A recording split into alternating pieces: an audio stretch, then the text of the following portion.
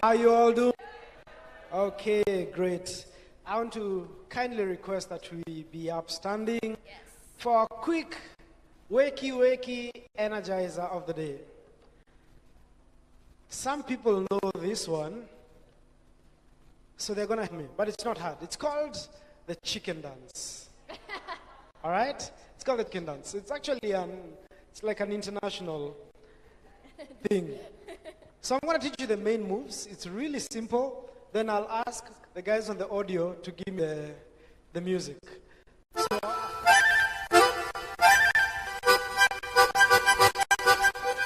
pause. So everybody, that's a clack. Clack. Okay, let's try this. Okay, then twist, then clap. Again here. Let me ask Patricia Nanteza from Uganda to come and help me. She's a great dancer. Patricia, a big hand for Patricia.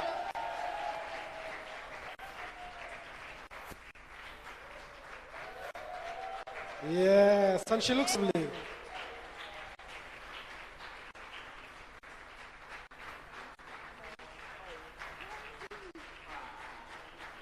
Okay, so Pat is going to help me.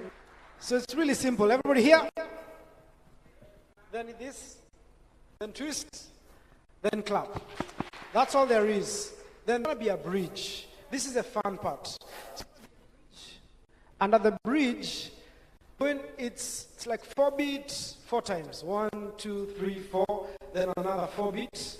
So at the beat, you're going to look for a partner who's going to do something like that. You're going to walk around like this. Let's try this. Walk around. Then for another person, look for another person, and walk around. All right. Okay, pause. You know, I noticed that the politicians are using it to ask for votes. They're going to vote for me. Okay, so from the top, let me have the track. Immediate, give me the track. Are you ready? Let's go.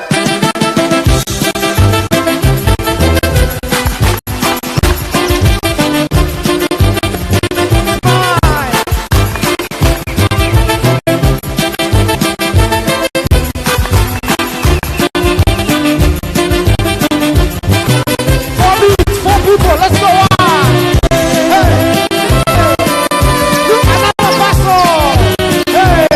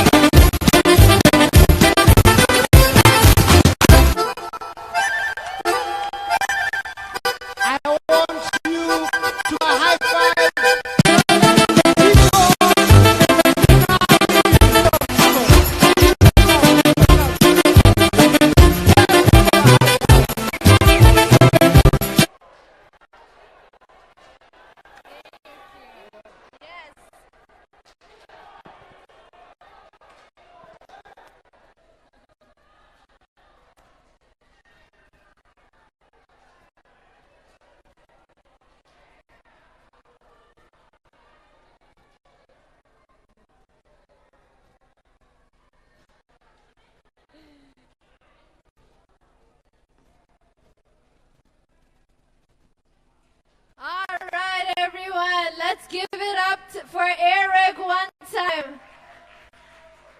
How lucky we are to have him with us. Yes, so I bet those of you who were maybe drinking a bit too much last night might be regretting it with all these moves this morning. But thank you so much, Eric, for that energizer. Before we jump into our program, this is a hybrid session. We have to say hello to our online participants, and the person who's leading on the other side, on the virtual side, that is our MC, Lucy. So can we pull her up to have Lucy say hi to us? Good morning to the virtual team that are joining us from all over the world this morning, afternoon, evening. Tech team, can we pull that up?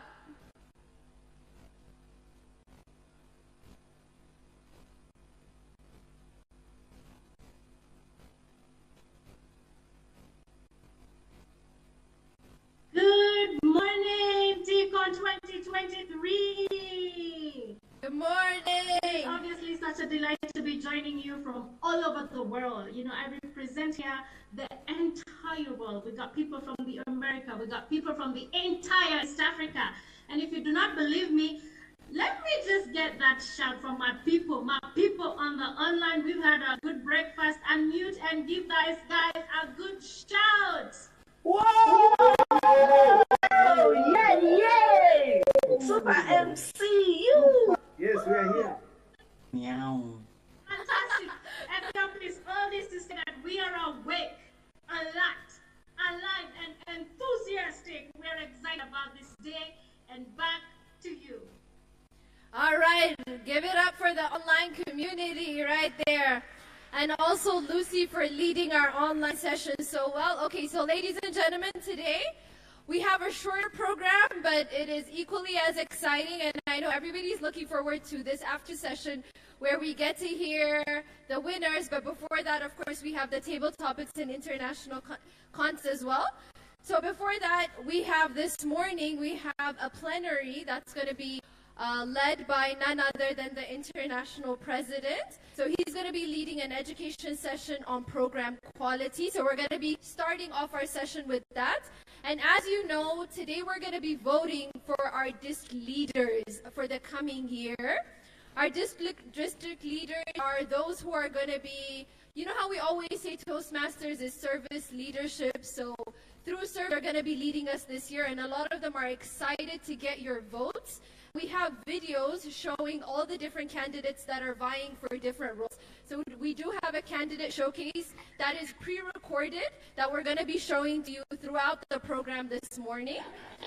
So after our health break, we have the topics contest. We're excited about that. And then we have the ever so coveted, ever so expected international speech contest as well, which we'll be doing before lunch. And then after lunch, we're going to be coming back doing our award ceremony. So normally, or in the past, we used to do our award ceremony at the gala dinner. But this time around, the award ceremony for the contest is going to be happening here in the afternoon. So make sure you come. Make sure you cheer on the contestants that you are cheering for. And so we'll be having that, and then we'll be closing our session with speeches and vote of thanks, and then we'll be meeting later on also for the district council meeting. Does that sound good? That's a of our agenda. Does that sound good? Yeah? All right. So yesterday we heard from our international president, and his bio was read. So I don't want to repeat his bio, but I was actually going through his bio, and I read a few interesting things that I want to share just before I invite him onto the stage as well. So Matt Kinsey, he said that, or it was said about him that he didn't actually feel nervous speaking in front of people. So what prompted him to visit his first Toastmaster meeting? It's actually nice. I think it's very cute and something most of us can relate to. It was the food, the free food. Does everybody have free food at their Toastmaster sessions? You do? Altesh, you guys have free food? We're coming there. I didn't know we had free food at Toastmasters. And after nearly 20 years in Toastmasters, he has earned DTM designation 5 times. Did we hear this yesterday? 5 times. So let's clap for that. That's amazing. Some of us are just boasting because we have that one time that we got it. He's been a member of 7 clubs and chartered one with his wonderful wife, who's also with us, of course, Janine. It's a pleasure to have you with us. She's also a distinguished Toastmaster. And they did this all but while they were building a family as well as a business as well. I know we've already heard this, and you're probably thinking that I wish today's topic was him talking about how he sustained a marriage for 34 years, but sadly, that's not the topic that he's going to be covering today. It's going to be about Toastmasters program quality. So as is the tradition so far, let's please rise and welcome distinguished Toastmaster Matt Kinsey to the stage for his education session.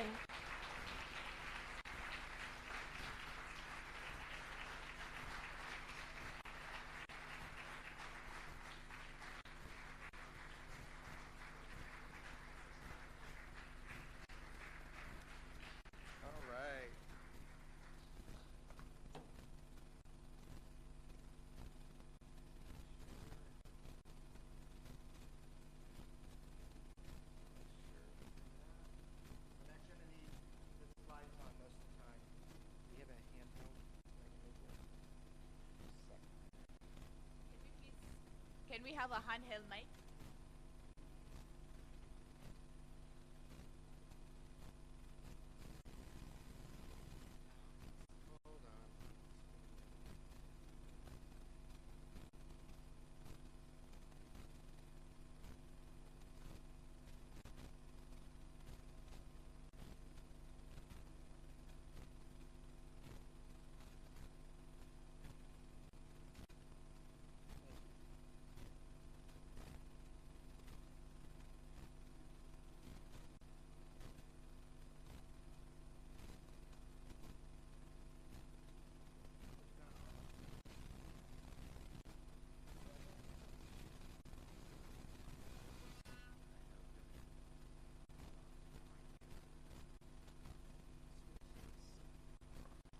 Two.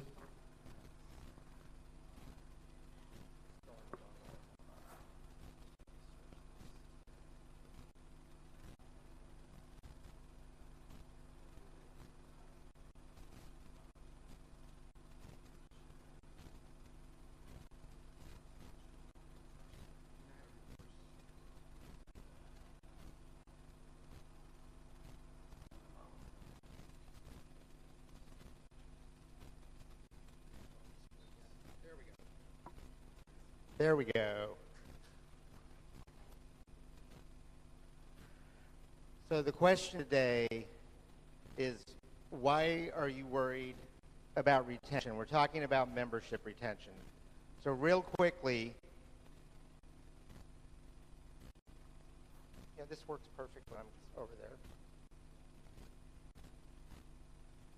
Okay, we'll just come over here. Is membership retention a problem? We're going to need some handheld mics because this is a highly interactive session, and unless you participate, we won't get as much out of it, okay? Are we awake out there? All right. So we are going to need some runners with some handheld mics.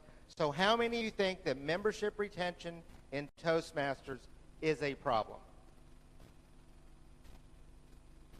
All right, so why? I'm going to need you to share why you think it's a problem. Now, some ground rules here on this participation. Answer the question that's asked. Okay? So I'm not looking for solutions at this moment. I'm not looking for you to define the membership retention. What that means to you, what I'm asking is, why is the issue of membership retention a problem for a club? If you think it's a problem, why? And we've got a hand right up here. Do we have a second mic yet? All right. So we got a hand right up here at the front table. Why is it a problem? Competing priorities. Okay, no, I'm not asking what causes membership retention. What I'm asking is, why is it a problem for your club? What's the impact on a club? From your perspective, you think, so competing priorities is a cause, potentially. So go ahead. When we don't have the right numbers, the club cannot be strong. Okay, so if you don't have enough members, the club isn't strong. All right? But you can solve that through recruiting new members, right? So why is it a problem? I would say it's the problem because when the retention is low, you can't have enough role takers, and though the club cannot be recognized for distinguished performance. Okay, so it impacts your ability to be distinguished. Which today, being distinguished is the best measurement we have on whether a club is meeting its mission or not. I'm not saying it's a perfect measurement, but it's the best one we have today. Anybody else? When you have less members retained in the club, then you have very few people repeating roles, and then it does not get as exciting. Okay. Right, so what I'm hearing is why low membership is a problem. I want to focus on why membership retention is a problem. Because everything I've heard so far can be solved by just bringing in a lot of new members. Okay? So I'm just helping you get really focused. We've got a hand here and then back here to my left. We've got a couple of hands back there. Good morning. Yes. Membership retention is a problem because one of the reasons why I joined Toastmasters is to meet new people, to be able to grow and learn with them, to have a space where I can go and be the best I can be. And if there are no people, it's a challenge. Okay, but again, and these are all great answers, so don't get me wrong. We're still seem to be focused on why low membership is a problem. So why is it a let's define it. What is membership retention? That means your existing members are leaving. Okay? So why is that a problem? If you think that's a problem in your club, why is that a problem? You have good members who are participating effectively for something and they leave, you miss something. And yes, okay. I know you can get new people. So what I'm hearing you saying is you're missing knowledge, you're missing experience from who've been there and done that. So now we're getting to the type of answers I'm looking for. So I'm going to take 2 more responses. All right? We've got one hand here, and then one of these 2 individuals here. We got a lot of hands up, so. Yeah, good morning. Good morning. Yeah. Without retention, we really don't have a visibility. People will not get to know us. Okay. Yeah, because the numbers are down. So okay. It really affects our visibility. But that can be solved through public relations. That can be solved through recruitment. Okay.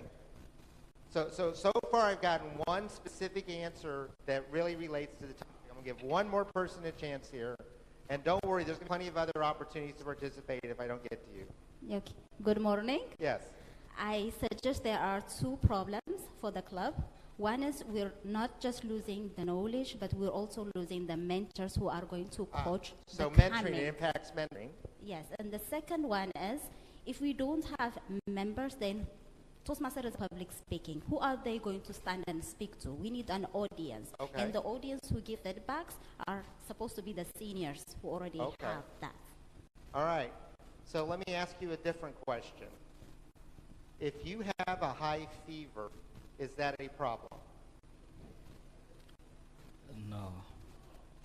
Ooh. It's a system. It's a symptom. Wait a second. It's a symptom. I submit that membership retention is not a problem, it's a symptom of a deeper underlying issue. Just like if you have a fever, yes, you have to treat the fever. Don't get me wrong. If you have too high a fever for too long, it causes the proteins in your brain to degrade, okay? And you can get severe brain damage just because you have a fever. So you have to treat the fever. But if you only treat the fever, if you only put somebody in ice to bring their temperature down, and you don't treat the underlying issue, what happens the minute you get them off of ice?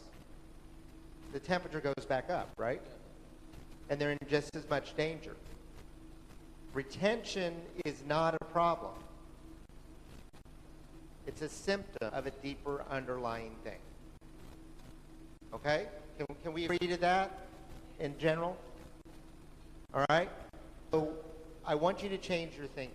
And the reason I want you to change your thinking is Albert Einstein. Now many people know Albert Einstein is a great physicist. Okay, you know, E equals mc squared. If they don't know anything about Albert Einstein, they know that, right? But Albert Einstein was also a great philosopher on life. And he had some really deep thoughts. And one of his deep thoughts that you probably heard, if you've heard this, go ahead and raise your hand as I start saying, what is the definition of insanity? It's doing the same thing over and over and expecting a different result. And if you go to articles from 1950s written by Ralph Smedley, our founder, guess what he talked about in those articles? The problem of member retention.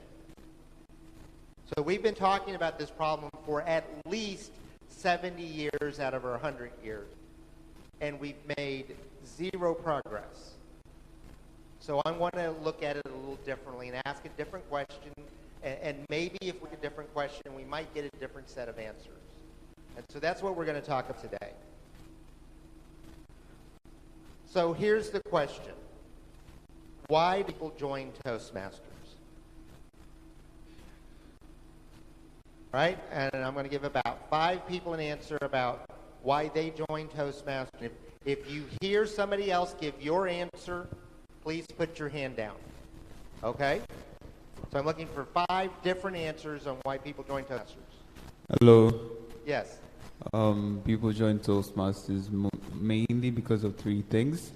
Okay. Improving their... One thing. Okay. Communication. Okay. So to improve their communication skills. Okay. Number 1 reason people join Toastmasters by far. Another answer. Okay. Different answer.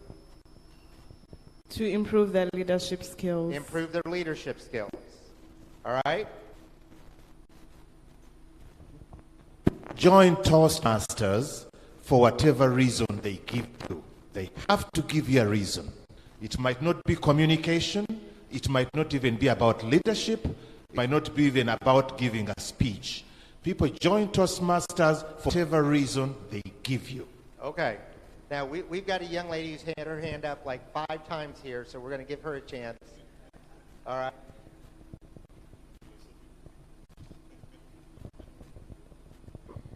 I believe most Toastmasters join due to the networking that they get. Okay, so networking. So, yes, many people will do for networking. We've got Rosie here, and then the gentleman in the maroon top, right? It is also a platform where we find talent. Okay. So for headhunting, Toastmasters is a good place to find the best talents. Talent. Okay, and Rosie, last response.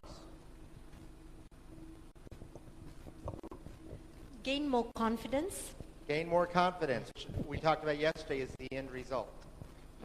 Not only, but as someone who joined just for free food. Free food. Well, no. Let me be clear. They were offering free food at that meeting, okay? Not every meeting, just that meeting. It was a special event, okay? One thing I didn't talk to, some people join Toastmasters to get an audience, okay? They just want people to listen to them. But I've also heard people who are medically prescribed to join Toastmasters. When our district had a brain injury, and the doctor wanted her to really exercise the vocal portions of her brain, the language and communication portions, and he actually wrote a prescription out for her to join Toastmasters.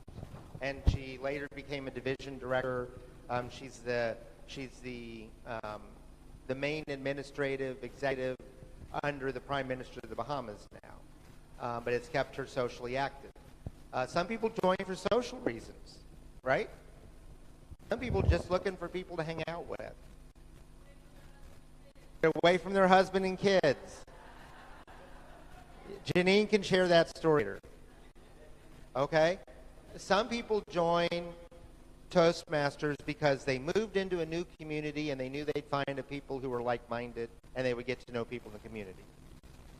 Okay? So there are a lot of reasons people join, but it really boils down. And one thing I love to do is I love to simplify things. And in my experience talking to people, there are really only two reasons that people join an organization.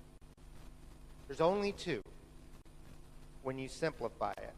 And the first question is, can this association, this organization, in our case Toastmasters,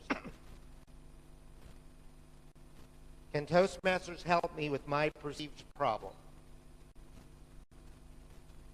Now, we've heard people define problems in their life, something they saw as a problem, an opportunity, a challenge, whatever word you want to use. But they're saying, can this association help me? So if you have a problem with alcohol or drugs, there are organizations like Alcoholics Anonymous and Narcotics Anonymous that are designed to help you with that. If you want to lose weight, organizations like Weight Watchers International that can help you lose weight. Okay? If you want to go out and provide community service, there are organizations like Doctors Without Borders, Rotary, Red Cross International, Red Crescent International that can help you with that, right? Toastmasters helps you develop communication skills and leadership skills. That's the problem that we have set out to try to address in the world. And that's stated in our corporate mission, to empower individuals to become more effective communicators and leaders. But the second question, so if somebody's going to come to your club, do they need to see this in action? If that's their question, can Toastmasters help me? That they can read it on the website, right? Whether it's your club website, a district website, Toastmasters International website, they can read a flyer that you have. They can have somebody else tell them, oh, Toastmasters helped me, which is even more credible. But it comes down to, if they come and visit your club, do they see this in action? Do they see people having the opportunity to improve their communication leadership skills? And what's the best area for them to see that in? What session of the meeting best demonstrates this? Evaluation. So the question for your club is, are your evaluations rock solid? Now that's a whole other session. Evaluate, and if you're struggling in your club, on the Toastmasters website, look for Evaluate to Motivate. It's about a 45-minute session. Have any of you ever done that session in your club? A few of you. I'd recommend, if you're a VPE, get that scheduled. Ask your area director. Better yet, later today, well, yesterday we saw 6 talented evaluators, right? Ask them to come and deliver that session to your club on how to evaluate. All right? You've got 6 different countries represented. 6 different divisions represented. Ask them to come and do a session. Now, if you're one of those evaluation contestants, you are allowed to say no. All right? But ask them. Now, the second question is even more important. This question gets you through the door. This question... How many of you are hiring managers? How many of you have to hire people? Okay? How many of you have ever been on an interview? All right? What got you in the door? Your resume, right? And maybe the job required a degree. And it said it required a degree in accounting. And if you didn't have that degree in accounting, did you get the interview? Did you even apply for the job? No. So all that resume did is what? It got you in the door. That's all it did. The second part is what? are you a good fit for our organization? Well, the same thing's true in a Toastmasters club. Do I fit into this group of people? Do I feel welcome? Do I feel warmth? Do I feel like I want to spend an hour a week or an hour and a half every 2 weeks or 2 hours once a month with this group of people and share personal stories and invest my time in their development as well? So what else does your club meeting need to show? What else? Warmth, welcoming. Now, Janine and I have been welcomed so much here. All right? And I know because I know the people who come to Toastmasters conferences. You guys know this, right? Is there anybody here who doesn't really, when you think about it, maybe you haven't thought about it with these words, but is there anything here that you look at and go, no, that's not true? Think about your experience coming into Toastmasters. Okay, Toastmasters can help me. Maybe your boss told you should check out Toastmasters. You know, you need to really work on your speaking. It's stopping your career. Anybody in here who had something like that, where somebody told them this was not working on your career? How many of you were just nervous? You knew you could do it, but you're just really uncomfortable speaking? So you saw that Toastmasters might be able to help you. But there are very few people in this world who will go into an organization where nobody looks like them, nobody sounds like them, nobody has similar life experiences, and will join it. Why do some countries have trouble getting younger people to join Toastmasters? Well, because they go into the club and everybody in the club is 55, 60, 65 years old. All right, so the young people, how many of you want to be in it with everybody else who's retired? Okay, I'm not seeing a hand up. Okay, I'm not seeing a single hand. So you want people, especially if you don't know Toastmasters, you want people who kind of feel like you do. And I can share this happened in our club. Years ago, our club president moved away. So about 7 years ago. And the club decided, and Janine and I had nothing to do with his name up. We didn't recommend him. And when they asked us if he would, like, we don't know, you got to talk to him. But they decided to ask our son to become the club president. He was 27 years old, 26, 20. At the time, he was the only member of the club at the age of 40. And the only reason he agreed to join the club is because his parents were there and he knew a couple people and felt comfortable with us.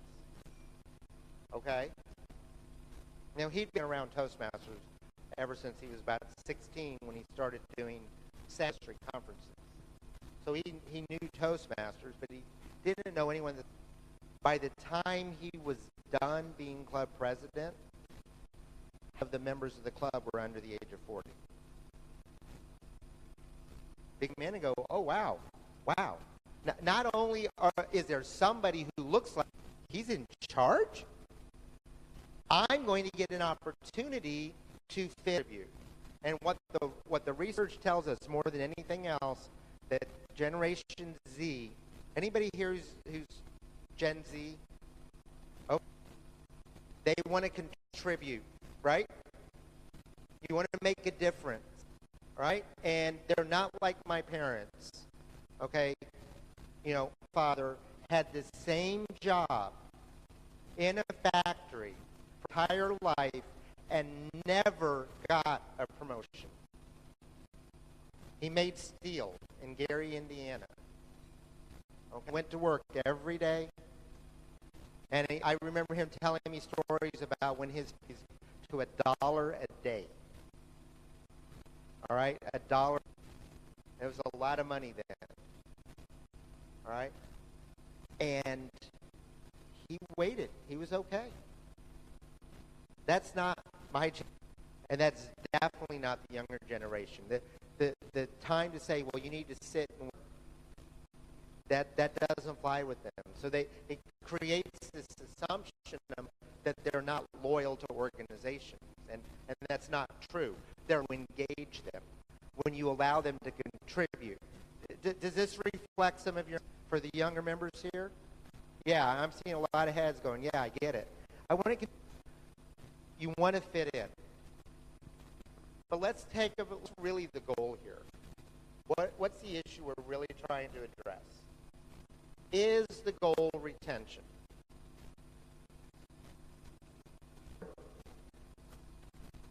Is the goal renewal? And what's the difference?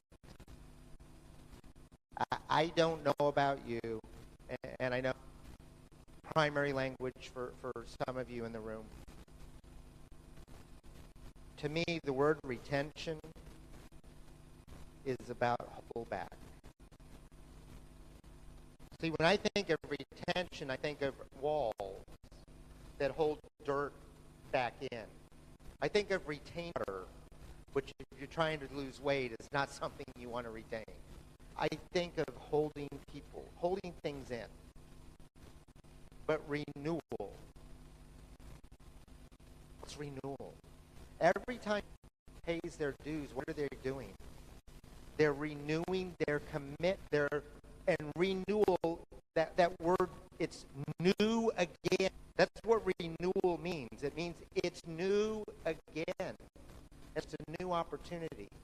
So at Toastmasters Board of Directors, we no longer talk about membership retention rates. We talk about membership rates. And I'd like you to think and what that might create in your mind. How many of our members do? Not how many are we going to keep? You're holding them back. And how many in this room who joined Toastmasters to become a good? No. Is there anybody in this room who joined Toastmasters better speaking at work? Raise your hand. Speaking in the community. Providing service to local community, your local government. Yes. In this room, you joined Toastmasters not because of what you could do within the four-wall club, but how you could take those skills outside and make a difference in your home, in your community, in your city, in the world. However you define your world. That's why people renew. So what is the goal? The goal to me is to renew the commitment. To commitment new again. And every time you join, every time you reach into and you write a check, or you pull out your credit card and you put it on or you provide your banking information and you electronically transfer the funds, you're renewing your commitment. You're making a new commitment again to say, this is something I still want to be a part of my life. And I don't know if you reflect this, but to me, that's a more positive. Does anybody here agree with me? Yeah, you guys are. How many of you were on the beach till 3 a.m.? Cold, isn't it? Okay. All right. That's what.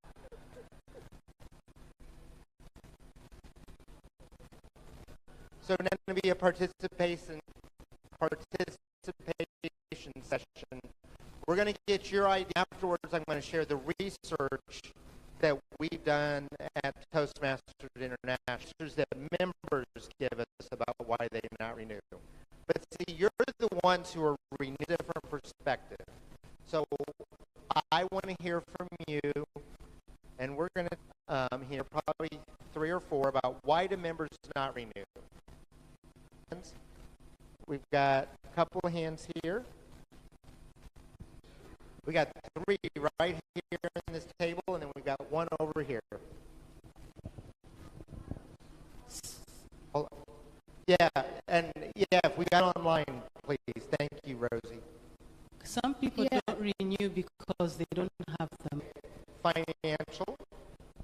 Yeah, some people don't renew because they didn't benefit. Oh, they weren't meeting their goals. So in a club that the average age is somewhere around 24, 25. It is a piloting stage in their life. Either they are moving, higher education, marriage, and things like that. And this is one of the reasons for and move out. So life changed. Their work situation changed. Let's get one online. Do we have one online?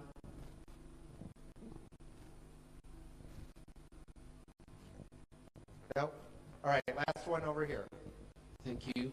I think it's because there's a mismatch, their expectations and what they experience.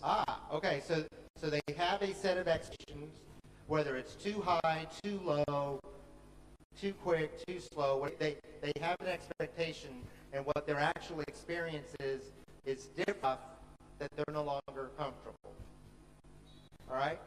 We do have one online.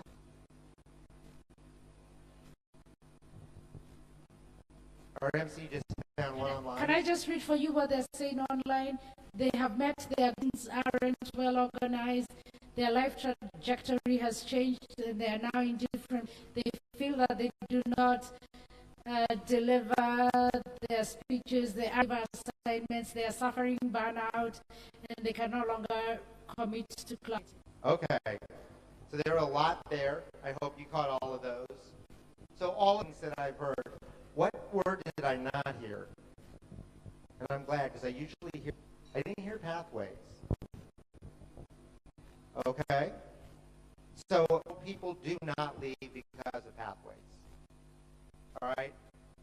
1 out of 20 people even mentioned pathways in an exit survey, and more than half of those live about pathways. All right, but let's see what the research shows.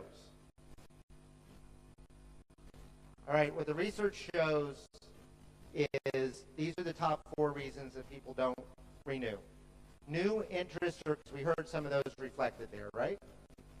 And that new interest could be another association, it could be a physical activity, it could be something else. But they have a new interest or commitment that they have to take.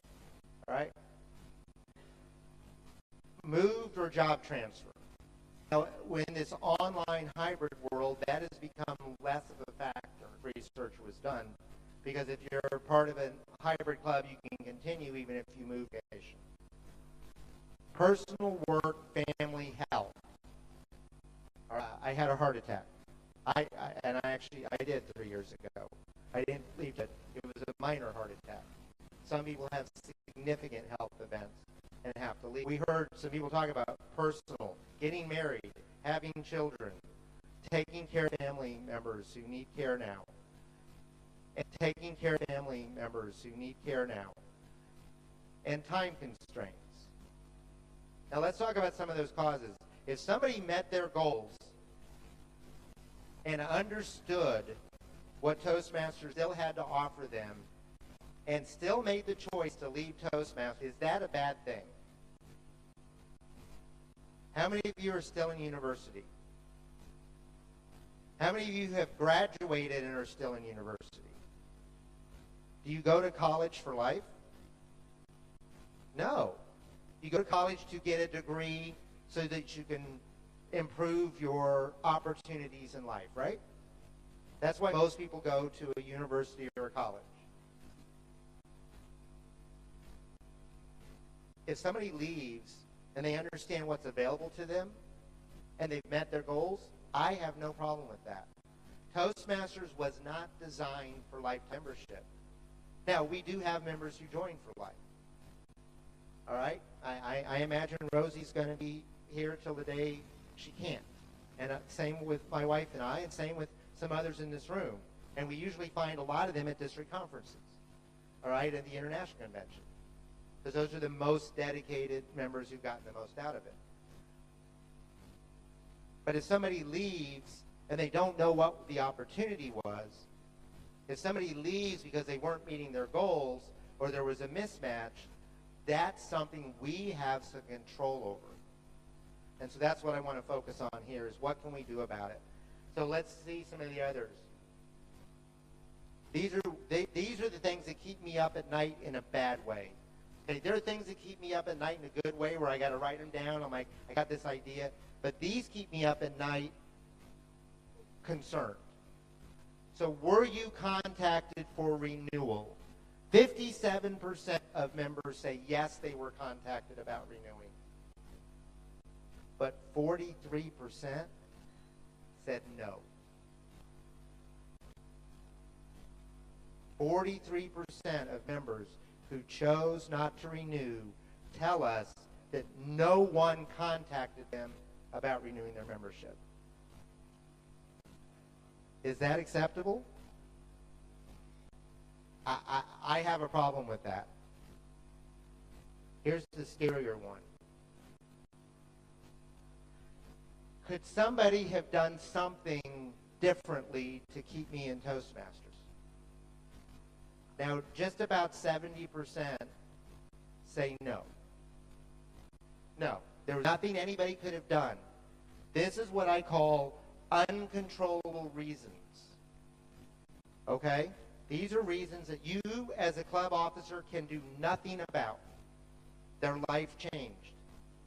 They got a promotion. Because of the skills they learned in Toastmasters, they got a promotion. The program worked. And now they're in a better place. That's a good thing. And guess what they're going to do? They're going to tell people about Toastmasters, how it helped them. But just over 30%, almost 1 out of 3 people who left Toastmasters say somebody could have done something to change their mind.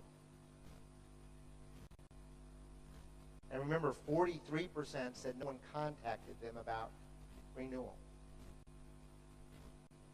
This is where the opportunity is. And if we could cut that number in half, if we could recapture half of that, because we know some people have unreasonable demands, right? Some people have that, like, well, I'll stay if those 4 people leave the club. Okay? That's not a good mathematical equation. All right? Or I'll stay if. Okay? Some of those demands are unreasonable, but some of them are very reasonable. Well, I'd stay if we had better evaluations in this club. I'd stay if I got more opportunities to speak because John has been speaking the last 7 weeks in a row and I can't get on the agenda. I'd stay if I got an opportunity to contribute and be a part of the decision making and a part of the planning of this group, but nobody will give me the opportunity. I'd stay if there were people who looked like me and sounded like me, but I'm the only one who's under the age of 30 in the club. Okay? Those are things you do have control over, and that's where the opportunity is. And if we could recapture half of this, which I think is reasonable, is that a reasonable number to try to go as a goal to recapture half of that? The compounding impact on that is astounding. Okay, if we had recaptured half of this over the last 10 years, we would be at over 700,000 members today, even with COVID. Even with COVID. So let's talk about how people rate clubs, how they rated their club. I'm going to go through this pretty quick. So networking, on a scale, this is on a scale of 5, so a 1 to 5 ranking. And on a 1 to 5 ranking, what statisticians will do? We have any statisticians in here? We usually do in a Toastmasters group, but not today. Okay, what they'll tell you is if you get a 4 out of 5 on a large group sampling, that's really good. Okay, and it's hard to get much above 4. But here's what people tell us. Networking, which is not one of our primary goals, right? We get ranked as a 3.8. Participation, 3.8. Goal achievement, which is one of our primary reasons to exist, we get ranked as a 3.8. So something we're trying to accomplish, we're getting the same level as something that is a side benefit. That suggests VPEs can do a better job across the board. I don't know about you, and I'm not criticizing any individual VPE. I'm just suggesting that across the board, more focus on individual member goal achievement is going to help. Professionalism, 4 out of 5. Our club's generally professional, right? We have occasional problems, but for the most part, they're professional. Our clubs are organized. People see value in Toastmasters, 4.1 out of 5. And our meeting setting, 4.2. How many of you worry about your meeting location? All right? Yeah. So our past international president, Mike Storkey, went to visit a club in Delhi, India. Okay, it was 42 degrees outside, centigrade. Okay? 42, your temperatures, not my temperatures. Okay? 42, my temperature is pretty cold. 42, your temperature, really hot. It was in the basement of a building, no air conditioning, wood benches with no backs, and a dirt floor. And it was standing room only. It was packed.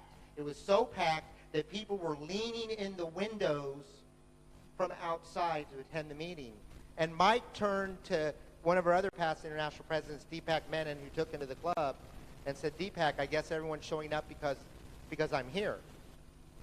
And Deepak goes, no, this is every week. Every week. And we're worried about whether we have tablecloths. Okay, we're worried about whether we've got air conditioning and electricity. And they're just happy to meet. A few years ago in West Africa, I know of one club that met under a tree. Okay? A baobab tree. They met under a baobab tree. It was like the third tree down, 2 to the right, something like that. All right? In the middle of it. We've had clubs that have chosen to go out and meet in a public park. And guess what? They've gotten members. So the meeting setting is far less important than the meeting value. It's far less important than what people are accomplishing with it. So I just want you to consider a couple of other models. We talked a little bit about the college model. The college model is graduation. That's the goal, and that's what they measure. And by any measurement, Toastmasters is doing far better with this than they were years ago. So under our traditional program, less than 1 out of every 10 members ever achieve, less than 1 out of 10 members ever achieve a Competent Communicator Award, or the equivalent at the time they were a member. Less than 1 out of 10. Okay? Today, 30% of our members achieve at least a level 1. Huge difference, right? Huge difference. Which means we're doing a much better job getting, and that's what Pathways was designed to do. Yes, it's fewer objects, but people are leaving with something to show what they accomplished. Okay? The Weight Watchers model. I mentioned Weight Watchers, and I'm not going to ask if anyone's familiar with Weight Watchers because I'm not going to pick a weight. Okay, but Weight Watchers helps people lose weight in a group. People get up and they basically talk about it, and they have public weigh-ins. They have food and everything to help you lose weight, which is a problem for many people. All right? What they see over and over again is they see people come, they lose the weight, they feel good, and then they stop coming to the meetings. And then a year later, they're like, oh, weight back on, and a kilo more, or 2 kilos more. Right? And then they go, oh, man, but Weight Watchers help me. Let me go back to Weight Watchers. And they go back times 5, 6, 7, 8, 10 times. We see that in Toastmasters as well. People who join Toastmasters, we were at a conference. I was at a conference in Cincinnati, and I asked this question about who had the longest gap in membership. And we had a member there who was a member in his 20s, left Toastmasters, and he joined in his 60s. A 40-year gap. Okay? So we do see this. Have any of you left Toastmasters for a while and then come back? Yeah, okay, we got a couple people. They've left for a while, sometimes a year, 2, 5, 10, 40 years. So what is most important? And we're going to finish with this slide. This is the last slide. So based on my experience, what are the most important 3 things? You like to simplify things, right? If your club can focus on the things, they are what I believe have the most impact on your ability for members to decide to renew. Number 1 is, Dr. Smedley said this, number 1 is mentoring. How many of you have an active mentoring program? How many of you have a mentor in Toastmasters? How many of you make sure that every single new member gets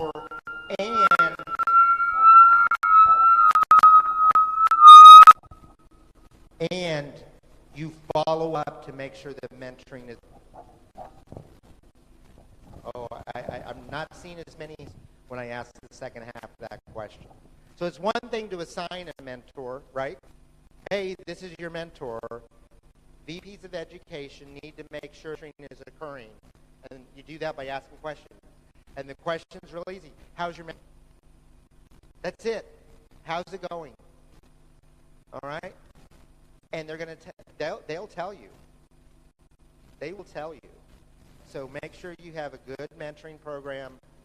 The Toastmasters mentoring program, Pathways, is really good. It's a great framework, and I encourage that. If you're going to train a new member, use that program, and it will help tremendously.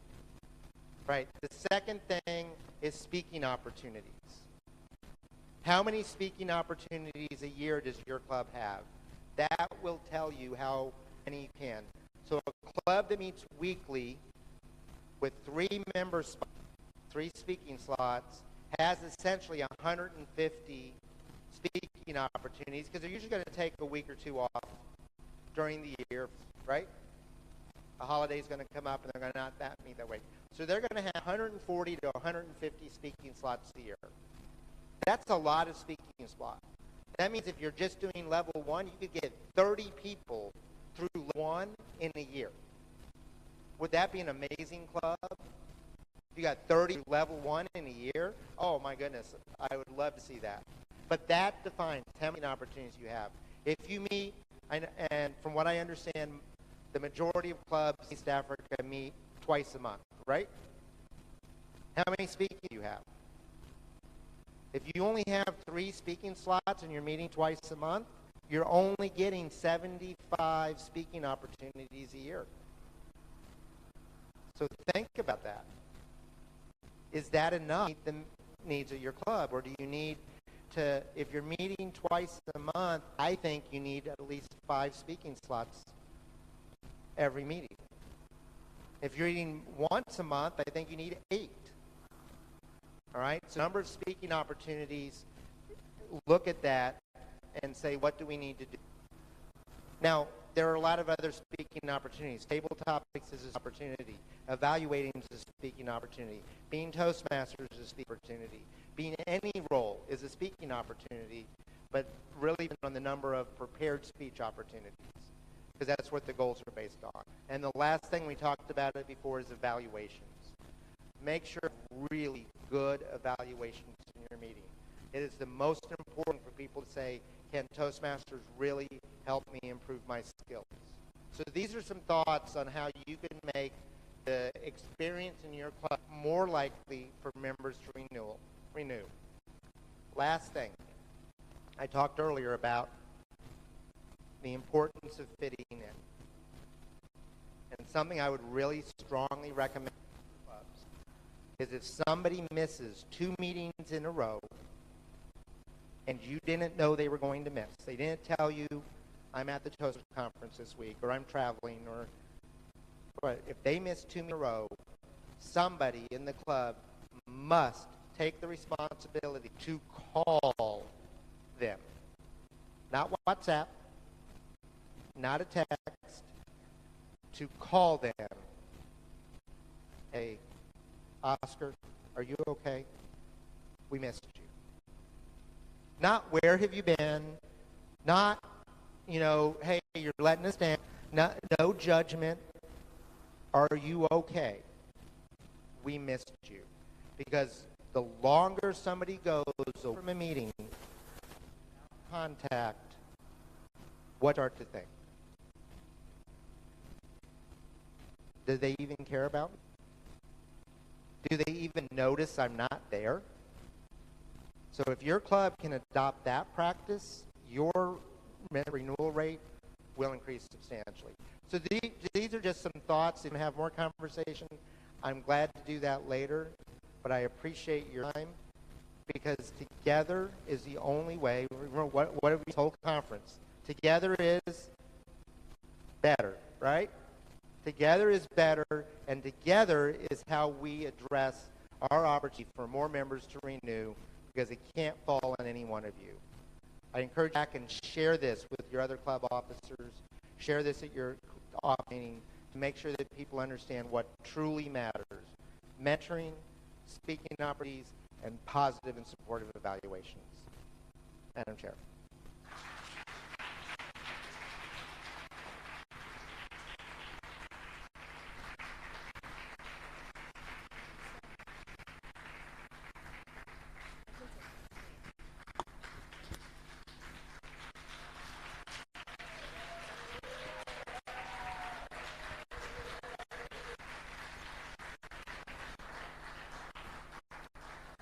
All right.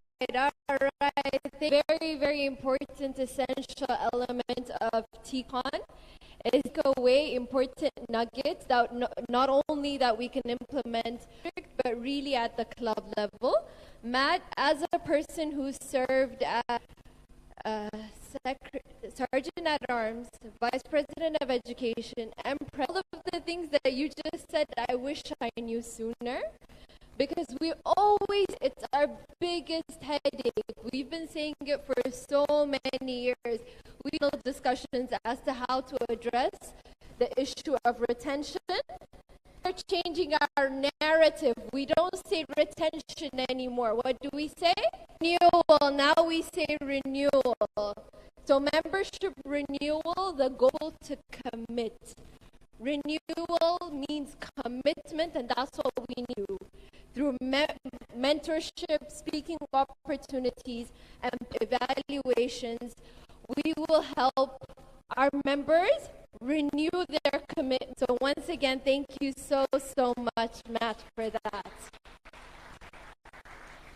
All right, everyone. Next, we'll be having our candidate showcase. But announcement, first of all, we're not trending on social media. Because we're not posting enough on social media. So the comms for everybody to please share all the photos that you've taken, post, and make sure to use the hashtag Teacon 2023. Stronger. Better, stronger. Yes, and to tag the District 114 whenever you're thing on any of the socials, and make sure you share all your social media handles as well on the what as everybody is doing. Media team, as we're conducting our sessions, ask you to let's display our online participant review so that we can see them as well. So for anybody leadership role in Toastmasters, can I see a show of hands? You should be more proud than that. Servant leaders, can I see? All right. So we know what it takes to be Toastmasters. We get more than we give, but even the giving, the service of it takes a lot out of us. And this year we have many candidates for different roles that want our votes for this year. So everybody who's vying for a leadership role this year, can you rise from your seat? Let's see you are potential leaders for the district for 2023, 2024. Wave, wave. Let's see. right, don't look into their eyes because they're going to be winking at you, trying to get your vote. Don't look in the eyes. All right, you can have a seat. So what we're going to do is we're going to be showing our candidate. All right. For Division A, B, and C, we're doing our candidates, so we're just going to do them before our tea break, and then we'll continue for the others. So for A, B, and C, these are the people who are looking for your votes. So tech team, if that's ready, let's pull up the videos and see our candidates being here.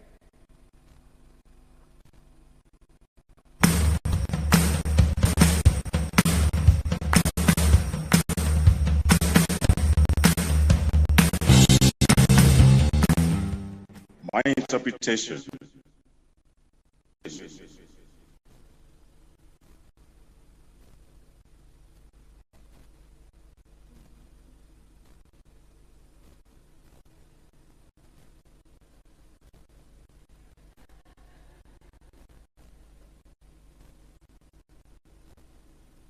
As you appear on this, we stand and wave to let people know that it's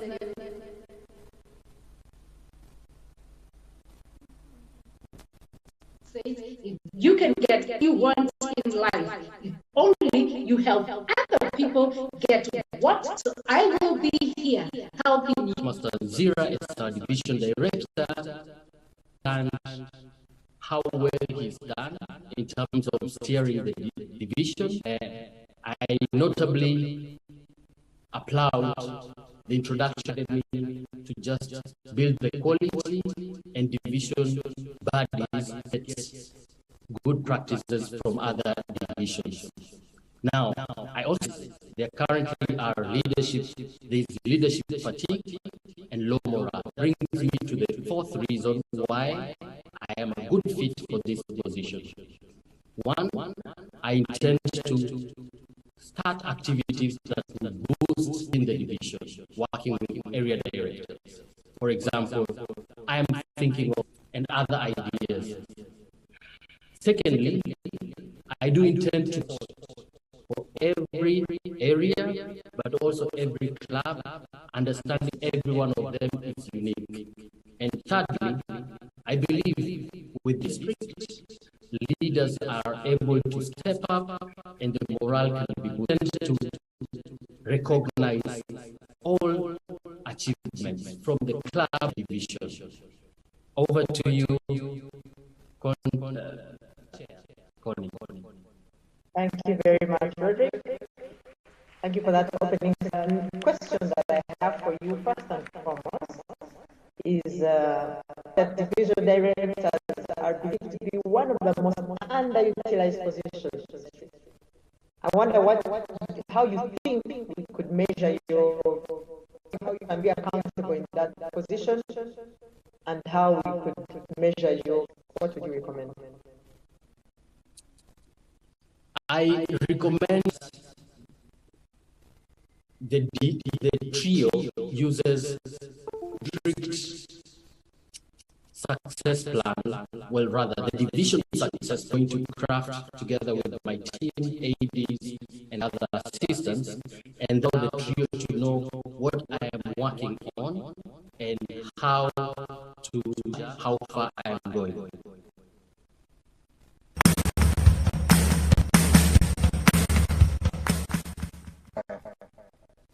I can't places that nurture your growth and empower you to become a leader and leader, whilst at the same time cultivants of integrity, respect, and excellence. Toastmasters has nurtured a heart. In the past 3 years of my Toastmaster journey, I served as Vice President of Membership at Mtandao, President of the African Development Bank Platinum Toastmasters Club 94, Vice President Education at the African Development Bank Platinum District 94, secretary at Bongo Toastmasters, public relations at Nkandao Toastmasters Club, and area field, supporting the online and bilingual clubs in our district. I do to work hand in hand with the members of my clubs and to support the members of my area. And we receive results. For one, I'd like to recognize my bilingual clubs from suspension at the beginning to now being a verified club and soon to earn distinguished status. So I'm pleased about the growth that I have seen my members go through during. I serve wholeheartedly, and my journey is so rewarding. But still, I have a lot more I'd like to be able to give. My bid for the Division A director position has been, to be sure, I didn't just declare my cat out of the blue. Like my modus operandi, my bid is full of purpose and an outward demonstration to working with you to affirm, acknowledge, achieve success in our district. Vision for the clubs in Tanzania and on the Kenyan coast to serve. And I have great hope for the untapped potential of Division A as a whole. I believe in value is something that I've been harping on about throughout all the various different in leadership in Toastmasters.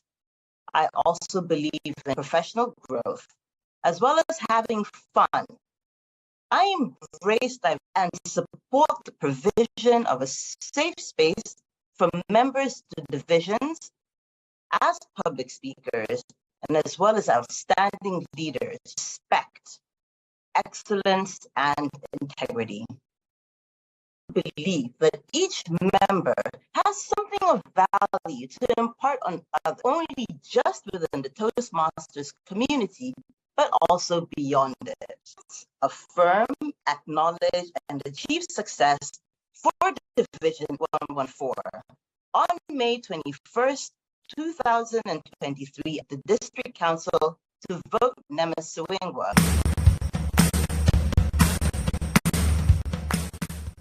As the division director, ensure that areas support the district through the process of creating their area success plans, creating plans to help the clubs in their area, clubs specifically tailored to the needs of those clubs, and that are big reports that those area directors have generated. And using all those, we are going to vision success plan that I believe is going to be beneficial to us. Okay, thank you for that. Give me 3 ways that you plan all the clubs in your division to achieve. The first way that I would like to support the clubs in my excellence is through the club officer trainings. And it is according to the book, and make sure that the officers have the mission of the club of creating a supportive environment for members. In addition to this, I'm going to focus on the membership building, going to go on throughout the year. And using this membership, going to help the clubs increase their numbers and become strong, so members to fill their roles. Finally, I'm going officers of these clubs in creating their succession plans on strong clubs to the future officers. Thank you, Robert. Let me ask you a third question. Role is sometimes seen as one that is not how can we, as D114, the division director role more effective?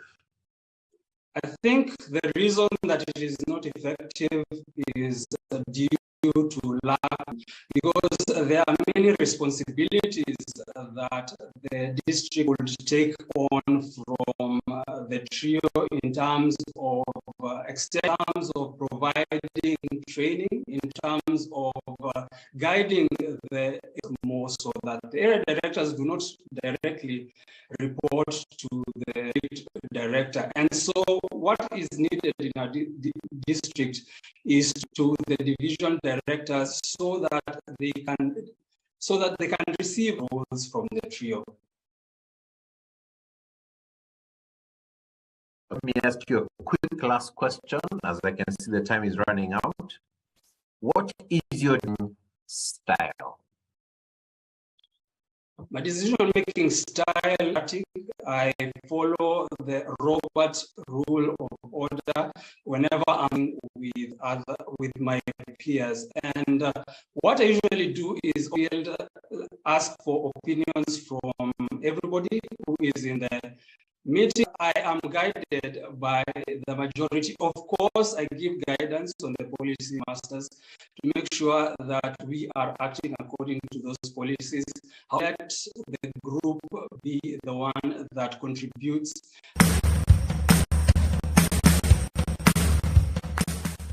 One of the things that in order to track in terms of matrix director role is the items that are triggered.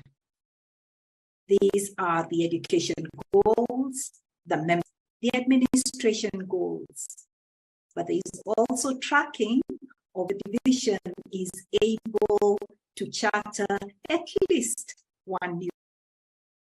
In order for me to be able to keep track of divisions, the areas in my division, I will ensure a calendar that I will use to track the of all the clubs in my area.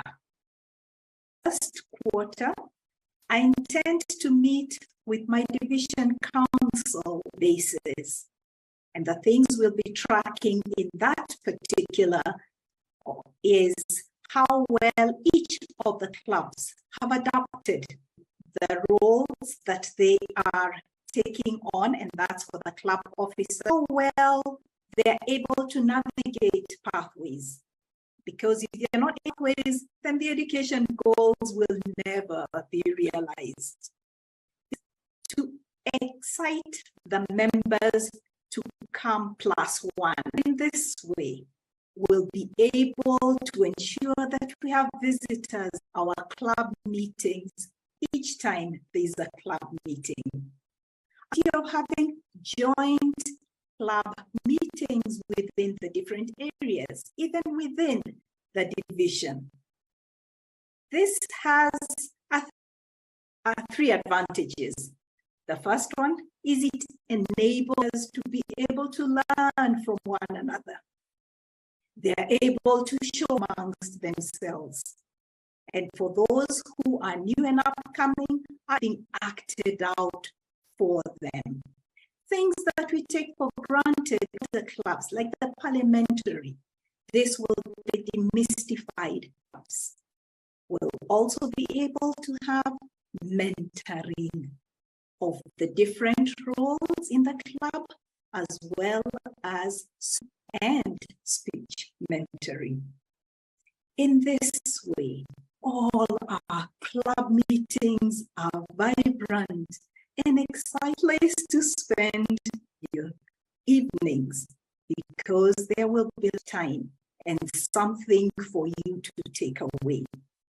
It's also nice as we come together as different clubs and we are able to share ideas on the things that we're doing on a day-to-day and how we are implementing those skills as Toastmasters. I would encourage you to Margaret Jeroge, Distinguished Toastmaster for District 4, Division C Director.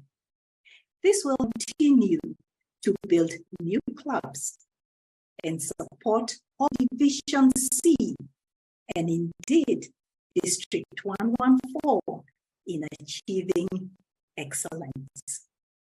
Let us consist and courageously create leaders that we celebrate as District 1-1. I'm counting on you.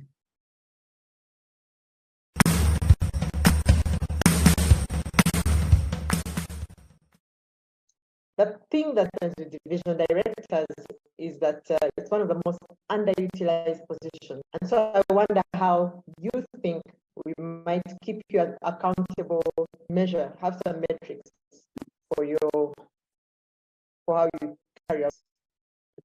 One of the ways my division director helped me and assisted me, I was the president of Downtown Toastmasters Club, the first club to attain presidency the month of November this year. We had 18 new members. We've had 18 members as we speak right now.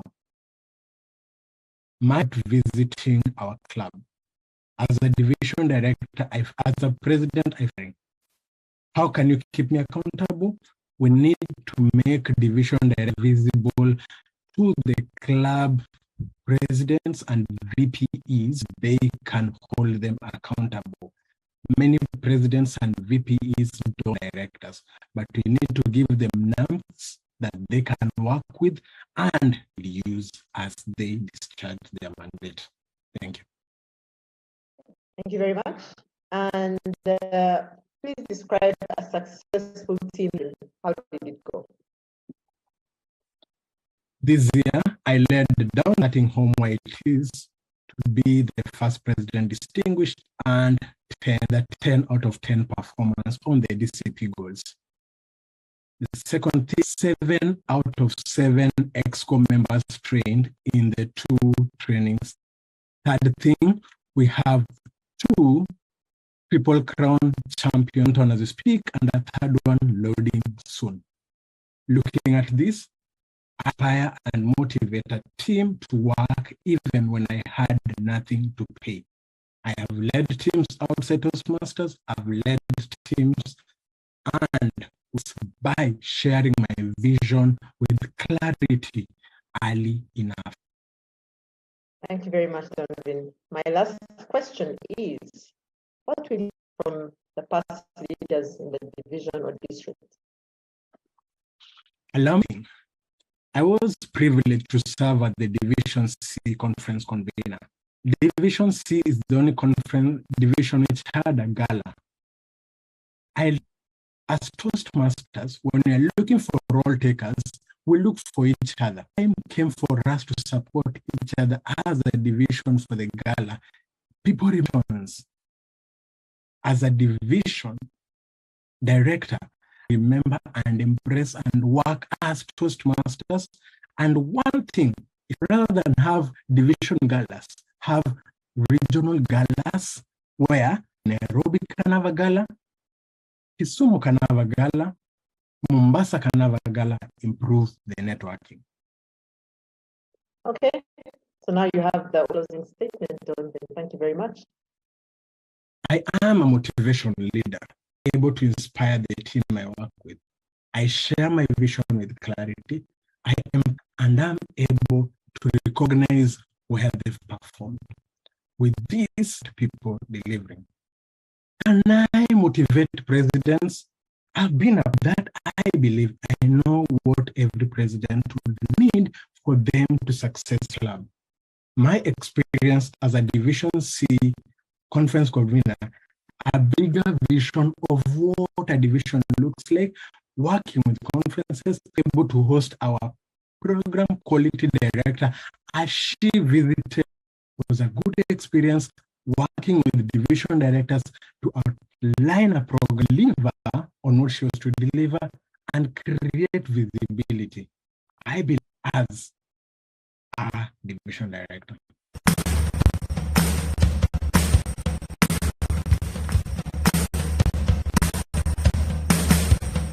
Hello, fellow Toastmasters and District Council members. My name is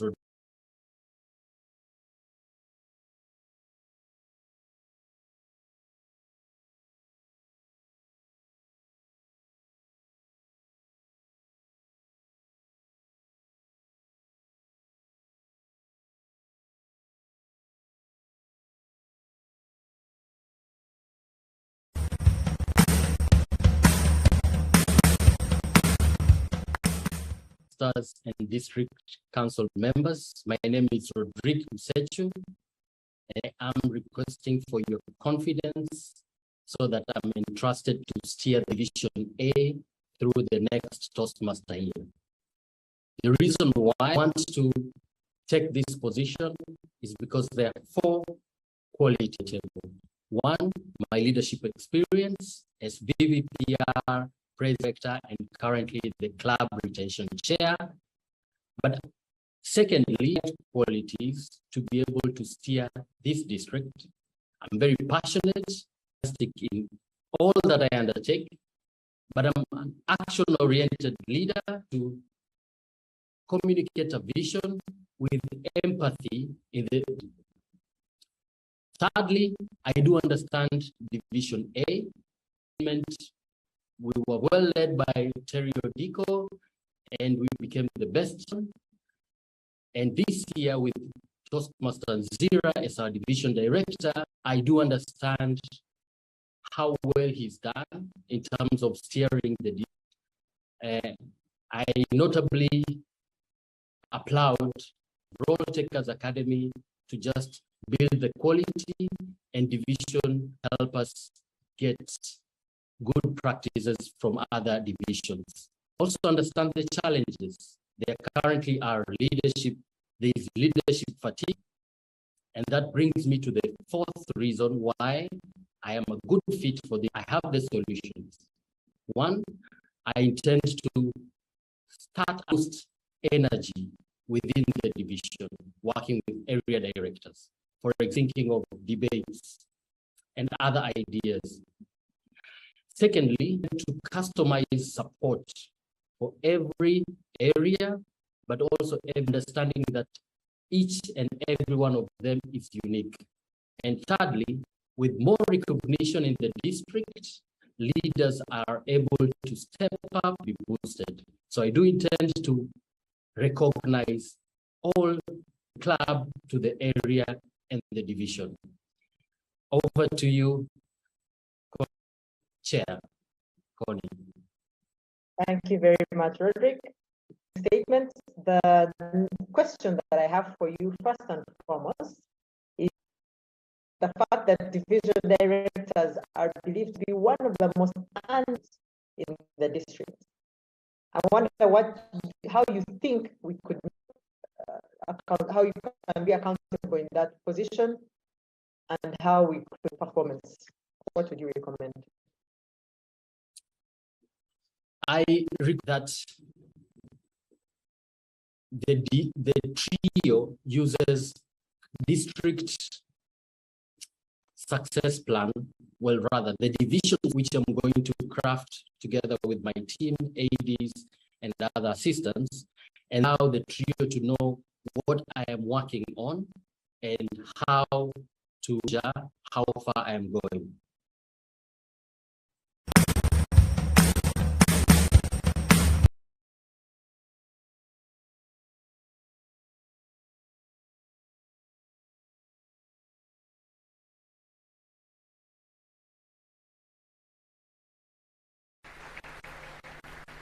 All right, we're going to be continuing with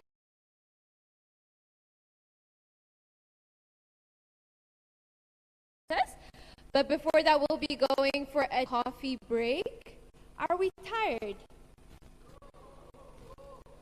Saying no even sounds tired. Are we tired? No? So let's go for a tea coffee break and we'll be back in minutes. Yeah, 15 minutes, everyone. All right, enjoy your tea coffee network, mango, 15 minutes.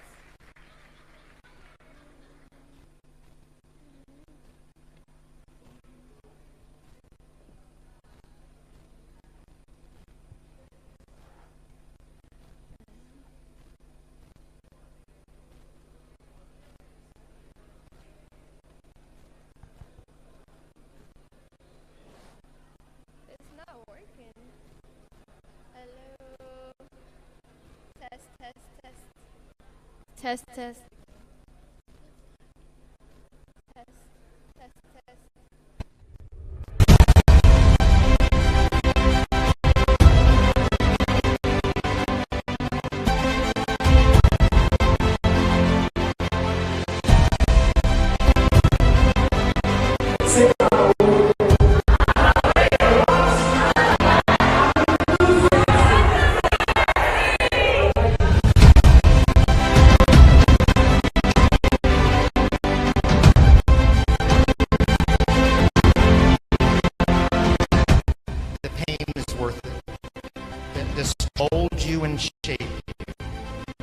Trust yourself.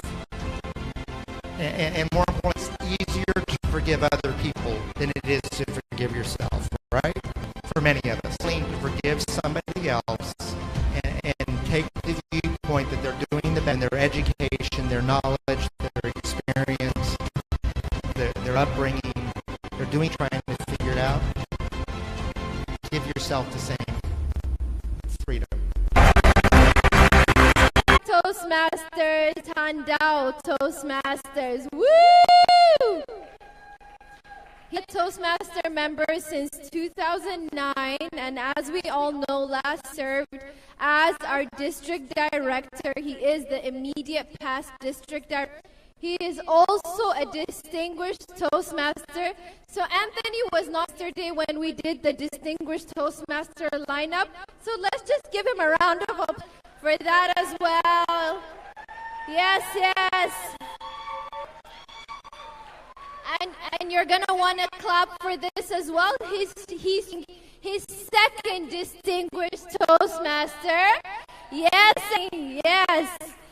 He is outside of Toastmasters, Hugh Davis and Shirtlift as the International Business Director. And yes, for that as well. And he said, all I do is just travel around East Africa. That's all I do. So let's give it up for our immediate past District Director, DTM Anthony Wangodu. Woo!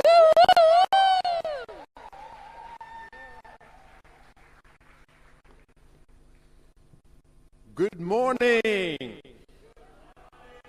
You wouldn't believe this, but I paid Ethiopians a lot of money to say a lot of money. Thank you so much, Ethiopians.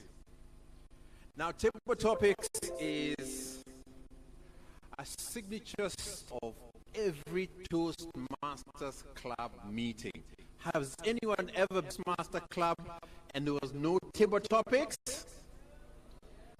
Which one is that one? None of them. Fantastic.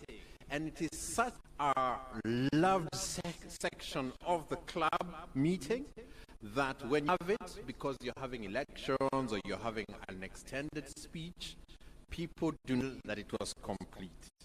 So therefore, this contest, therefore, is one of the other contests that we have in Toastmasters. It's also one of the most important ways that we let them prove their confidence, speaking and thinking on their feet, having to prepare for weeks to give a speech.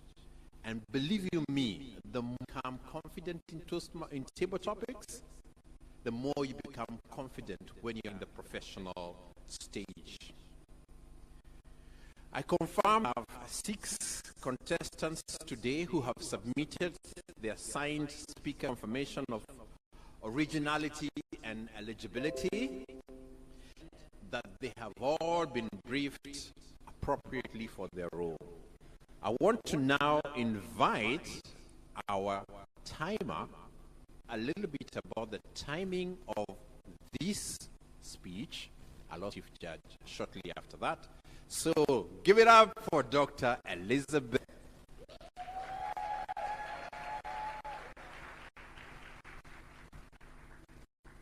Good morning. For the tabletop speeches will be from 1 minute to 2 minutes. I will be disqualified if the speech is less than 1 minute or it's 30 seconds. The green signal will be displayed 1 minute and remain displayed for 30 seconds. Signal will be displayed at 1 minute. This is being done by Carol. 30 seconds and replayed for 30 seconds. The red signal will be shown at 2 minutes and remain displayed. The speech is concluded. Cue Dr. Liz. For the online contestants, there is an online timer whose backgrounds will follow exactly the same protocol that Dr. Liz has just announced. So thank you very much, Dr. Liz, for that.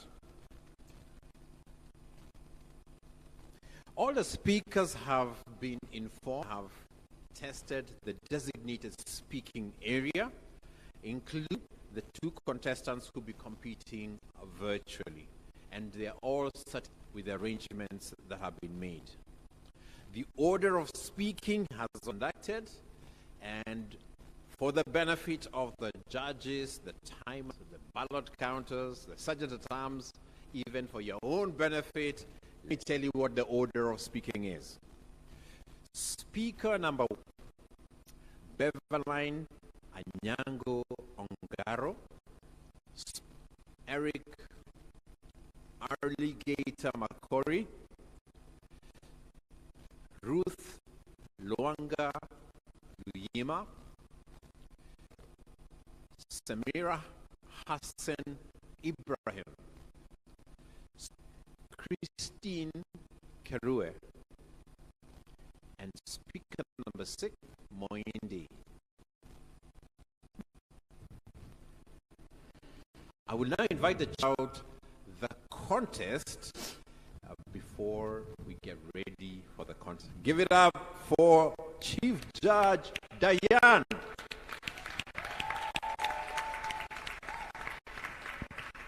Good morning, masters, distinguished guests, and members. Good morning. Awesome.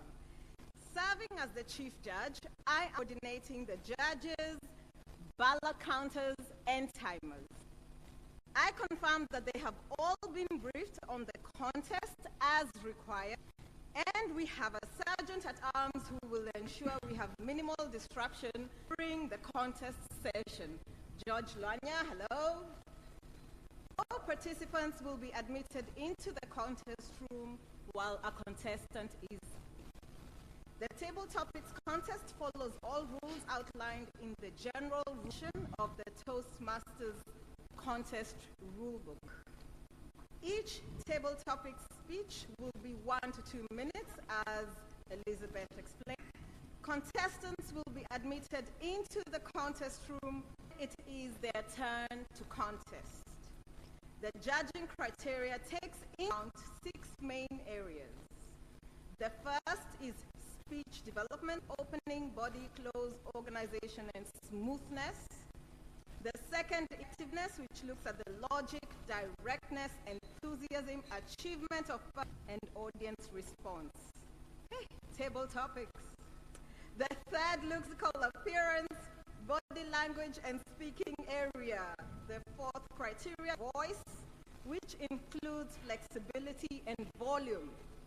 The fifth looks at appropriateness to the speech purpose and audience, and the correctness of grammar, pronunciation, and word selection. At the end of each speech, we shall observe 1 minute of silence, allow voting judges to mark their ballot. Now let's have a great time. Toastmasters and guests.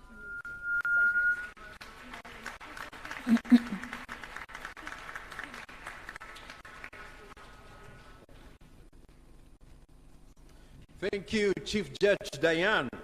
And as Diane has mentioned, the rulebook 2022-2023 is protocol-based contest. Now, only the contestants, voting judges, can raise a protest with regard to original or the referencing of another contestant during this contest. In the event of a protest, the contestant will be given an opportunity on to the voting judges, and the decision of those judges is final. Of course, this protest is raised with the contest chair or the chief judge before the announcement or adjournment of this particular contest.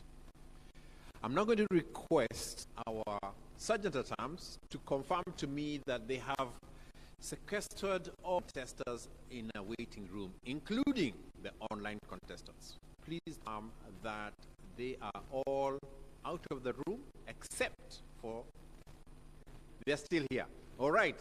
Can I ask them to rise to their feet so that we can chase them away? Contestant number 1, Beverline Anyango Ongaro. I'll also ask the online SAA to confirm that 2 contestants who are virtually contesting also in a waiting room, and that they have full view what they're listening to. I don't know how you can do that. Okay, let's give a minute to the sergeant at arms to confirm.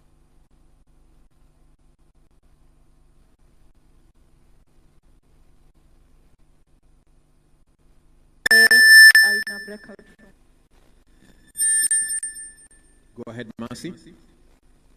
I do conduct the 2 contestants, contestant 4 and 6, and an essay in a breakout room. Fantastic. Thank you very much, Sergeant at Arms online, Mercy Shitolwa. I shall wait now for George Luanya to come back. The same for the physical contestants.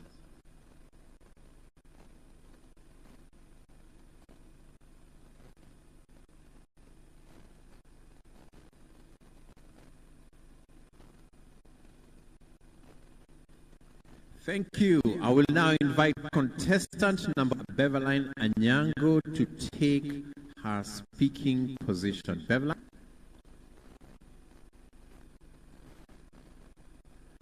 And now as Beverline comes in, as soon as the contestant is completed their speech, I know there is this huge temptation to have for them. Can I request that we don't? Please? Me? Thank you so much. With minutes of silence after each speech so that we allow the judges to mark their ballots. Contestant number Beverline Anyango Ongaro, please tell me you are in your speaking position. You're relaxed, see the camera, you can see the timer, and you're ready to speak.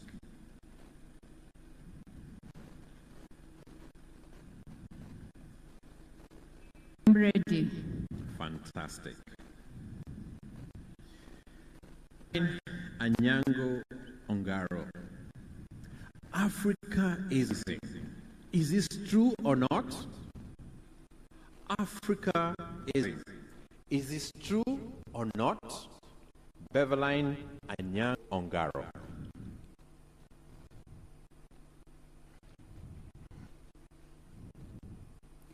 You cannot say a diamond is still evolving. A diamond is already essence. That's why I don't agree that Africa is rising. Africa is already risen. Africa, if you are to look closely in the different diversity and discipline, is already the forerunner. From the civilization on how to read, and that emerged first from Africa.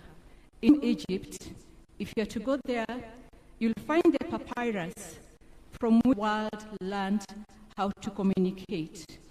At the back, I'm walked in today, you are given a piece of paper and pen.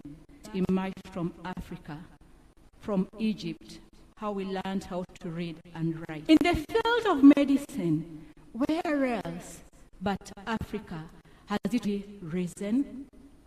From Africa, we learned how to concoct. I'm sure Jennifer, looking at me at the back, mother concocted herbs and gave you when you had stomachache. Action that Africa is already risen. Matters, family, and love. Where do we look to but Africa? We look at the world around us, but have no option back to Africa to learn matters of love. It's not in vain we talked love brewed in African pot. Before we learned how to engage one another with rings, Africa already had taught us how to love, and we are Africa. Today, if somebody tells you that Africa is rising, do not agree. We are already risen as Africa. Pride, Africa is already risen.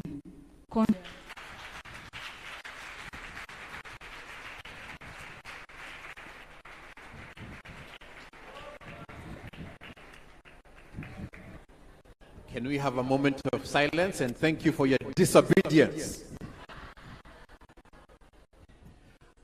A minute of silence for the judges to mark, and I will request the Sergeant at Arms to bring in contestant number 2, Makori.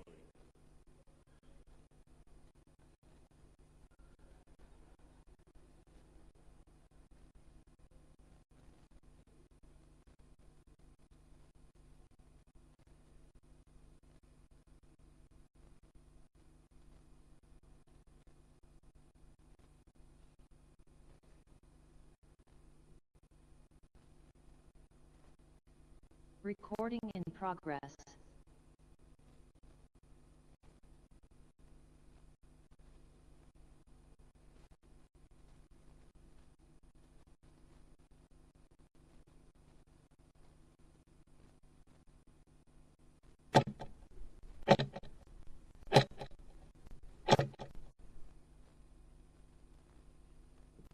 Q. Contestant number 2, are you here? Oh, fantastic. Please come and take your speaking position.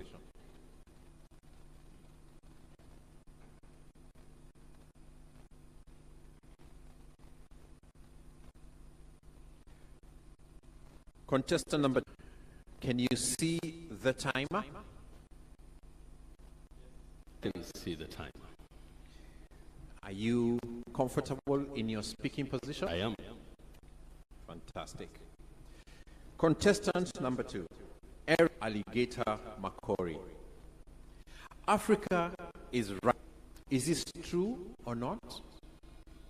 Africa is rising. Is this true or not? Eric Alligator Makori. It has been said that this is a century for Africa.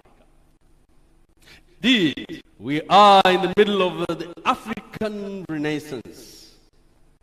Know that Africa is not rising. No, Africa is rising again. Think of many years ago and remember we have evidence that Africa was veritable center of the pyramids of Egypt. To date, engineers are still pondering how it is possible that these monuments were built by human, and they are opining that maybe angels from heaven came and built them. Maybe about the great Zimbabwe. And they dot the entire southern part of this continent. Africa is not rising. Africa can only rise again. And it will rise again because it's a continent with the most people in the world. The question is, does this statement inspire you to do your bit in helping Africa step up to its rightful position as, again, the center of the world? I trust that by using the Toastmasters, We have sufficient number of leaders in here to catapult her to that place that it should really embrace. The greatest fear of Africans is not that they are inadequate. It is that we, as a collective, are beyond measure. Remember those words of Marianne Williamson? Yes, us and Africa must shine, and you must play your role in making Africa great again. Say, great again. Mr. Contest Chair.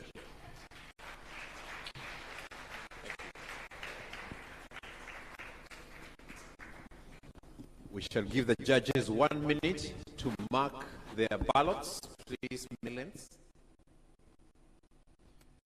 I will now request the Sergeant-at-Arms to draw in the third contestant, Ruth Luanga Luyima.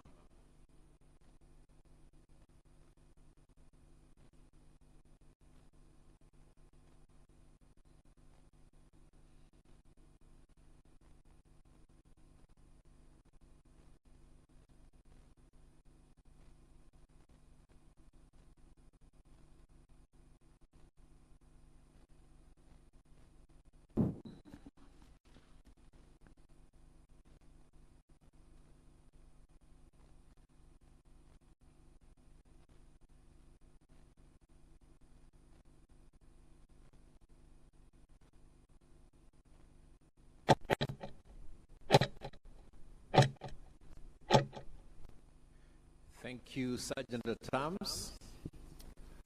Is Ruth now in the room? Welcome, welcome Ruth, and take your speaking position.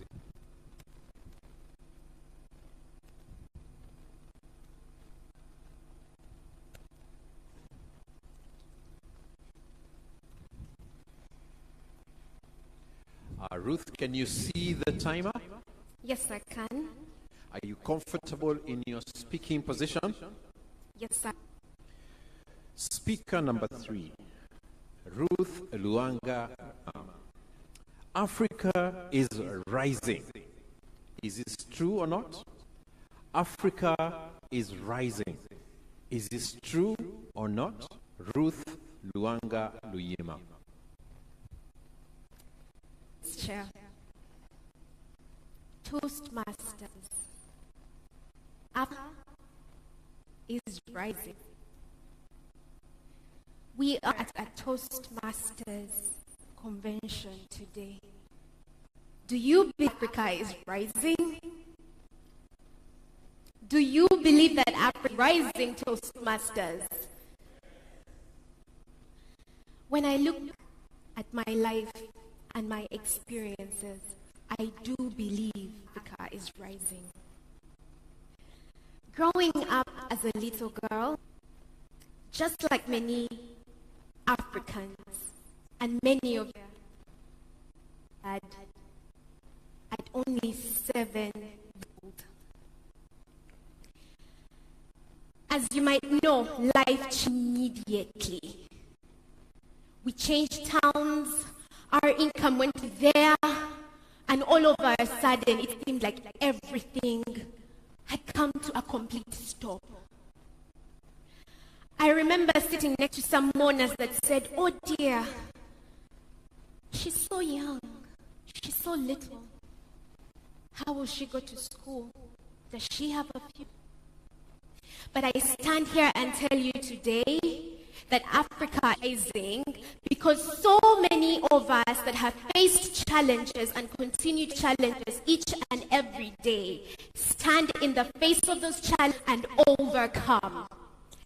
I am an accountant. I have owned a business. I have done my SCCA. I have a master's. That 7-year-old girl who was orphaned, 7 years old, is standing here today and continue to rise.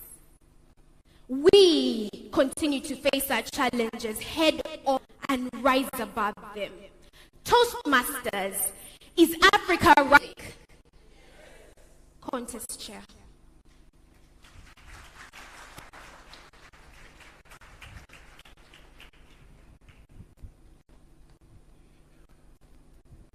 We shall give the judges 1 minute to mark their ballots. Stay in silence. Online SAA, you can bring in that Samira Hassan Ibrahim onto the screen.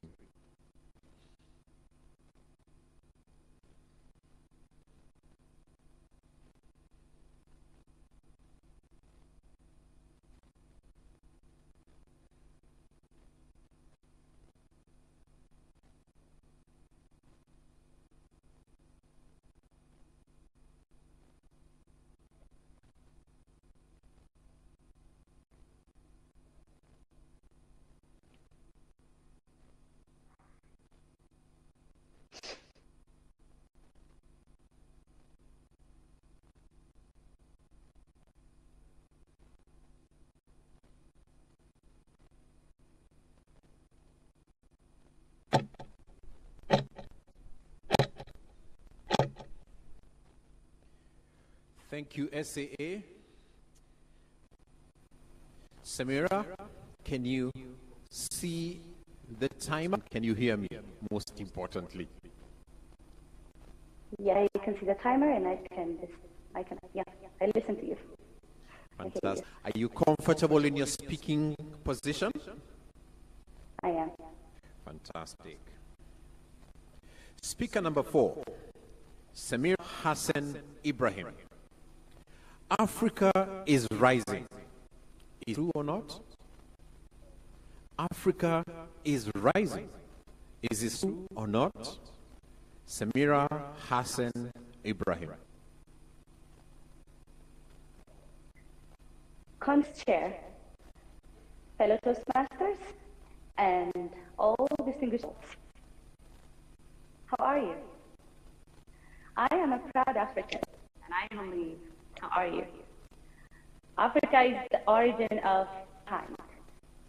For me, Africa had right long before, because Africa was there than mankind. And yet throughout history, Africa was deprived of many opportunities. Africa was not able to utilize of all the beautiful resources it had so far. But now, it's different. We are rewriting our history. We are to shatter those narratives which separated us so far. And we are striving to be united, to utilize our resources, to become one, move forward as not only a continent, but as a country as well. I can say this for sure because I have brothers and sisters and best friends from all over Africa, whom I made through my opportunity as a Washington Mandela Fellow and Owning Scholarship. I used to think that some of the problems we had as Ethiopians were only ours, but I had learned that it was the problems that we had as Africans. So I learned that the problems are the same. So if we work together to bring about the solutions, then we can prosper one. Because honestly, come on, we have it. We are African. Such a beautiful continent that we have. We are on the rise. Back to you.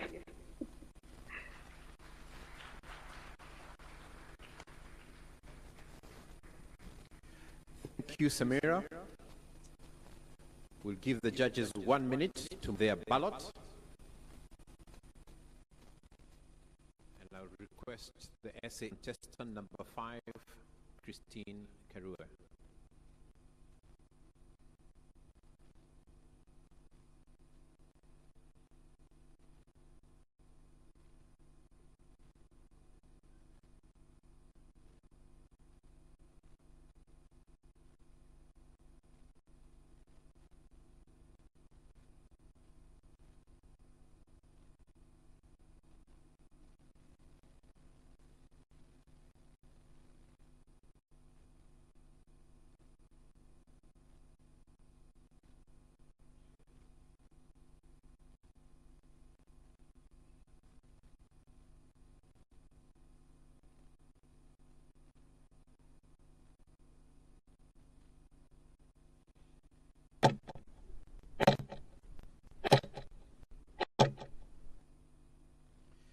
Thank you, Sergeant at Arms.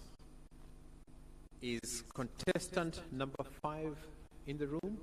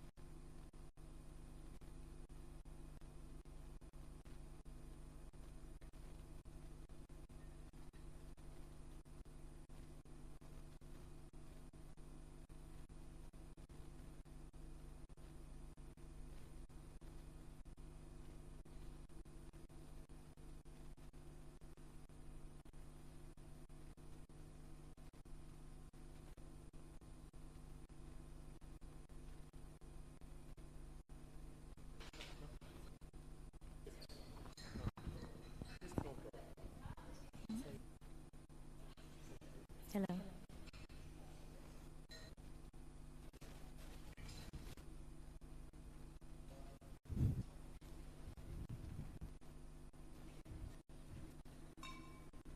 Okay, contestant number 5, Christine, please come onto the stage.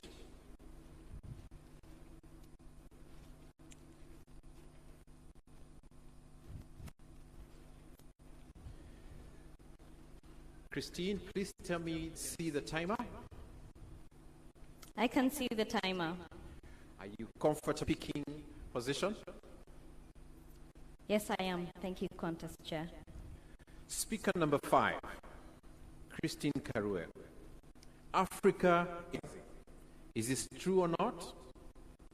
Africa is rising. Is this true or not? Christine Karue.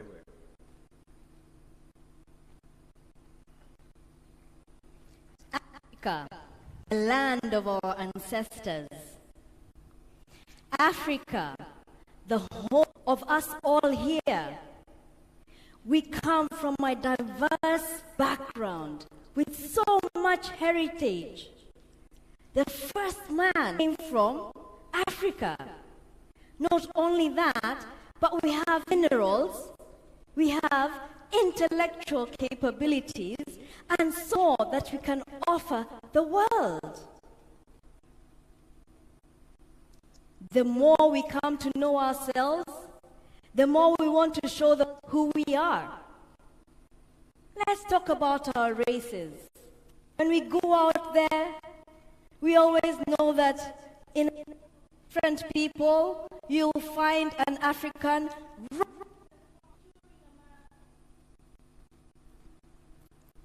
When it comes to many places, get important things such as diamonds. Right here in Africa, we know we have the potential.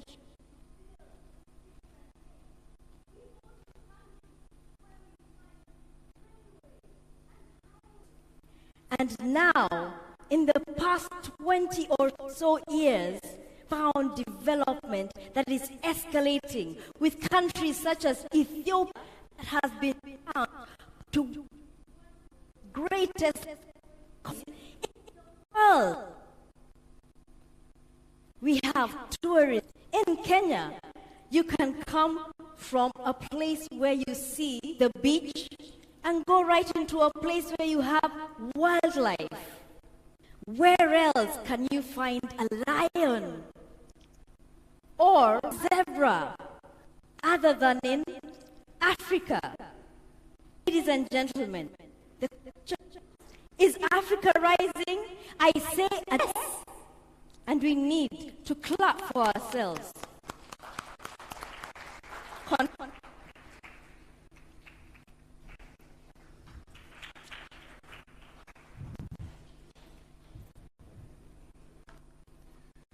Let's give the judges 1 minute to mark their ballots. to mark their ballots as the online SAA brings in to the vice contestant number 6, Edwin Moindi.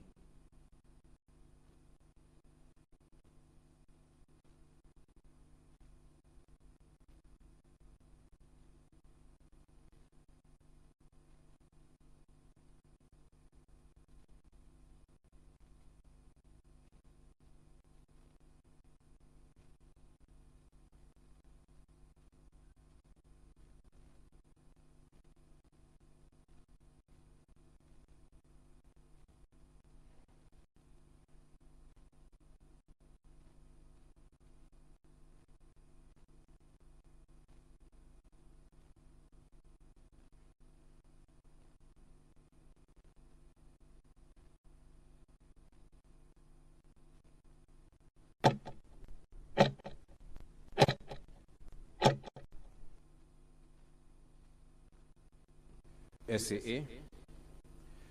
Contestant number 6, Edwin, please let me know whether you can see the timer.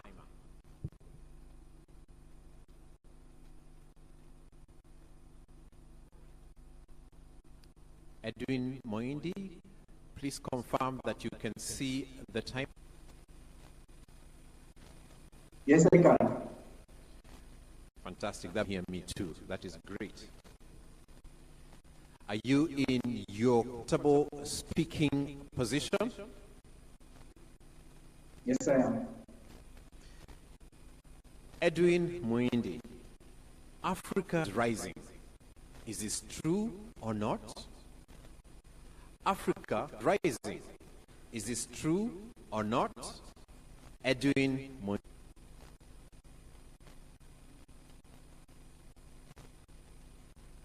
The question that begs to be answered is whether we are at the cusp of liftoff. A lot of people saying that Africa is about to shoot into the moons, the stratosphere. Yet, the question still needs answers, a credible answer. Why? Because there have been suggestions and trials and attempts where we've seen companies rise up, and some have not been able to pick up successfully. I believe, as Africans, this is our time to stand up. It is our time to be more effective in managing us. It is the time for us to stop looking back at generations and say we can do it ourselves. Have you taken a moment to ask yourself, what is it that allows you to believe that you are African? Have you taken time to look back and ask, what have you learned from history that has been lost? This is our moment to arise, my friends. I know that each of you out there has something to say about this particular topic.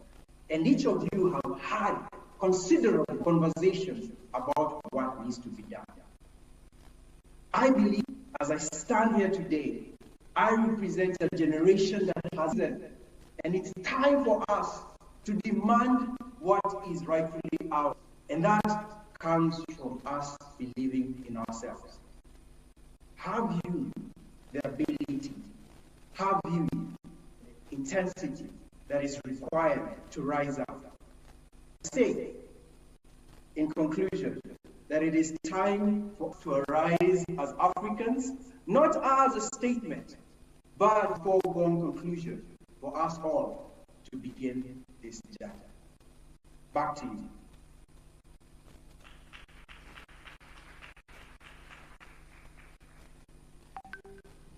Thank you, contestant number 6. We shall now give judges a minute to mark their ballots. I will request all attendants, contestants to get ready to come on stage.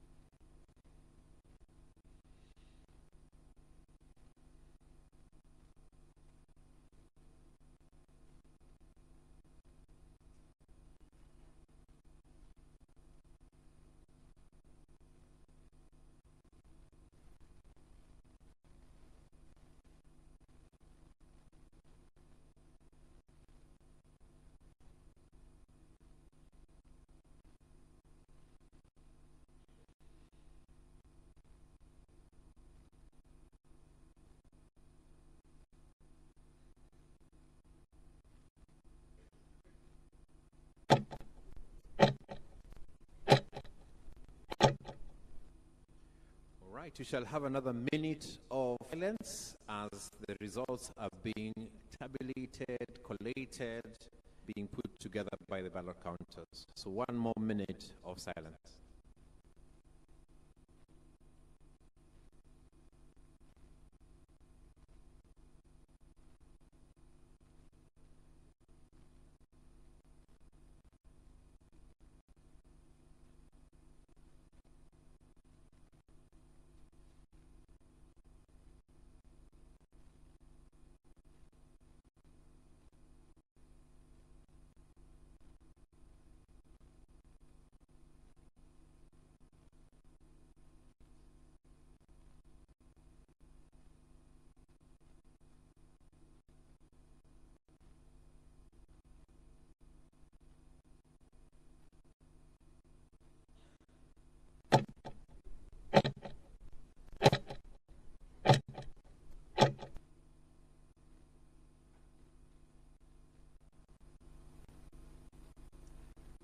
Wow, thank you for that. A round of applause for the 6th contestant.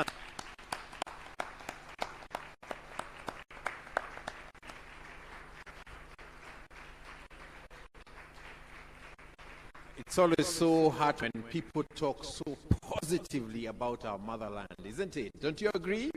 And Africa surely is rising, I hope. Let me invite the contestants who are physically in the room to join me here on stage. Quick questions so that we can go to the next contest. And also, we shall have the 2 virtual contestants. And as they make their way up onto the podium, I will ask you, have you lost? Who are you? Oh, you've got a lost phone. Okay. The SAA is collecting all the lost phones. Oh, that one has found an owner. Well done. All right. Our SA Luanya has a number of phones that have not found us yet. So if you think you may have lost your phone, consult with George. All right. Great. Gentlemen, actually, because there are 2 others online. There's 1 other online. Gentlemen and ladies, how was that? Was it enjoyed? You loved it? You think you're all winners? Yes, you are. It's a trick question. You're supposed to sort of, see through me. Complicated. All right. Okay. I'm going to ask you a few quick questions so that the audience can get to know you a little bit more, all right, in the same order that you spoke, all right, okay? And after we shall go on to the next contest. So I'll start with Beverline. Beverline is a member of SEMA, which is in Area 7, Division B.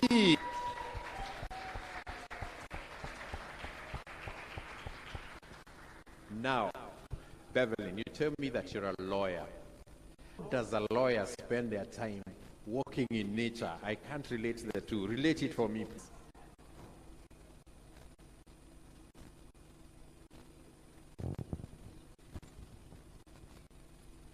If you need inspiration to know how to defend hardcore criminals like Osama bin Laden, you have no option but to take a walk in the forest, look at the trees, the birds, and from that I draw inspiration.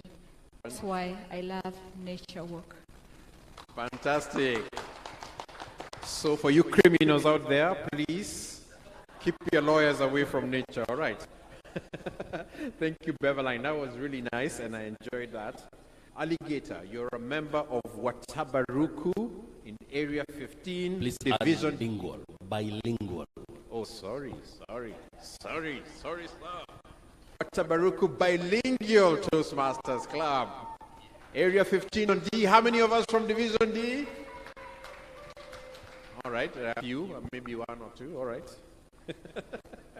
Tell me, what do you see as the future of bilingual clubs District 114? Honestly, the future is bilingual. Africa has adopted Kiswahili as an official language of the African Union. President Samia Suluhu Hassan spoke in the last session of the African Union in Kiswahili, and everybody else has to look for an interpreter. That is happy. Hata hapa nataka kuzungumza kwa lugha ya Kiswahili, lakini sijui kama nitakuruhusiwa. Thank you. I knew you'd do that. That question, what about it from last week? All right, go on to Ruth.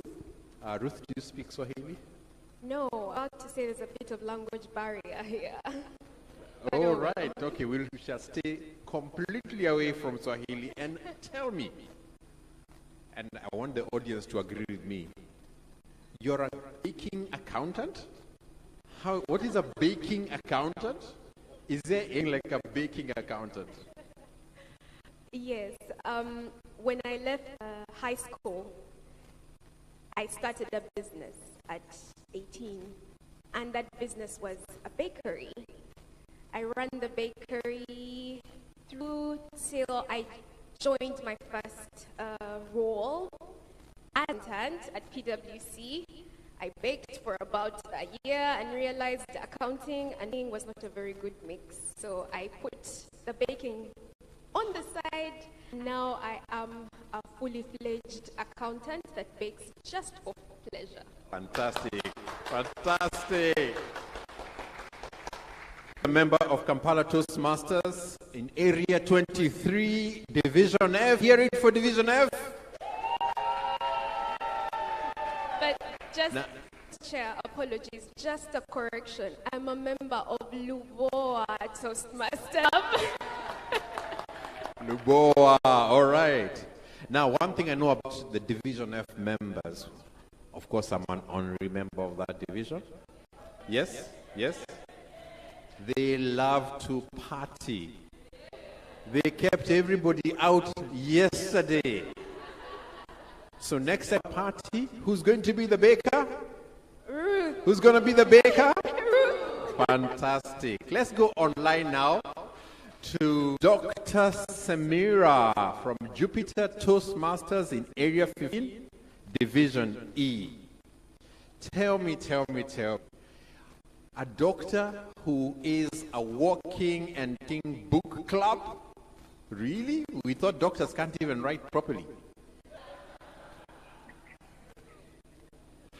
Dr. Samira. Hello. Hi. Yes. So I usually introduce myself during our session that I am an accidental medical doctor. Medicine happened to me somehow. But then again, through the journey, I learned that I wanted to be an intentional health advocate and researcher. And reading books and then writing also the cause of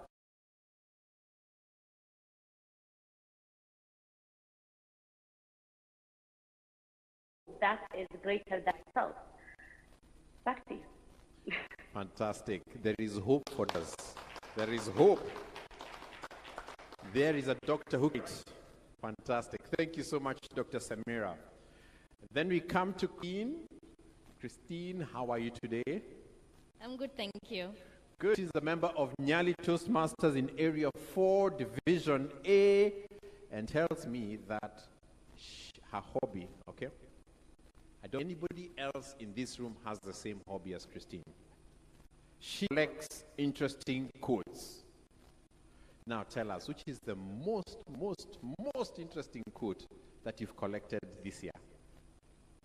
So this year, I collected a quote that I found was really intense. It talked about the fact that I am I, plus my surrounding. And if I don't take care of the latter, I don't care of myself. Okay. Did you guys get... Okay, I'm the slow one here. All so right. Technically, what it means is that the people around will either affect you positively or negatively. So if you take care of people around you, then you take care of yourself. I've got it now. Wow. Christine is a clinical psychologist, so if you want taken care of,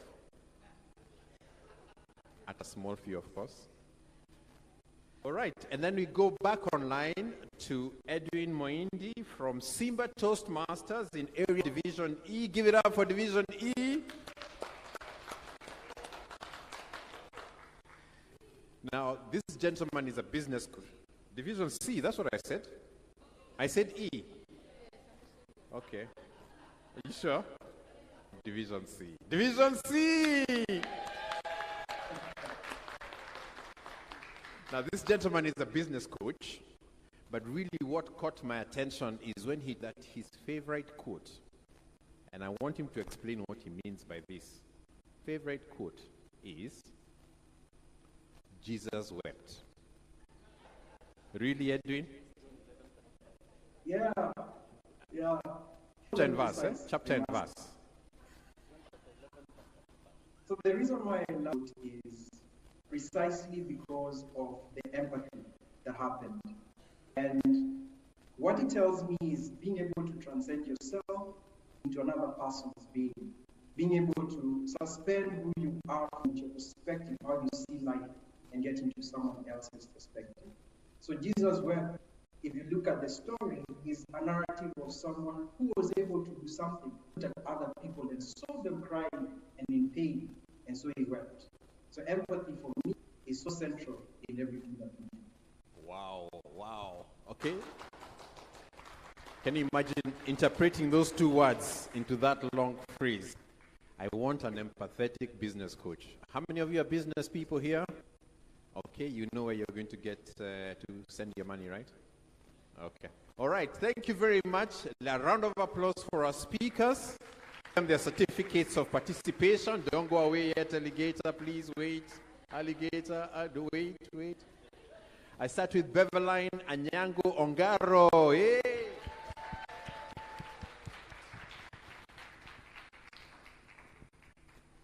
Okay, alligator, it's your time now. Eric Alligator, pray.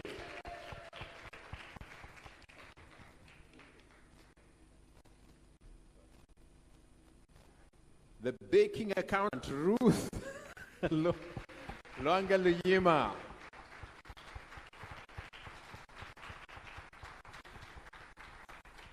Okay, I've got a certificate. Samira, should I give it to Ethiopians maybe? Okay. Yes, please. Thank you. All right. Here she comes.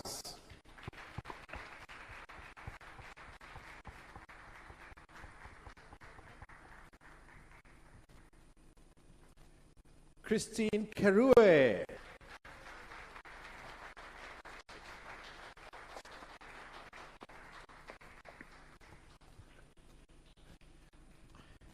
This one is for Edwin Moindi, who is a member of Simba, and harnessed the timer by asking her to come and pick it up for him. Waru herself. Give her a round of applause.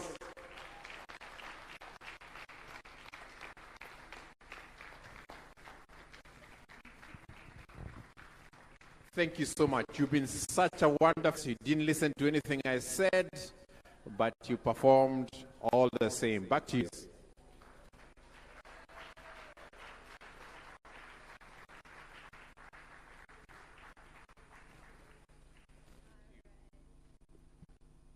One more time for Anthony as he goes back to his seat. Thank you so much, Anthony. You have natural presence on stage. Thank you so much.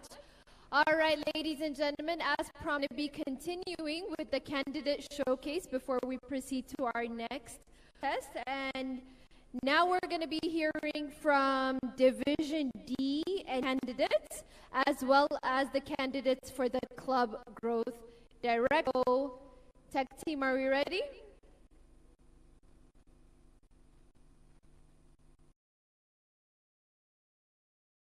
I, as a division, can support the areas in achieving the district mission.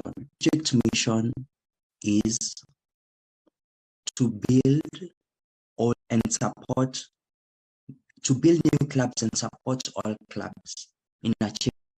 And my role as a division director is to support this area who will indeed support the clubs By being I believe I have the experience, 1 year experience in an area that I want in terms of club membership, but I've learned that one through guidance, knowledge, and teamwork.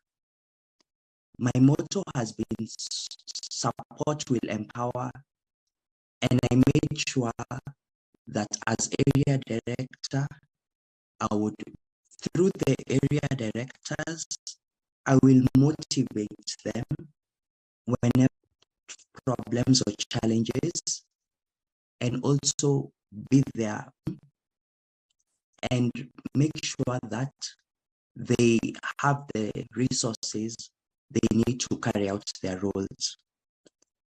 Similarly, I'll ask on them to check on their ExCos, their executive committees. I think those really form the bedrock of clubs, and that's my answer. Yeah, let me give you another question. Can you give us ways that you plan to support the clubs in your division achieve excellence? The 3 plans to support my clubs in my division achieve excellence is through a member interest survey. I plan as division to have a division-wide member interest survey where each member goes at the beginning of the term. That way we know what each and what they want to achieve, and have quarterly reviews through the. Secondly is fun. We learn best in moments of enjoyment. I'll make sure that each quarter will have an event, as many clubs in my division have meet online. They are kept motivated. Finally, it is through feedback. I'll encourage each club member to actually give on what they think is working in the division and what can moving forward. In summary, it is through fun and it is through a member interest survey that I plan to support club. Thank you. You'd like to make a closing statement? I see your time is running out. Oh, yes. Just to make sure that support will empower excellent Toastmasters. I'm there as a leader, as proven through my track record, and that being a division director is worthwhile, but for the people that I serve.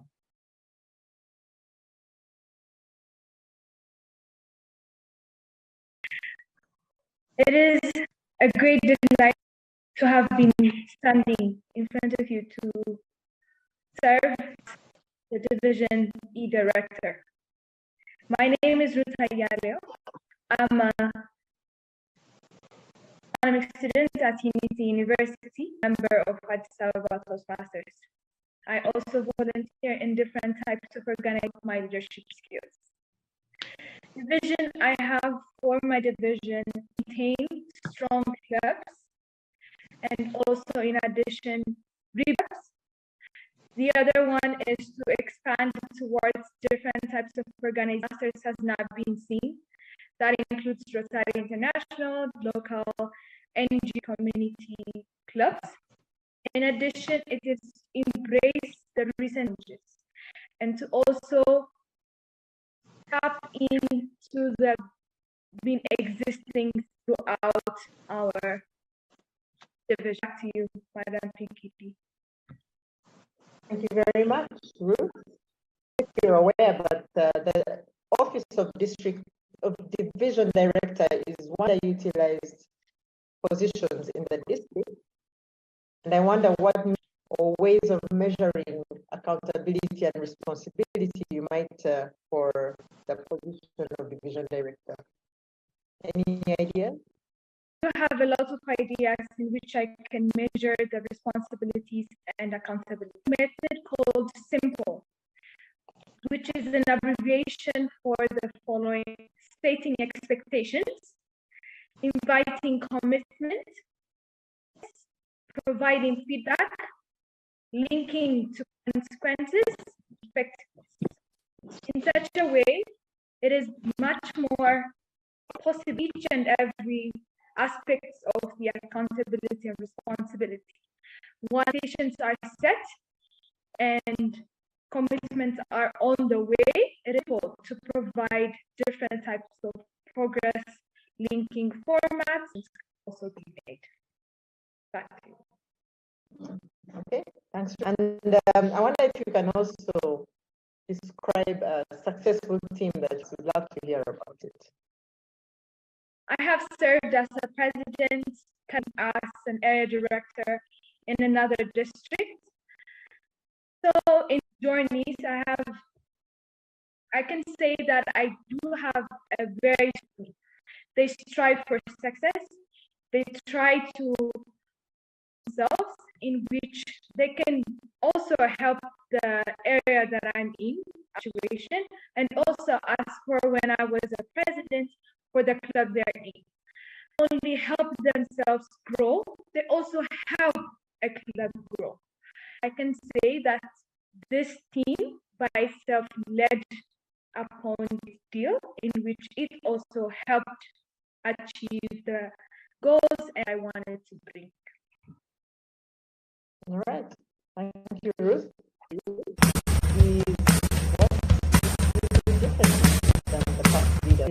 District.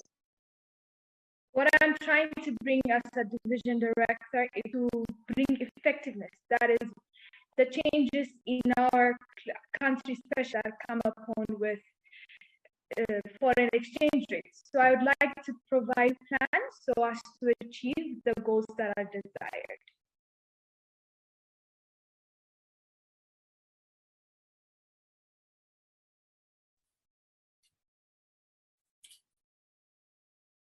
Once Nelson Mandela,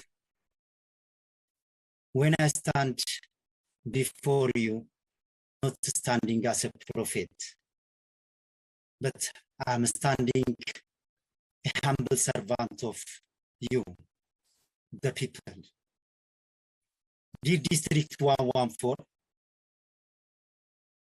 my motto as the rise. It is a combination of the core values international. And I make sure that I ship here as Division E Director, I follow the core values international by showing you that I am you, the members of Toastmasters. So, my fellow Toastmasters,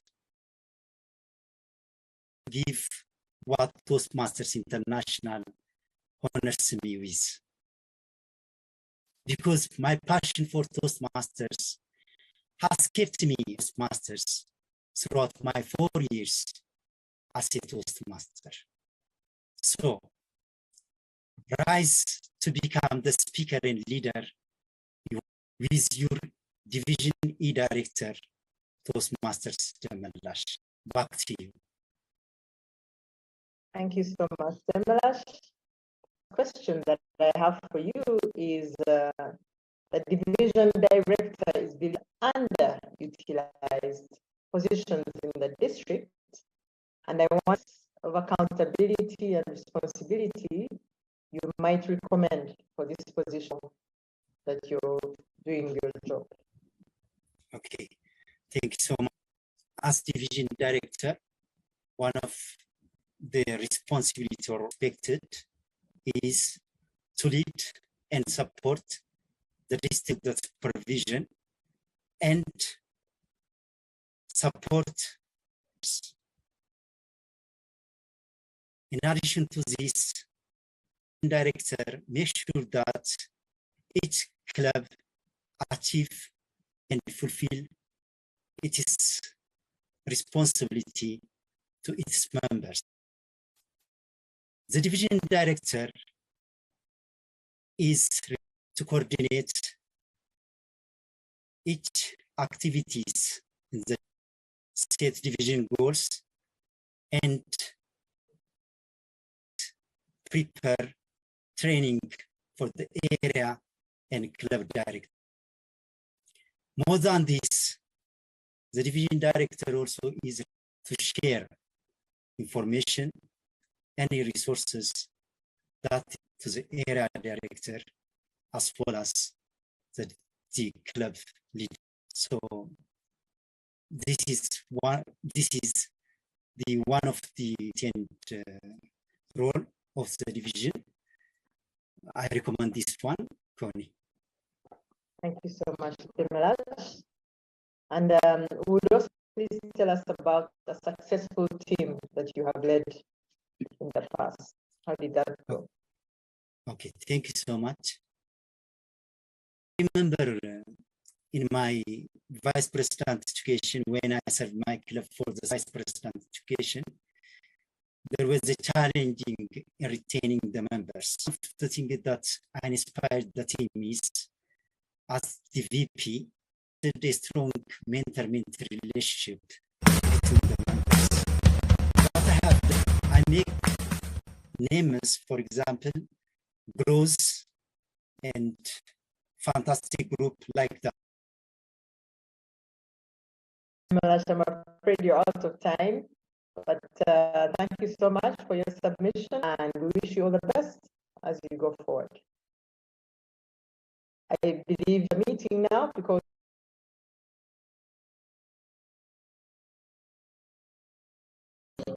my name is Jesse Ainebiona.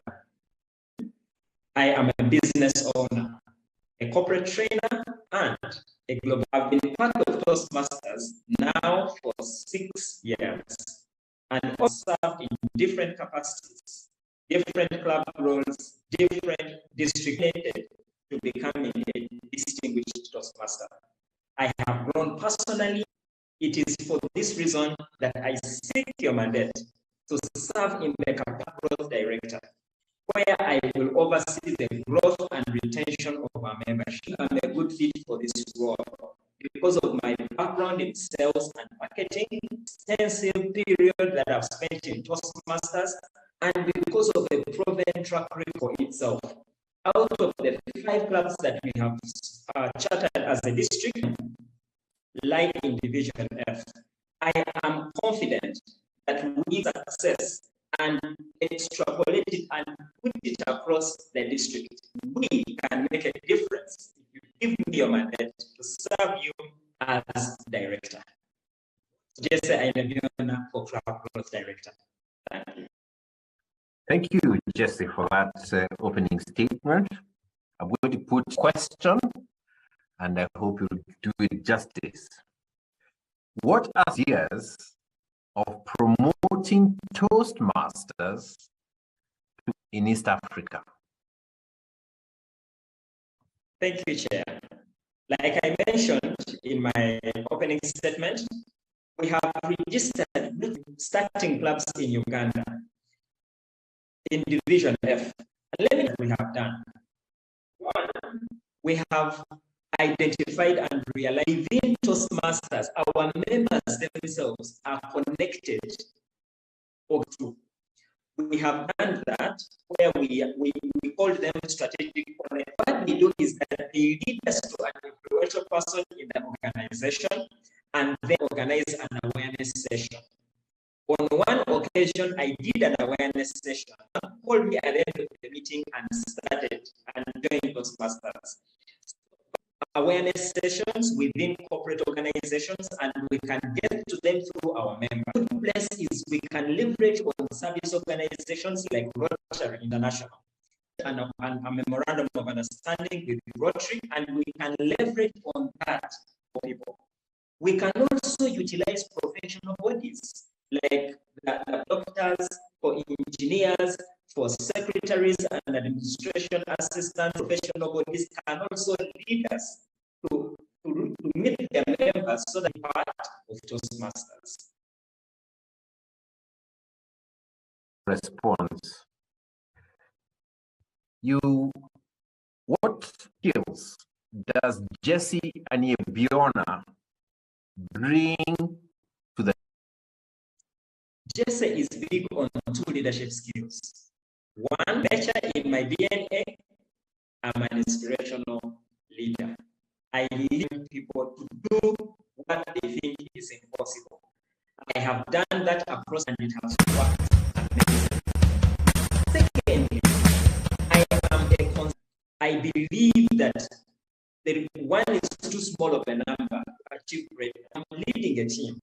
Rather than call the shots and take all the decisions alone, and together we can come up with even better ideas than Jesse. I will inspire and Jesse will consult his team.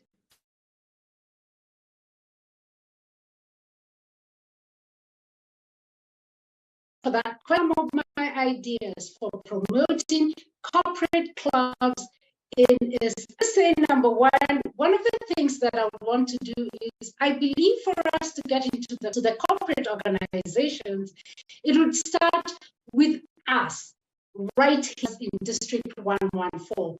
We belong to this corporate. We work, we know a sister, a brother, a friend, a neighbor who is, I want to say that I would first encourage everyone through the clubs up to areas, up to the division to think about the contacts that they have and therefore shifts, and then whether they're comfortable or not, we would begin to approach that. Number two, we once had DTM Pat Johnson from another district as how they have reached corporate clubs and how they, and on that note, she has even written a book which with that book, also given the tips and bits she gave us, secrets there which have already been tried and tested and proven. The other thing I would do is, if I became CGD, I would from across Toastmasters International, from other districts who themselves have been very successful in club growth, corporate clubs. So I would tap into that resource. What are they doing? What have they done? Where have they been successful? Or I would learn from that. I do not see the need to reinvent the wheel. What I want to do is, I feel that we have not quite made good use District 114, and yet we have good contacts again in media or who know people who work in media. I'm talking about and the radio. So not put this until towards the end. I would take office if elected. I would immediately pose Toastmasters, either from my team or the district, to and talk about Toastmasters and the benefits of Toastmasters space in the clubs. So that's one thing. The other thing I would do, already have some corporate clubs in District 114, is to begin some members of these clubs for them to share their stories. For them, as members of corporate clubs, how has it been for the benefits and how have they grown professionally, corporate world? So that is what I would do. But allow me to say that I would do not only for corporate clubs, but with everything. My first for the District 114 leaders, I would want to create an environment where we have two-way communication. I will be in your team supporting you, leaders of District 114 process, being there so that you can accomplish your goals. Your goals, then I will have accomplished my goals. Zig Ziglar said, everything you want in life, if only you help other people they want. So I will be here helping you get what you want.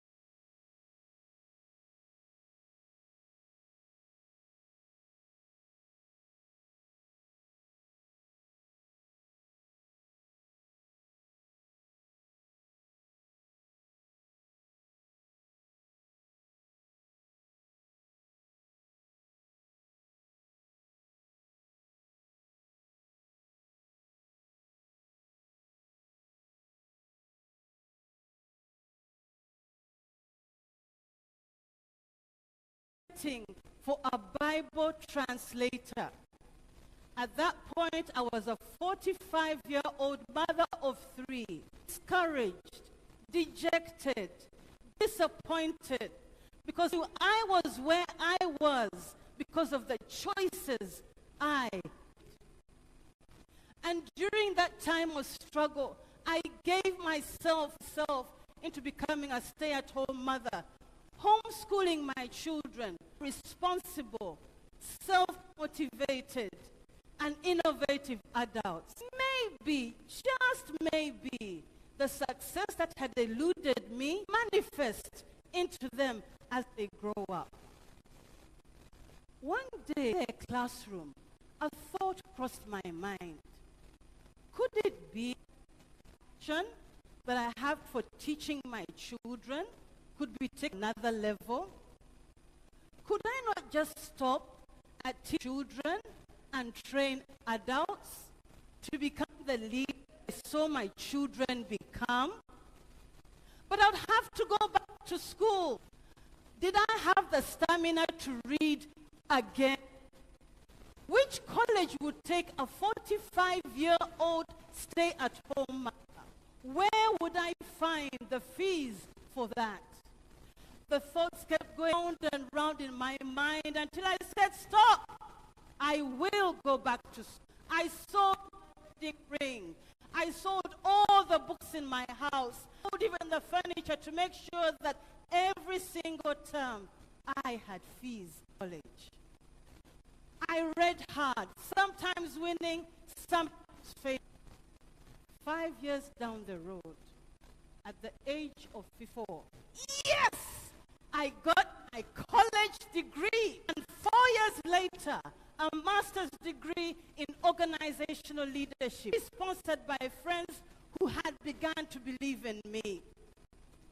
Friends, 40 years since my first failure, and I stand before you as the director of the Institute for National Transformation, a PhD in transformational leadership.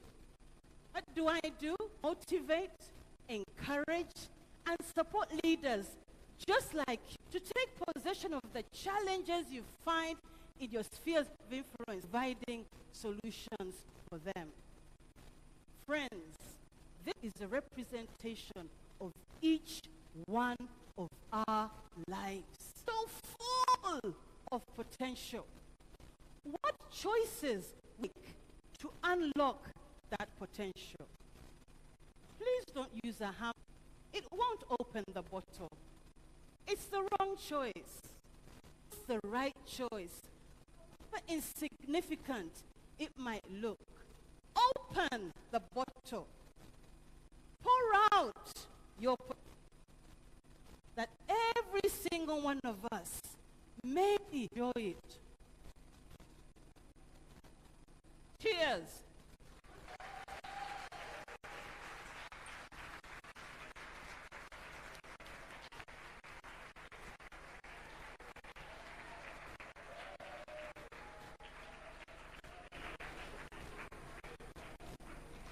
You have 1 minute for the judges, 1 minute of silence for the judges.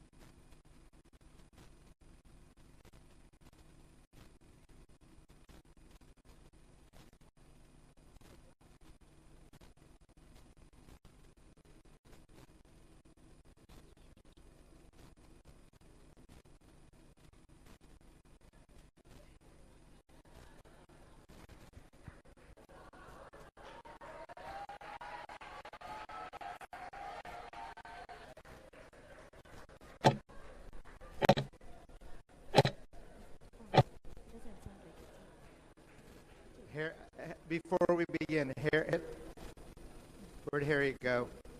Thank you. That hit the spot. All right.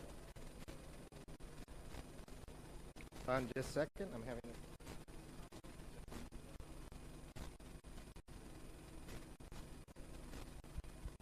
go.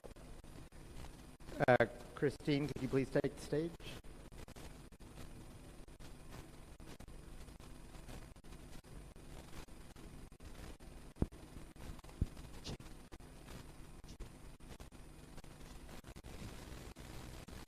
Check 1, 2.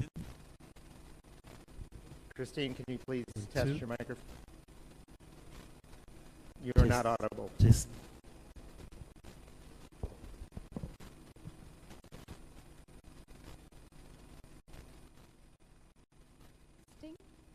Testing. You are audible. Kimmer? Yes, I can see the timer. Excellent.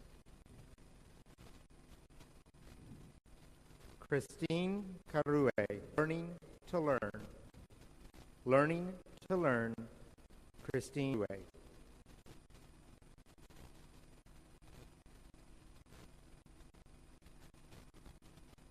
Have you ever felt there was a level 5 storm raging in the very depth of your, as though there was a gust of wind that was breathing that ate at breakfast up again in your stomach?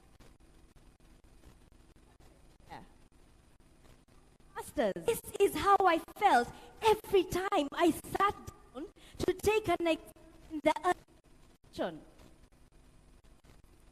You see, known as a rot cyst in RTE. The aim of a rot cyst is to impact as much information in the student in the shortest time. Like,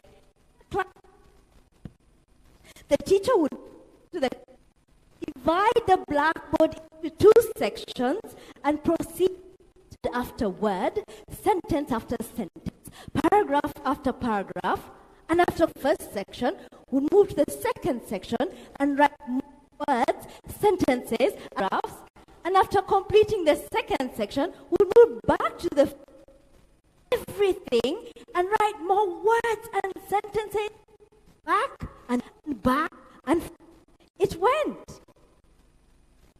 We would be seated at the back trying to copy everything that the teacher was afraid to be left behind in case the blackboard was erased. There was no time to ask, is that an A or an E? A G, an M, or an N? Ask what it all meant. At the end of the year, we had I love notebooks to top it off, a textbook. Those wrapped in this system, we called them the choppies or the smarties. Many of you out there were the smarties class. I see those hands, even the ones that are hidden behind your back. The smarties had particular characteristics.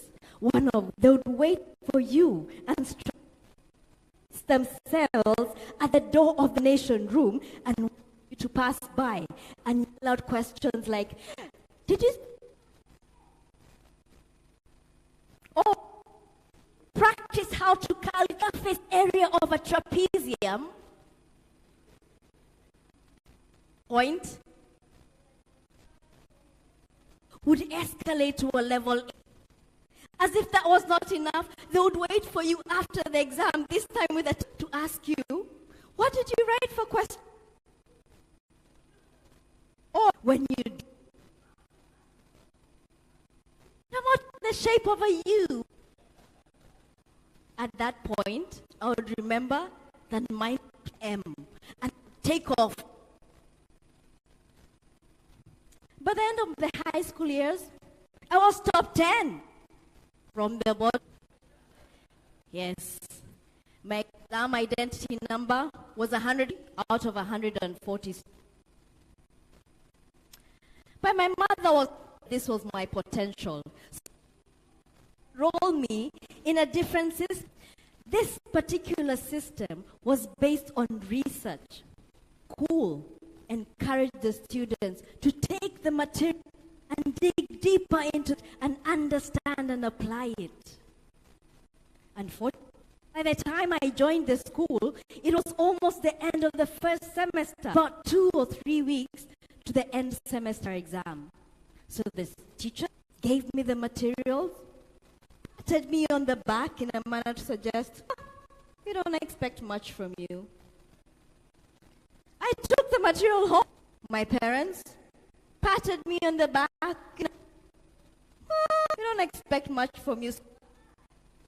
Patted the back and said, hey, I don't expect much from me either. And for the time, I settled down to read the material that I had been given and it and apply it. I even took time to join the teas for the exam to discuss chapter 10. To the amazement of everybody, when the results came, I was top 10 from the top. I felt, the teachers must have gone easy on me. The semester after that, 3, and by the end of was the second overall highest student in the year.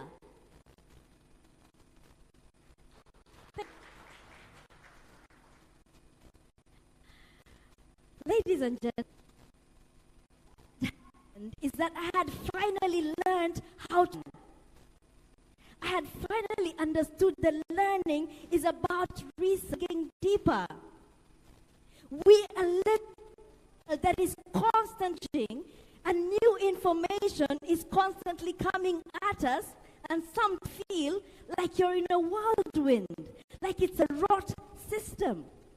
The question is, what do we do when this informs us? Are you like you used to be? When somebody asks opinion, do you take off down the corridor? Or when you see a group of people having a discussion about the new information, do you instantly label them as smarties? And I would like to challenge you to overcome the fear of new information and choose to be part of the discussion, to sit down, share your opinion and view, and be open to receive people's opinions and views. Because when you seek to be understood, when we to understand understood, then we too and contest chair.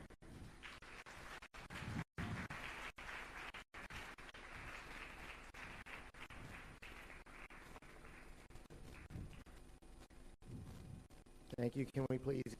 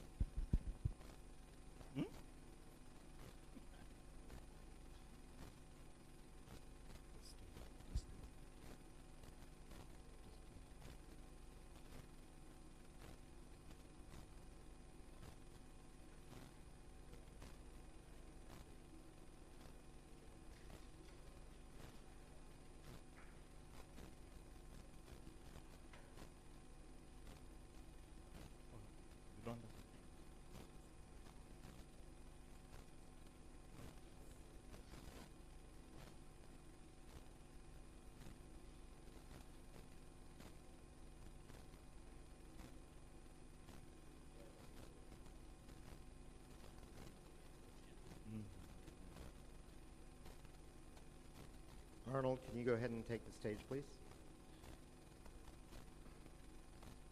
Our third contestant is Arnold Del Rege.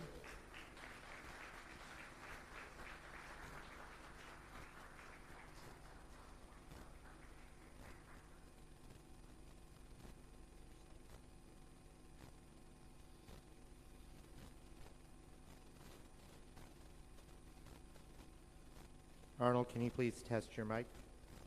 Mic check. You are audible. Are you able to see the timer? Yes, yes I am. Excellent.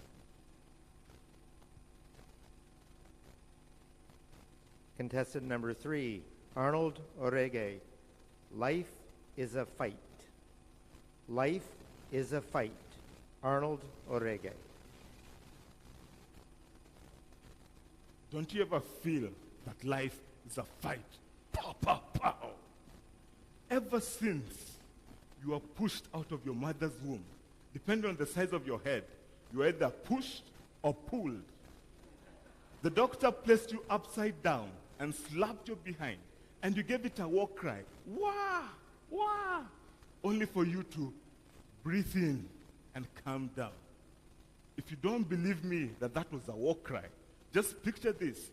You are walking and a total stranger smacked you on your behind.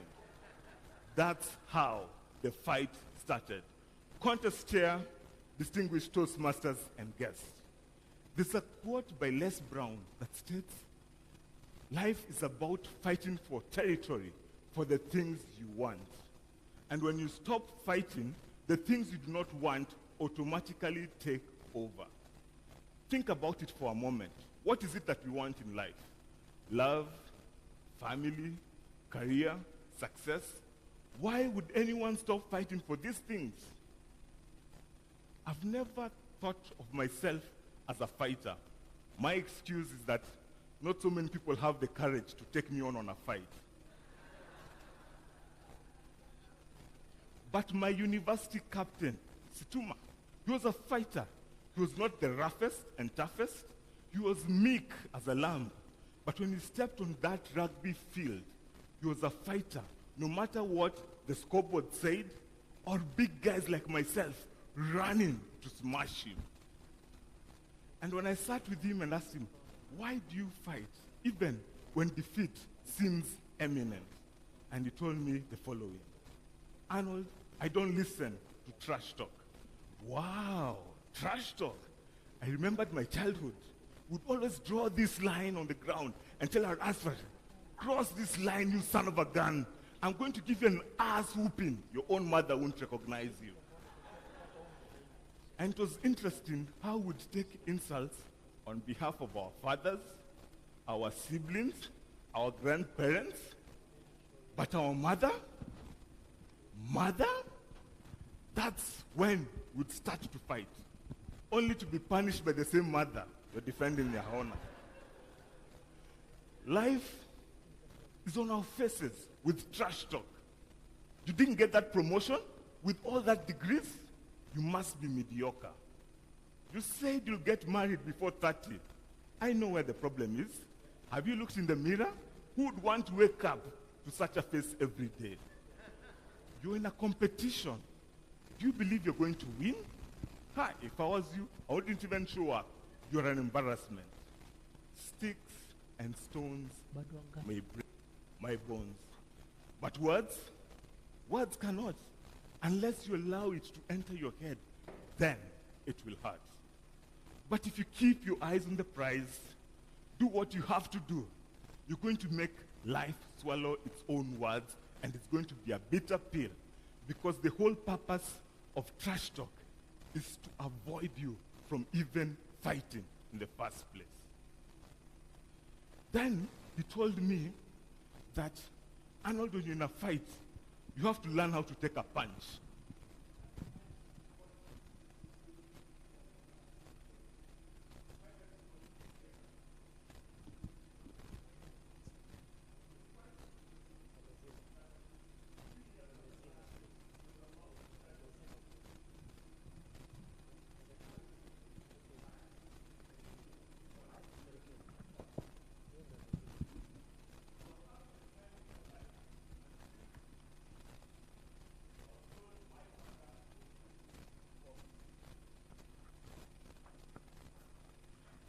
And when I connected with my dad, this is what he told me. Arnold, your mom suddenly fell ill. We rushed her to hospital. The doctors did all they could, but they couldn't save her. And just like that, my whole world stood still. It was shattered by the silence of the breaking of my heart into smaller pieces. Never will I ever use the words, "Mama, I made it." When your heart is broken, you always feel the urge to lie down, for the pain to go away, instead of trying to find a reason to get up. Luckily for me, I had family and friends who reminded me that a knockdown is not a knockout. And I marshaled all my strength to get up and stand up. And when I did stand up, the referee declared me the winner. And you'd ask, why? Because some battles, all you need to do is bounce back on your feet. Whatever that does not kill you can only make you stronger. Fellow fighters, we all have fights that we battle with.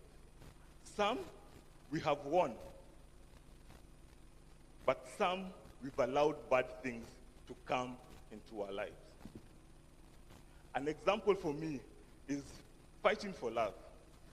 Sometimes you look at that scoreboard, how old you are, and the fact that you think this was it, but it wasn't. And somehow you give up. But I got it all wrong because I believed fighting was about strength and technique, but instead it was about winning the battle of the mind, not to allow trash talk into your head, and having the heart to take the painful blows, but standing up.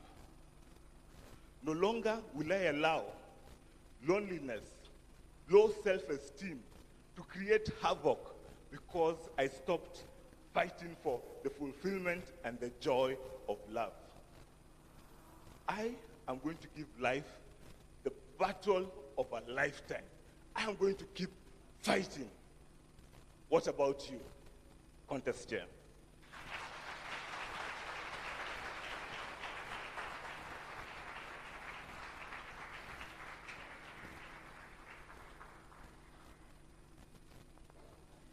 Can we please have 1 minute for our judges?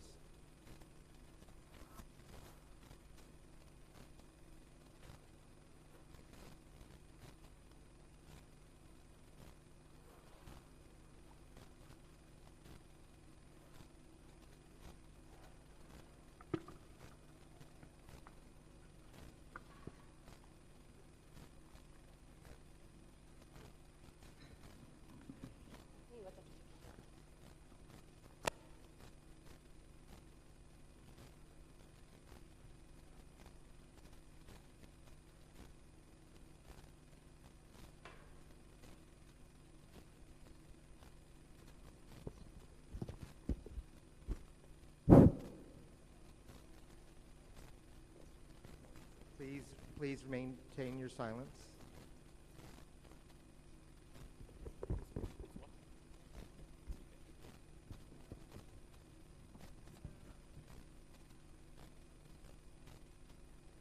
Thank you. I know silence is very hard for Toastmasters.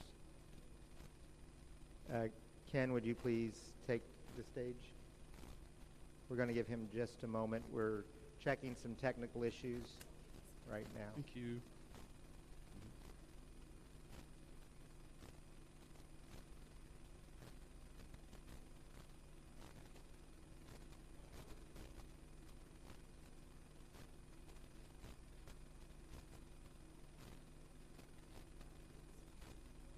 Yeah.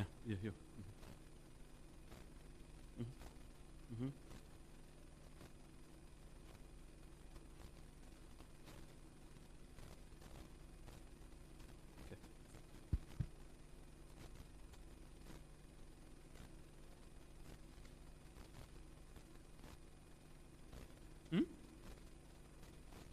Sorry?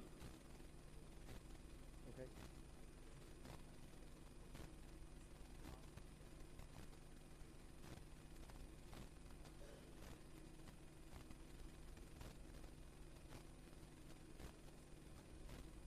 Please welcome our fourth contestant, Ken Agutu.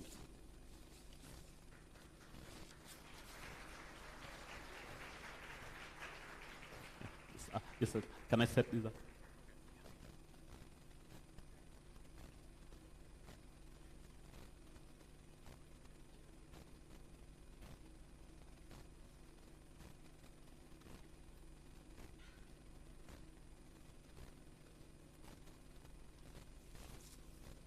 Give it that way. Where, come on.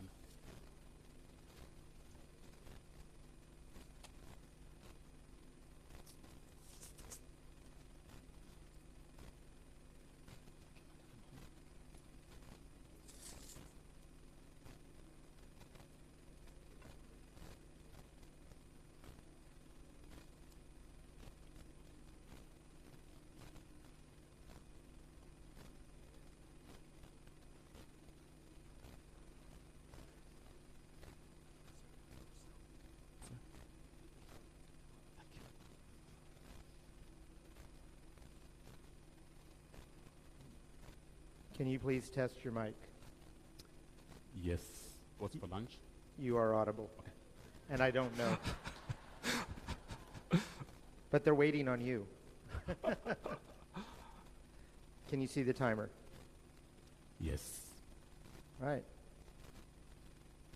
Contestant number 4, Ken Agutu. The sound of silence. The sound of silence. Ken Agutu.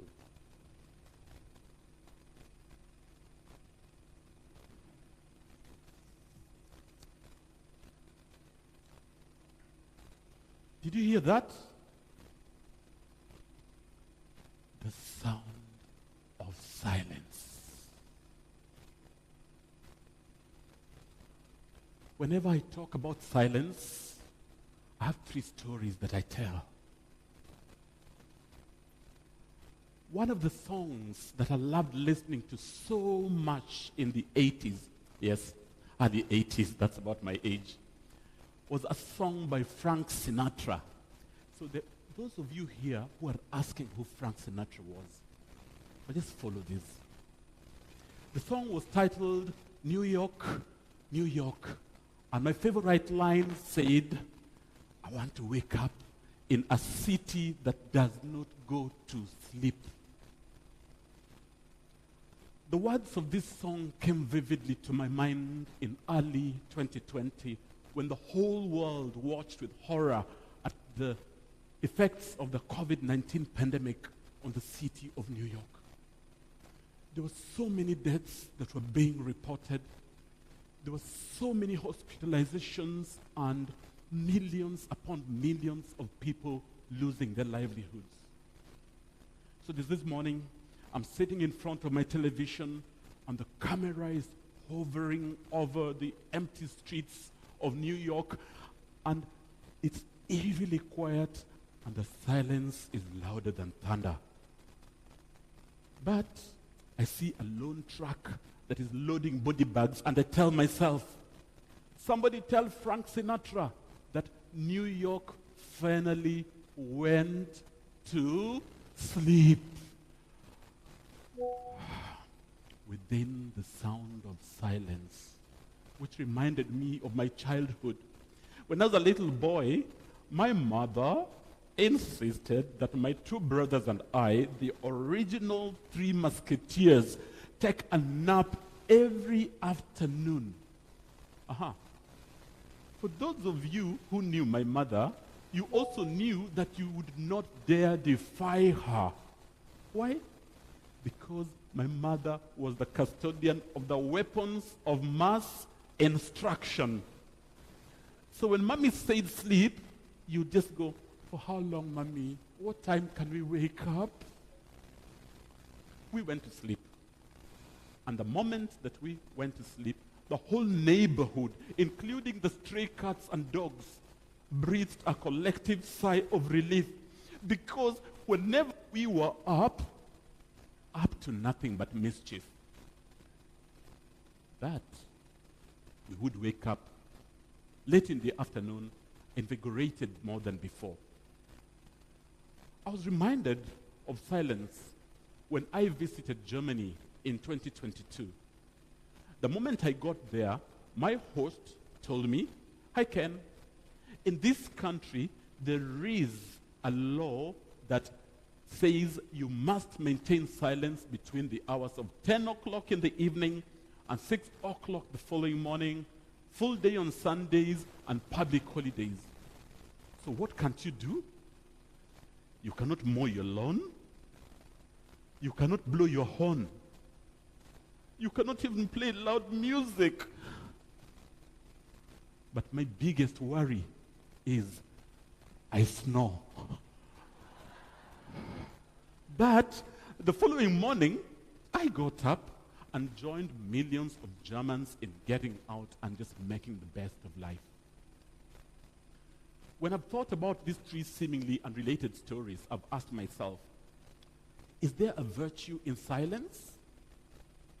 Is this something that you can learn from moments of silence? Yes. Think of the peace and calm that comes with silence, the opportunity for you to filter out all the audio and visual noises that surround you on a daily basis. Think about the opportunity to reflect and to speculate on the future. We all know that the twin thieves that rob us of the joys of today are the regrets of a yesterday and the fear of tomorrow. Yes, an opportunity for you to thrive in silence. Let me take you back a little. Back in the 60s, two musicians, Paul Simon and Art Garfunkel, commonly just known as Simon and Garfunkel, played a song that became one of the greatest hits of the 20th century. And what was it called? The Sound of Silence.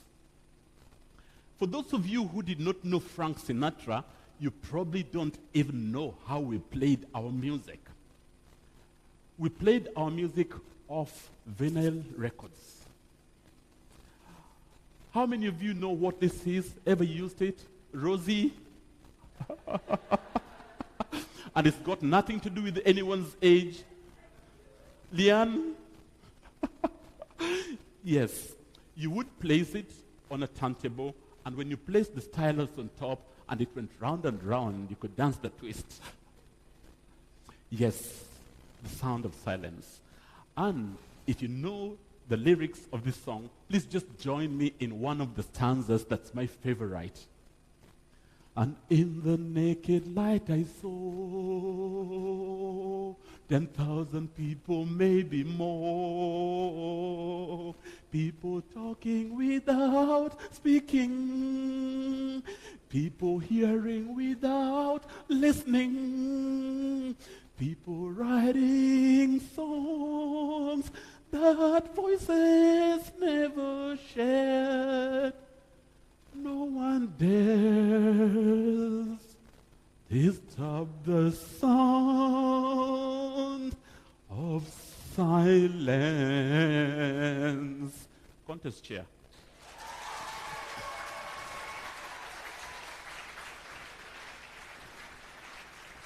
Thank you very much.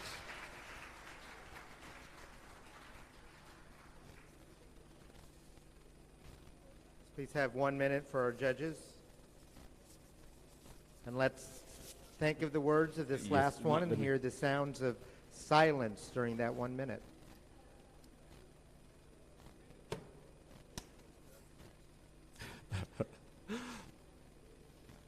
Right, Testing. Please maintain silence. Testing.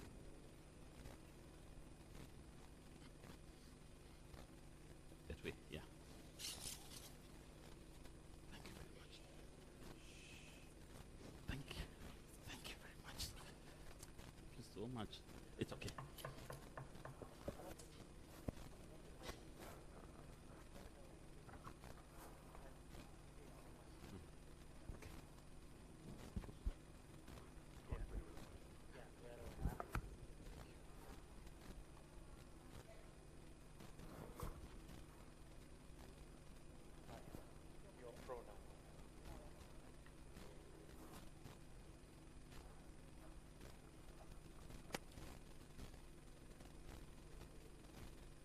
we please get Fahad on screen, please?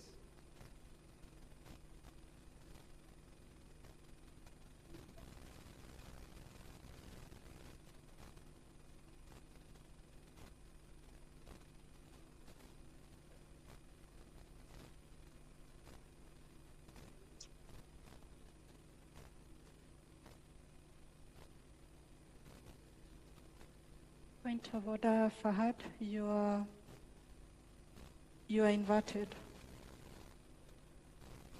Am I audible? You're audible but inverted. Kindly check your camera. Testing. Thank you. There we go. All right, Fahad, can you please test your microphone? Okay, am I audible? Yes, you are audible and you are visible. Thank you. Contestant number 5, Fahad Eli Yusuf. How do you know someone loves you? How do you know someone loves you? Fahad Eli Yusuf.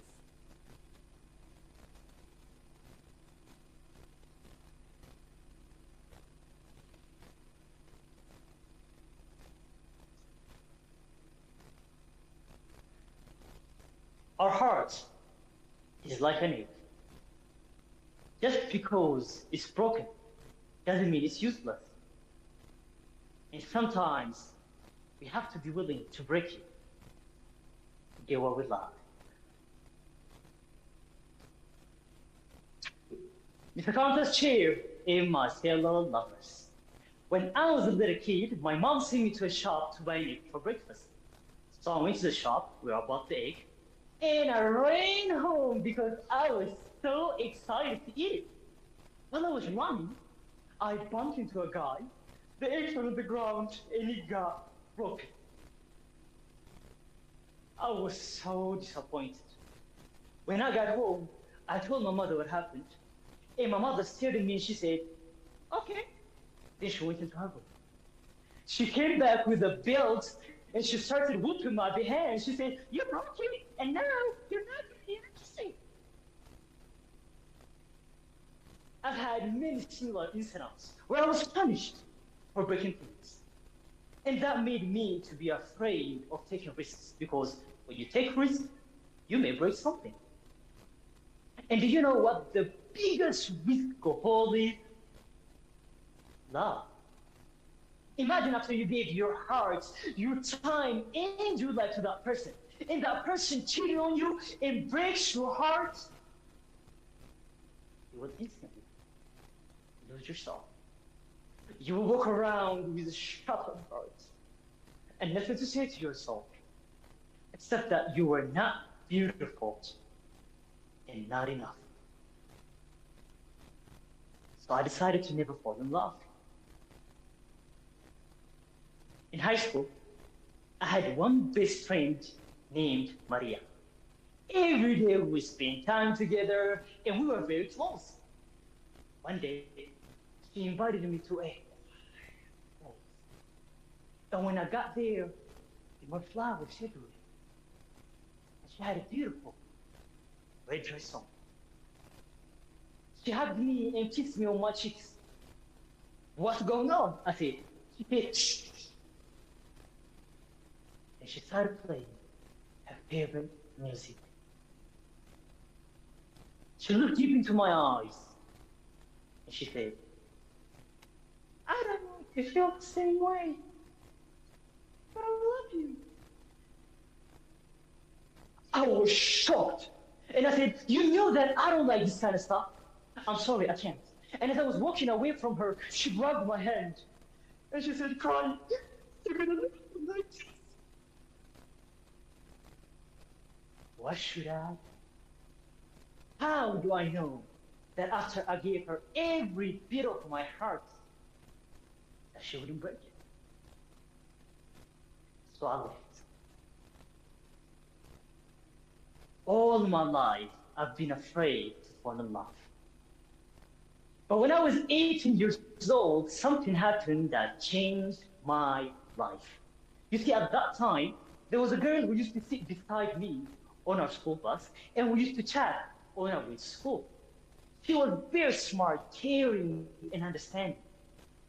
And after a few months, I started to feel something I have never felt before. I saw her in a way that I have never seen a woman before. And that's when I realized how beautiful she is. But there was a voice inside of me that kept saying, she's just another girl who can break your heart. What should I do? I thought. That night, I went to my cousin's house who was happily married, and I told him about the girl and the egg incident that happened when I was a child. And I asked him, how did you know that your wife loved you before you married her? How do you still know that she doesn't break your heart? He said, Fahad, you don't know that someone is never going to break your heart. You just know that you will be able to handle it if they do. He then grabbed the ball and broke an egg inside the ball. And here's what he said. The first egg was broken, but it was useless. The second egg was also broken, but it's useful.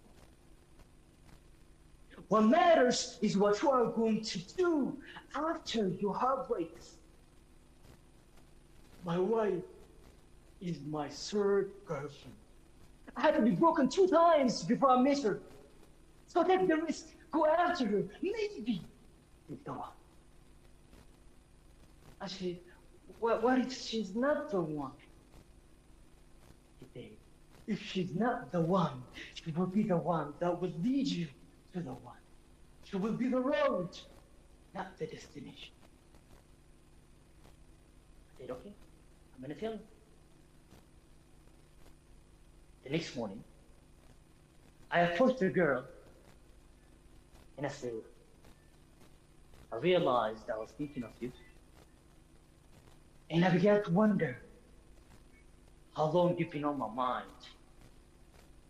And it occurred to me that since I met you,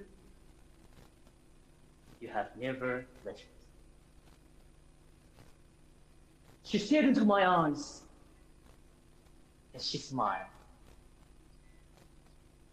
Ladies and gentlemen, we have been together ever since. So how do you know someone loves you? You don't. You just take a risk. William Shakespeare once said, life is only made more valuable because of the risk of heartbreak. My fellow lovers, what about you? Are you going to put your egg in a cushion safely? Or are you going to risk it and live life to the fullest? The conference chair, back to you, and thank you.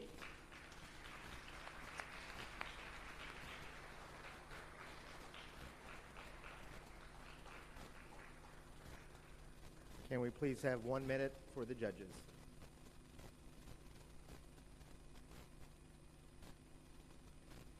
Justin.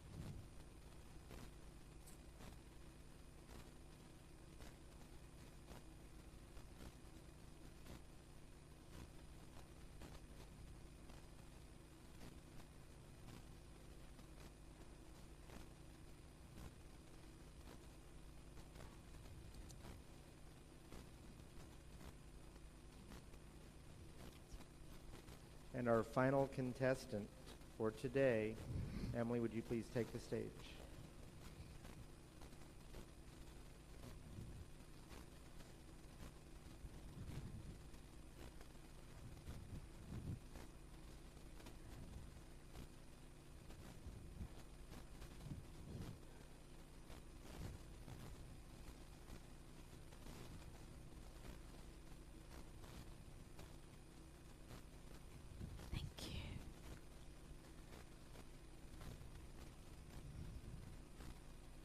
Would you please test your microphone? Testing. You are audible. Can you see the timer? I can see the timer. All right. Contestant number 6, Emily Manjeru, Power of a Smile. Power of a Smile. Emily Manjeru.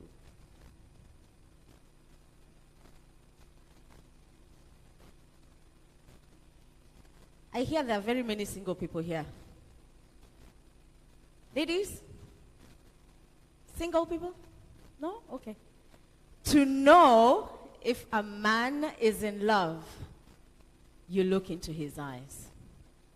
Gentlemen, to know if a girl is in love, you look at her smile. Contest chair, Toastmasters, wonderful guests. Toastmasters demands that as part of effective communication, facial expressions play such an important role. In 3 short seconds, you can determine whether a person is beautiful or not. You could even choose whether to speak to someone or not. If beauty does truly lie in the eyes of the beholder, the same can be told about Rachel. Rachel was born about 40 years ago in the land of 1,000 hills. A bold and bodacious young girl. Rachel was the kind of student who would turn her classmates green with envy.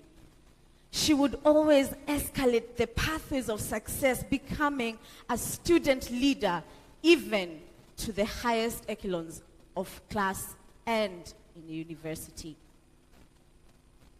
There was, however, something different about Rachel.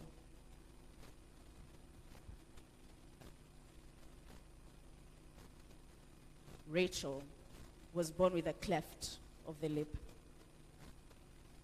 Every 3 minutes, somewhere in the world, a child is born with a cleft of the lip, which is a gap that comes from the bottom of the lip to the top of, from the bottom of the nose to the upper lip, and sometimes in the roof of the mouth, which is the palate.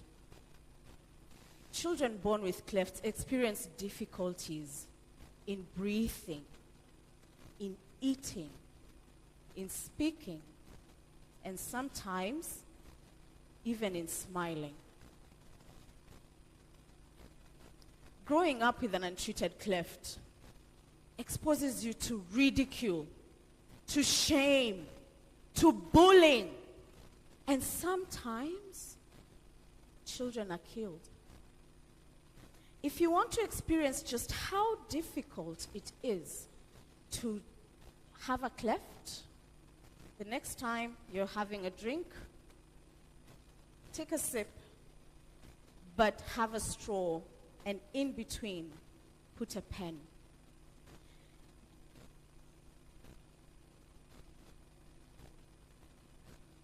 You will realize that it is very difficult. The only way to treat clefts is through surgery. Luckily for Rachel, she was able to receive her treatment at a young age, but this did not deter her and everyone else from eating at her self-esteem. She went on to campus and graduated and still got an opportunity to work at the biggest corporation in Rwanda as a media expert. As she was minding her business during the day, a certain surgeon walked in looking for patients to provide free treatment for. She happened by Rachel and looked at her for a second, smiled gently, and said, I noticed that you had a cleft that wasn't quite well treated. How about you come to my clinic, advertise that everyone comes, and I will give you free treatment. Rachel looked at Dr. George quizzically, but filled with turbulence, thinking about the amount of self-confidence that this would give her, but in equal measure thinking, maybe I've already received this treatment, it's not necessary. She looked at the flyer, put out the advertisement, and still went out to Dr. George's theater. As she walked in with hope, anxiety, perhaps even hopefully she would get a husband, in 45 short minutes, Rachel came out of Dr. George's theater with a Hollywood smile. She not only boosted her confidence, but she was able to walk confidently, and men would always chase after her curvy body. And in it, she found love and 2 children in tow. Toastmasters and guests, a cleft is not a curse, and treatment is absolutely available. I urge us to not shun and stigmatize people who are born differently, even with congenital differences. Dr. Martin Luther King Jr. said that he had a dream that his children would not be judged by the color of their skin, but by the content of their character. What made you smile today? Is it the kindness of strangers? Is it an M-Pesa message? Is it just being here? I implore you, let us begin to embrace one another, and that is the power of a smile. Let's do a quick exercise. Turn to your neighbor and say, neighbor, oh my gosh, you have a beautiful smile. That is the power of a smile. Any fans of the West Coast, Tupac Shakur? Woo! Yeah, I see the fans in here. He aptly summarizes in such a beautiful poem that the power of the sun can kill. The power of anger can rage. The power of the mind can learn. But the power of a smile, especially yours, and yours, and yours, even yours, can heal a frozen heart. Contest chair.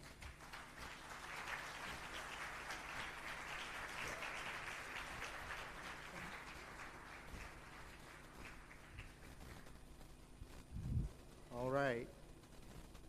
This will be something new for you.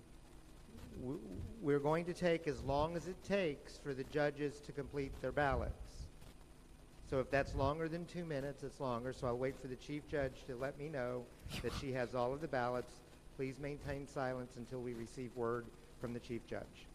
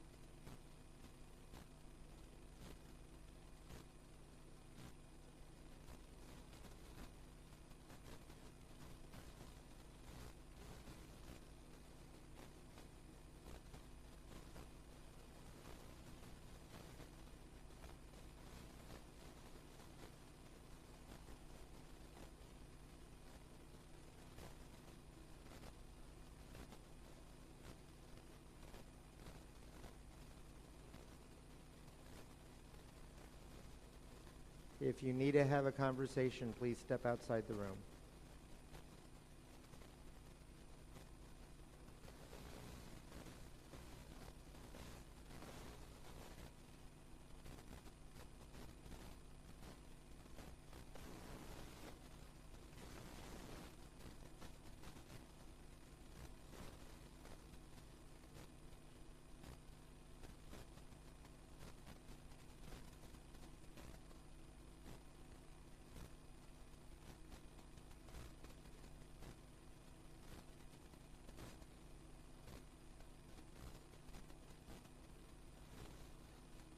Judges, please do not forget to sign your ballots.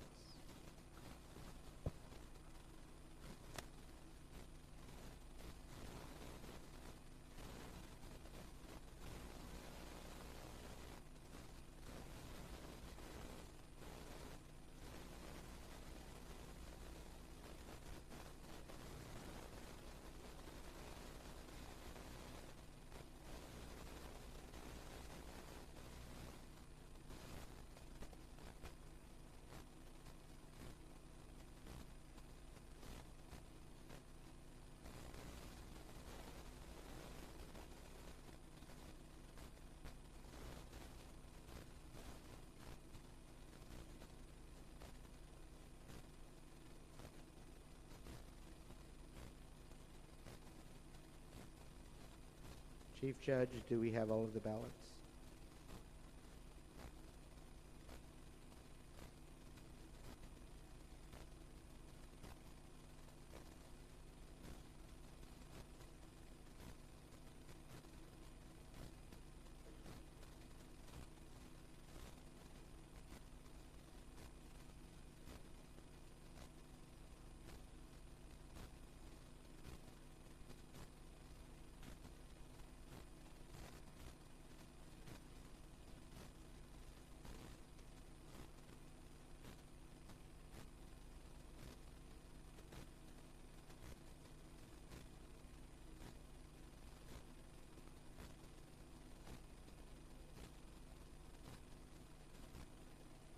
I'm checking with the Chief Judge now to see if we have all of the ballots.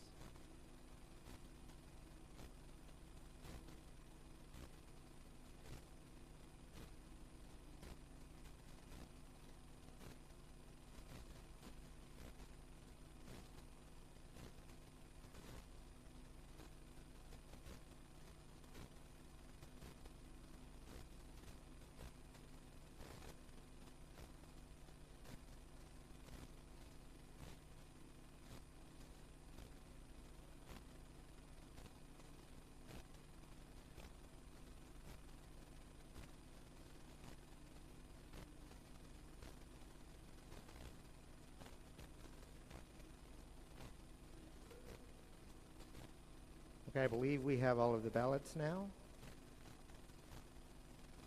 If I could get our contestants to come on stage, and Fahad, if you could please turn your camera back on for our contestant interviews. So please welcome our speech contestants so we can learn a little bit more about them.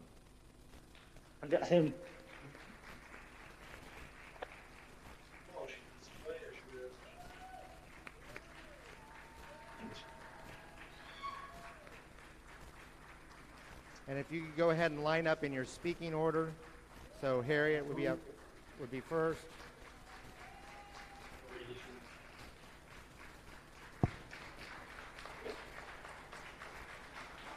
And can we get a handheld mic, please?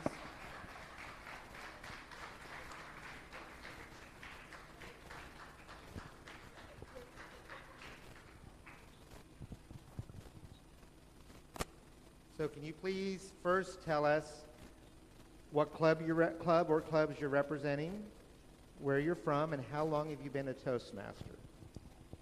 Harriet City, Kampala Toastmasters Club. Been a Toastmaster for 5 years from Uganda. Excellent. So Harriet, you said what inspires you is women who achieve beyond their own expectations. What current female leader in the world today most inspires you, and why? Michelle Obama. I think she epitomizes the African woman who has chosen to be different and to be herself and still have impact in her strength and what she stands for. Excellent. Thank you so much.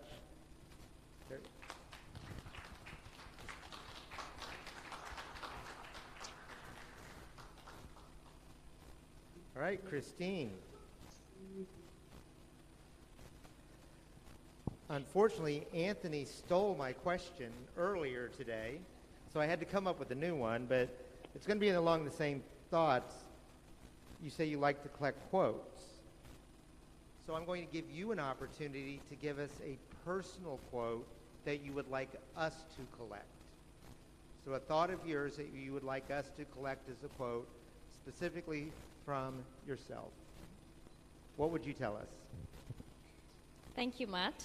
Let me start off by saying that I am a member of Tamarind Toastmasters Club. The Onyali is also my baby club, and I've been a Toastmaster for 3 years. A quote that I would like to share, one of my personal ones, is, if you don't stand for something, then you will fall for anything. And I think I love it because it also connects with the Toastmasters values of integrity. And I believe that most of us who make a huge change in the world are those who actually stand for something and are passionate enough to teach others about what we stand for. Thank you. All right. Thank you, Christine.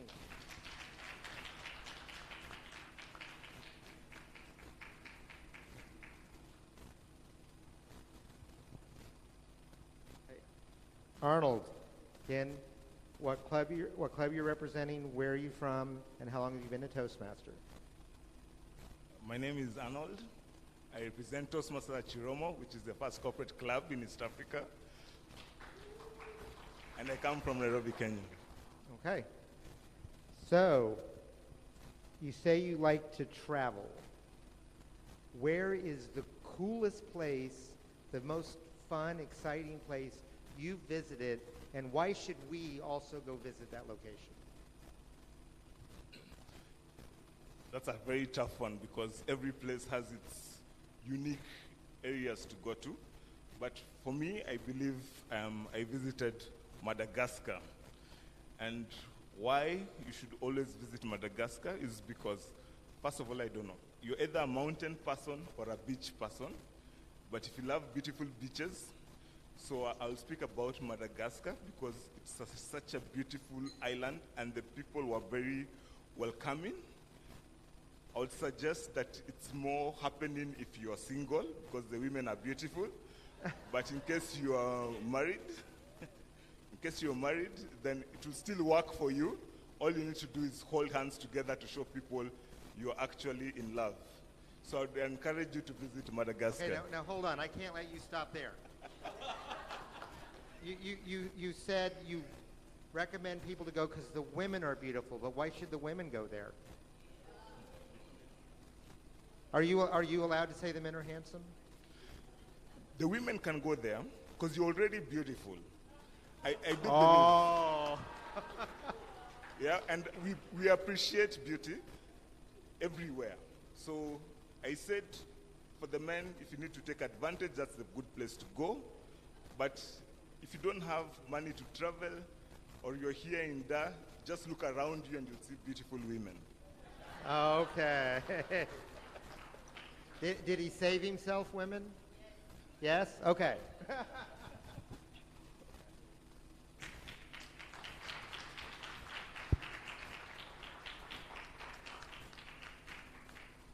All right, Ken, again, what club are you representing? How long have you been a Toastmaster? And where are you from? I represent,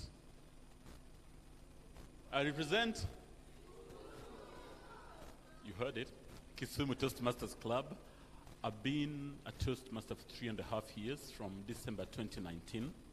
Yes, and I live in Kericho in Kenya. Kericho is the tea capital of the world. My friend, Pastor National President Salaam would disagree with you because he's in Colombo, Sri Lanka, so they claim it, but I'll let you guys worry about that.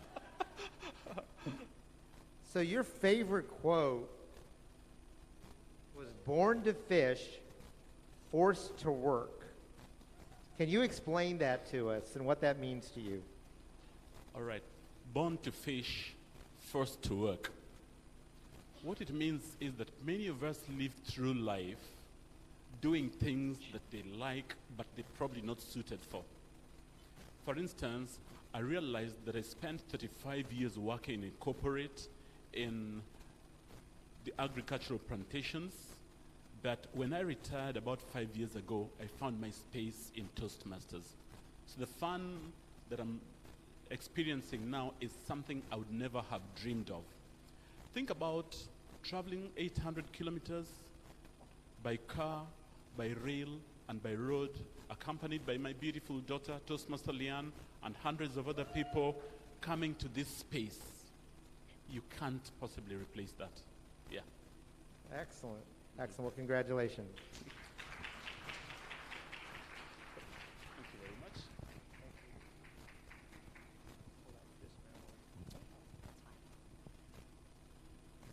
So Fahad, can you please tell Yes. us?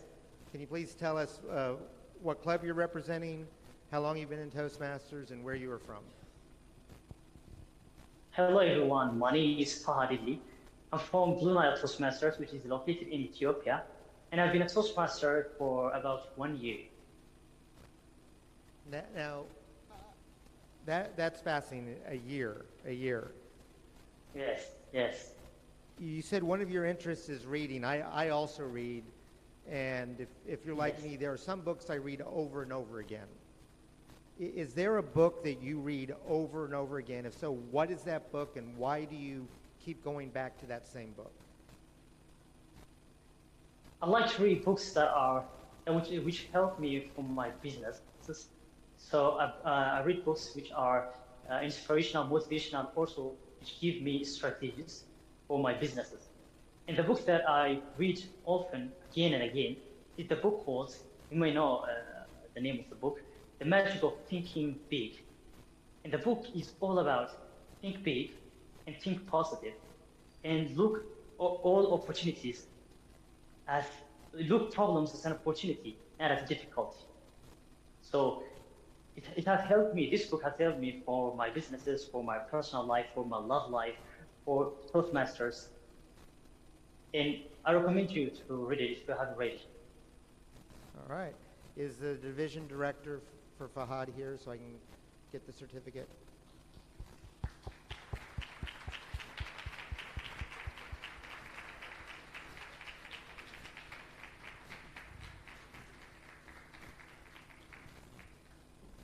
And now, Emily, once again, what club are you representing? How long have you been in Toastmasters? Where you're from? Thank you. I am from the friendliest club in East Africa, that is Rafiki Toastmasters. And as of yesterday, the Short People Alliance. I have been a Toastmasters since 2018. And what was the other question? Where am I from? I'm from the beautiful city of Nairobi. Nairobi, Kenya. Yes. Excellent. So, Emily, you say you like to cook. Yes, I do. All right, so what is your favorite dish to cook? And give us a very brief overview of how it's prepared. Okay. The simplest meal I will recommend possibly tonight is mango liver, which is, you have to really, really properly fry the liver first and then set it aside.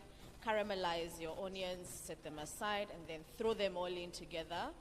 When all of that has percolated, add a bit of salt, some bit of soy sauce. If you like chili like me, throw it in there because it's hot, and add the mangoes towards the end so they don't become too soggy. Okay.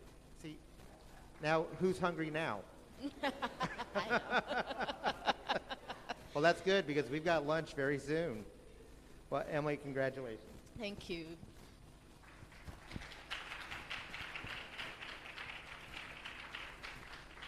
Once again, another huge round of applause for all of our contestants.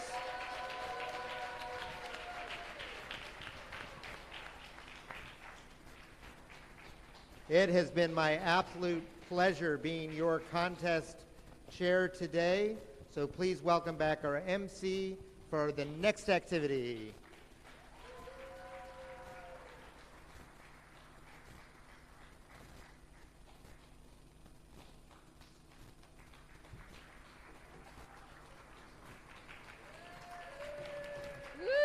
Thank you so much, Matt, and congratulations to all the contestants, both table topics and international. So how hungry are we? On a scale of 1 to 10, I have some bad news. We have a change in program, actually, and we actually have to finish the award ceremony before lunch. But it's okay. It's okay, right? It's okay. We'll finish up our award ceremony and then head out to lunch and then go to our hotels and then meet back later for dinner. So that's fine, right? So let's finish up. But before that, we have the last video of the candidate showcase for the PQD and the district director. So we'll have that up quickly, and then after we'll go to our award ceremony. But before that, can we have this screen down, please, if possible? And to get everybody on their feet, let's do one exercise. Does everybody know the wave? The wave, what we do in stadiums? Yeah, let's learn. Okay. So I have to stand here because the mic is here, if I can get another mic. All right, what the wave is the people at the front stand and then they sit. Show us, please, exactly. Look at Matt. So the wave is we all, yes. And then one at a time, and then we go row by row up until the back of the room. Does that make sense? Yeah? So we'll start from here. So Oscar is going to start the wave. So Matt, can you join him in the front so he knows? And yes. And then let's follow him. The next row, follow him. Sit down. Yes. Up. Let's make some noise. Why is this a silent wave? Okay, sit. We'll do it again. Let's do it again. So when you're standing, make some noise as you stand as well, all right? So we'll start from the first row. Let's go.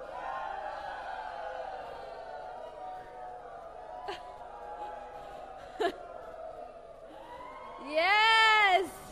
Are there more people sitting at the back? I think. All right, can we do it front to back? Back to front?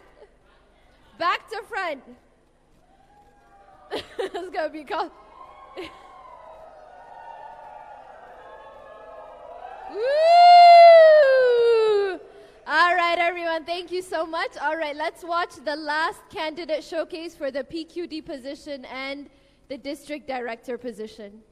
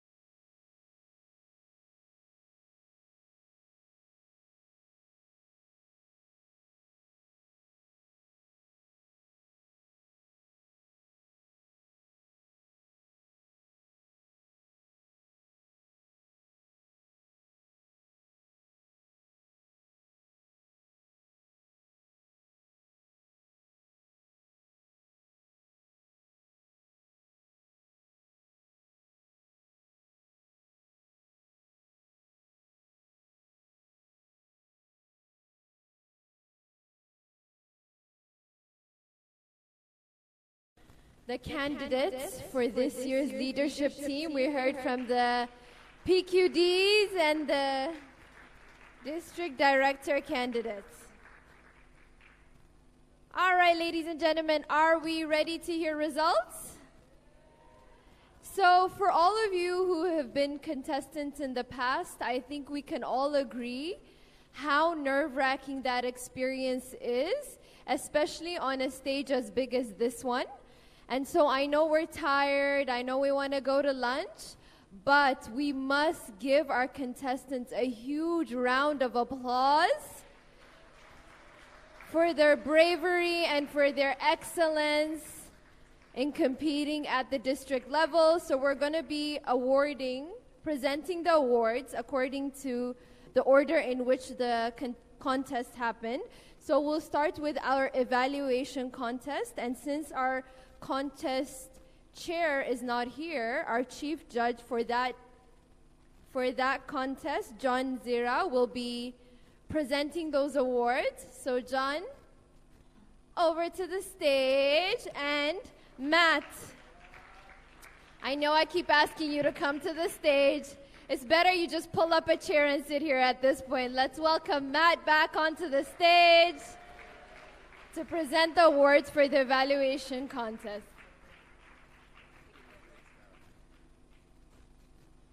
Greetings, ladies and gentlemen. That's not enough. Greetings, ladies and gentlemen. Good afternoon. The moment we've been waiting for is here. A round of applause to each of our contestants and each one of us. I will be presenting the winners, the contest winners for the evaluation contest on behalf of Erastus Oko, our contest chair yesterday. You must agree with me. The evaluation contests were thrilling, right? And to measure to that amount of excellence we had, I'd like to invite drum rolls from each one of you as we get to the moment. Drum rolls, please.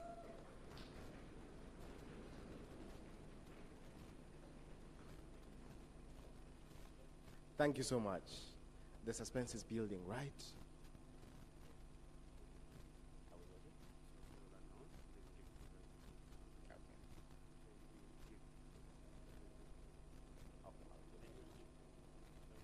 Okay, fantastic. We are ready. Are we ready? So I'll start with the third place winner, second place, and eventually the first place winner. In third place, drum rolls.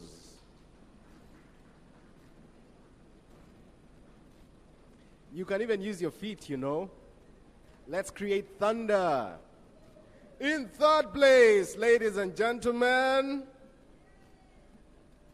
Christine Karue.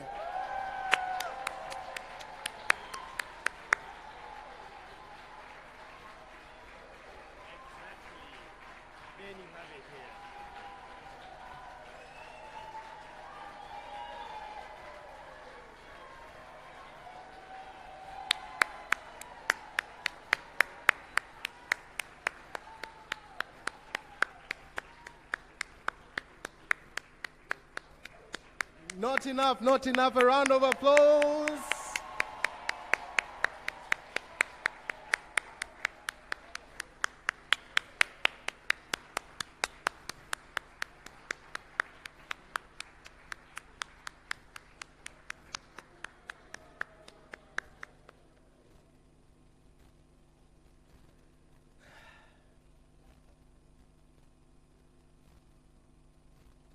In second place, drum rolls. Use your feet, use your hands. Ladies and gentlemen, in second place, not enough. 8 drum rolls, please. In second place, put your hands together for Edwin Moindi.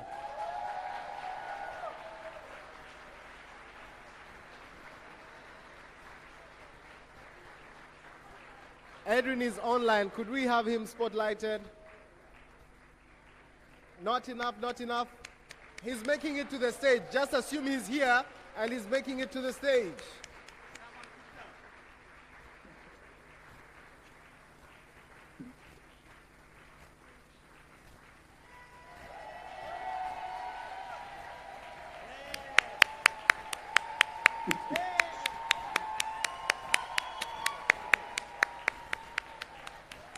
Congratulations, congratulations.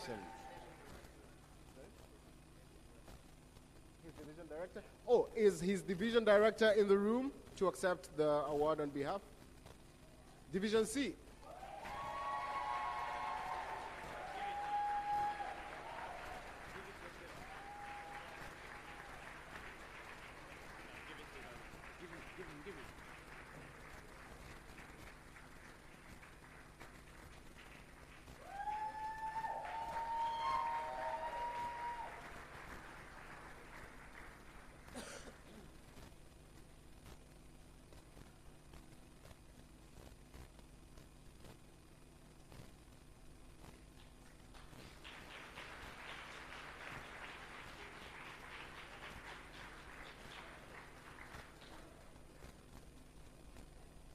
Silence, please.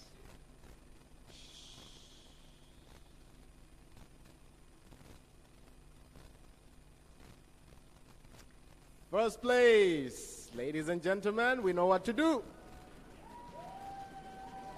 Use your feet, use your hands, use your mouth, smile, use your eyes wide. If you can stand, if you can jump, if you can cheer, if you can scream. In first place,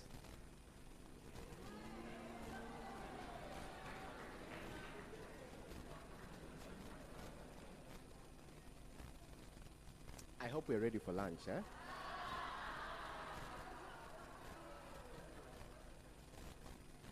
Our first place winner for the evaluation contest, ladies and gentlemen, drum rolls. One more time, and this time round, I'm not kidding. This is not enough. Not enough. Use your hands, use your feet. Emily Manjeru.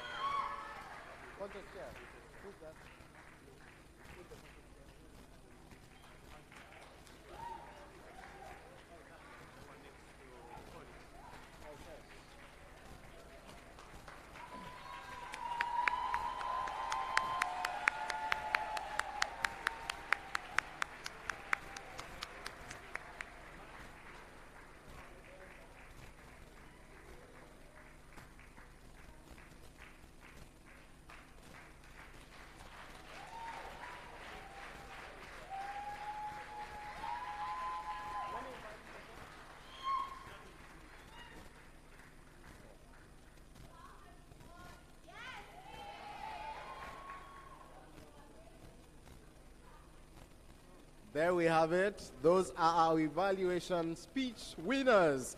A round of applause as they make it to their seats. Well done to each one of you.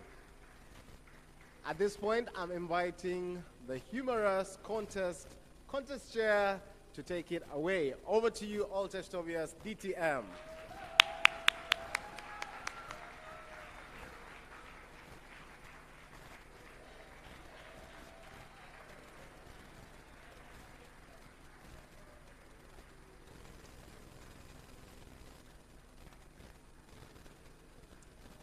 fellow Toastmasters and guests, good afternoon. So when I say good afternoon, can I hear this? I'm super good and I'm getting better. Good afternoon, fellow Toastmasters and guests.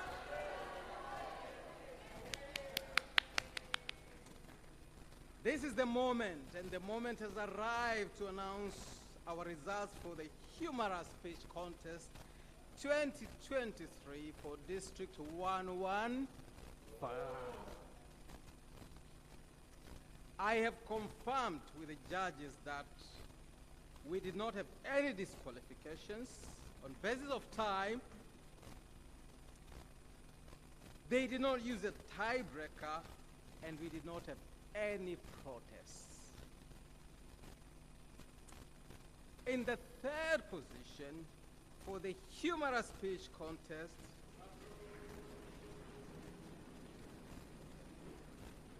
they did a lot of work. I think they deserve more than that. Drum rolls, please. Ladies and gentlemen, in the third place for this Humorous Speech Contest is Arnold Orege.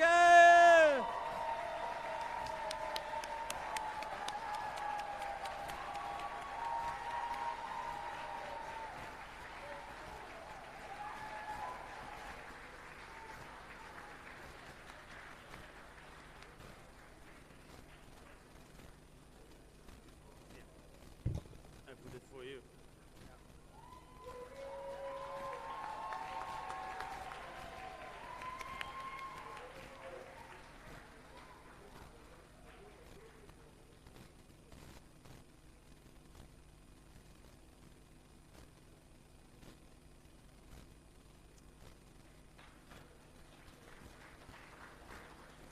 And the second place for the Humorous Speech Contest, drum rolls, please.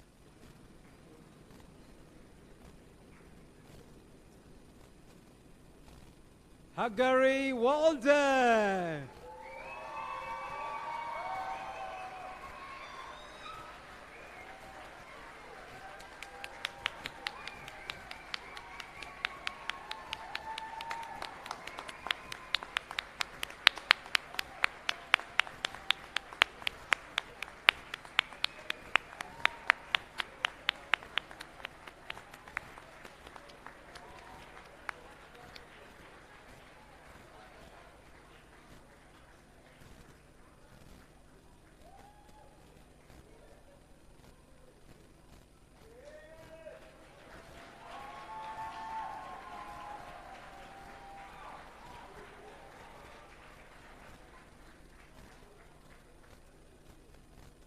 And the winner for the Humorous Speech, more drum rolls, please.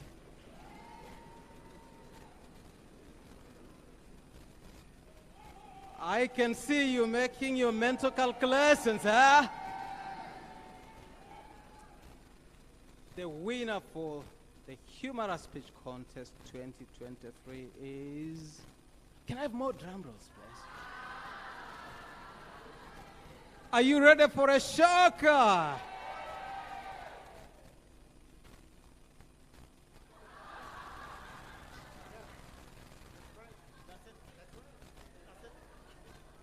Emily Manjaro!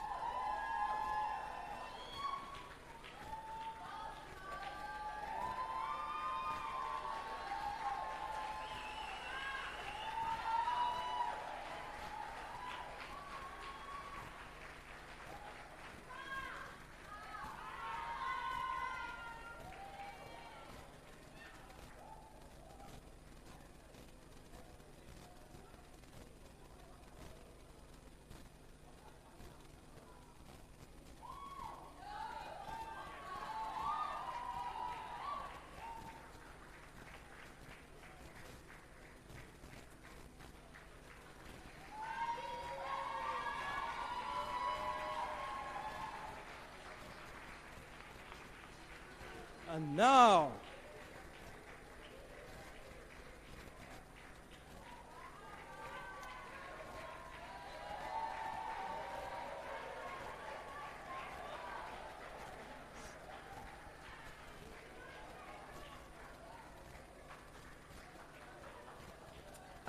I would like to invite the contest chair for the table topics contest, Anthony Wangondu.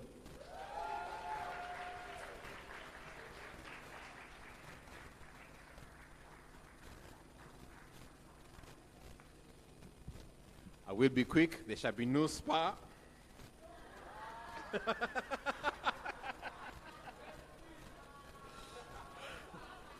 I would like to confirm that there was no time disqualification for this contest, and there was no need to use the tiebreakers ballot. So, drum rolls for the third place.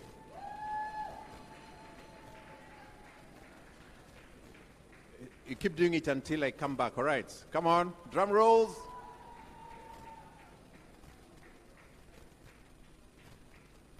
In third place,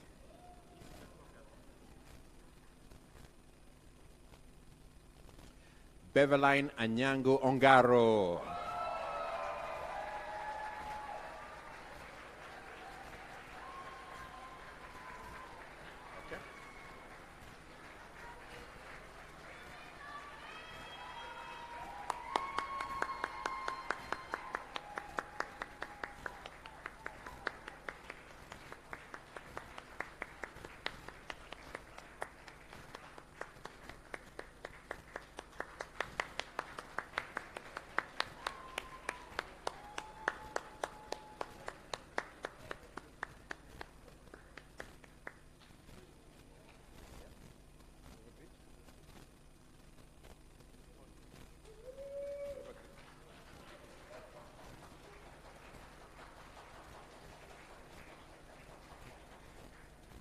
In second place, drum rolls, please.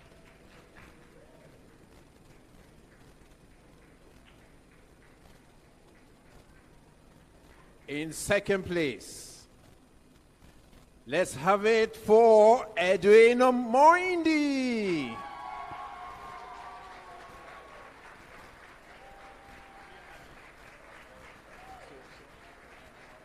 Again, thank you.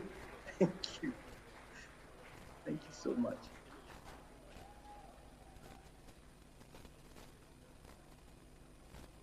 All right, Stephen Miner, you're the one who's been collecting these ones for Where's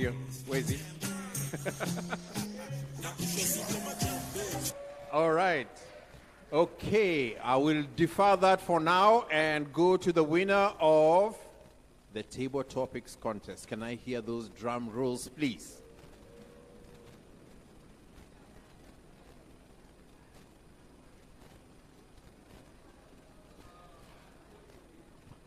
Let's have it for the winner, Eric Alligator Macquarie.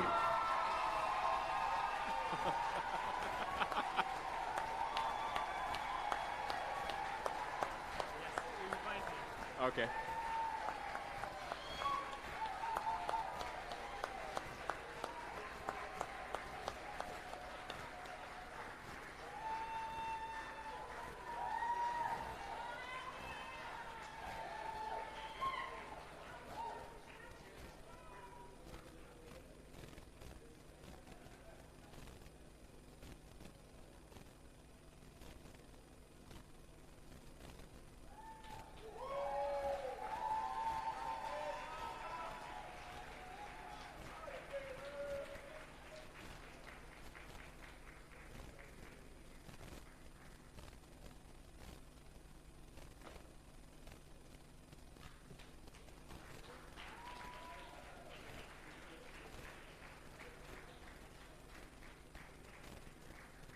Fantastic. A round of applause as they walk off stage.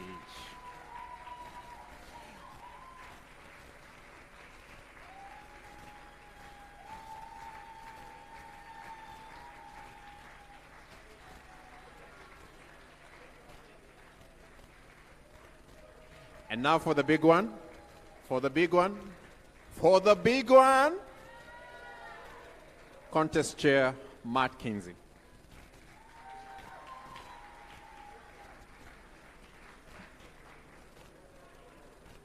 He's tall. He's also smooth.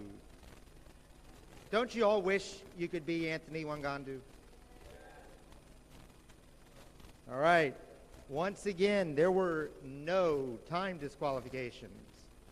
However, the tie-breaking judge was required. I don't know for which position. That's all I know. In third place, please help me break the sound of silence, Ken Agutu.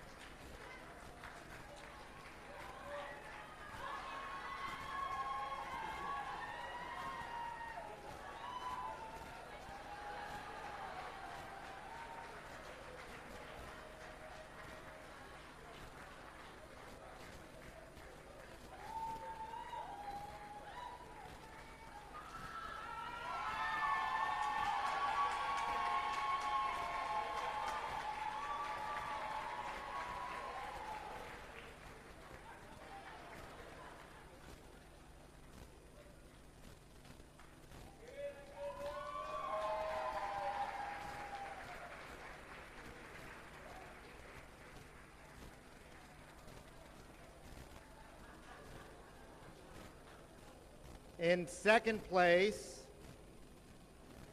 please don't use your feet to clap because that would be the wrong tool to recognize Harriet Ositi.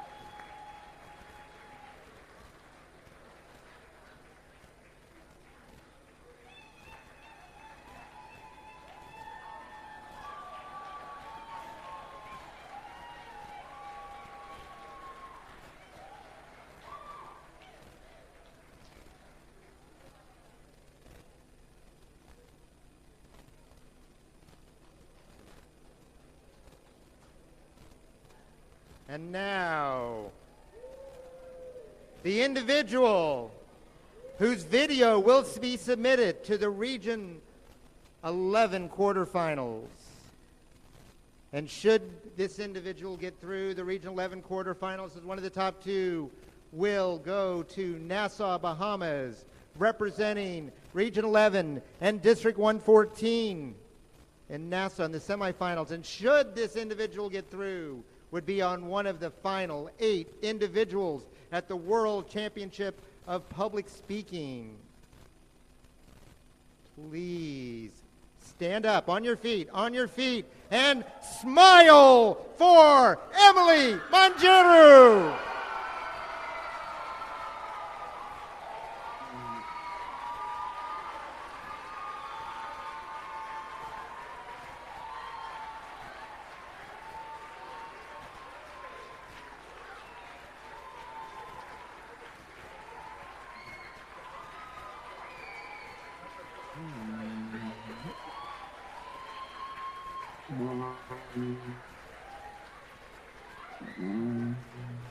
Please let Emily get to the stage. Please let Emily get to the stage. Hugs all around later. Come on, Emily. We're waiting on you.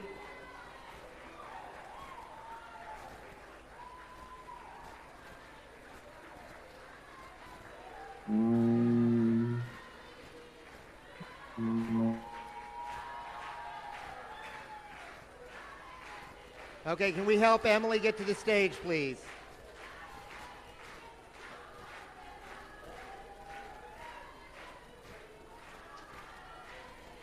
All right. Here. Emily. Okay, no more hugs yet.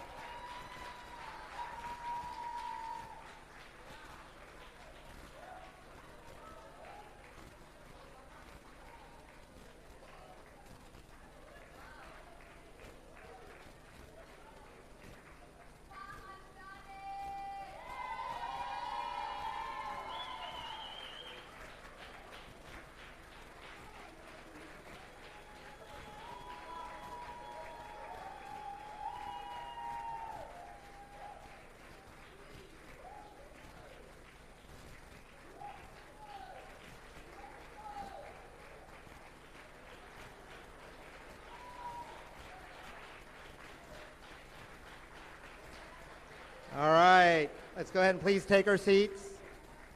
Please take our seats. Now, I have a request for you. So Emily's video will be submitted for the quarterfinals. Should she be selected to go on to the semifinals, she will need your help, right? She's not only going to have to perfect this speech for the semifinals, she's going to have to prepare another speech in case she gets to the finals. So if you can make time for her on your schedules, she'll reach out to you and get feedback, all right? So please join me in welcoming back our MC for the rest of the day. Thank you so much.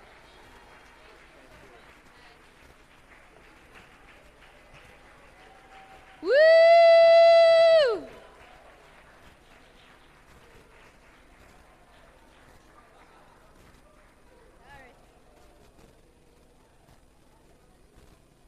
Yeah, okay. I think Emily needs to give a speech. Huh? Emily, we have to have you back onto the stage. Say a few words about how you're feeling at this very moment. This is unprecedented. First time in our district.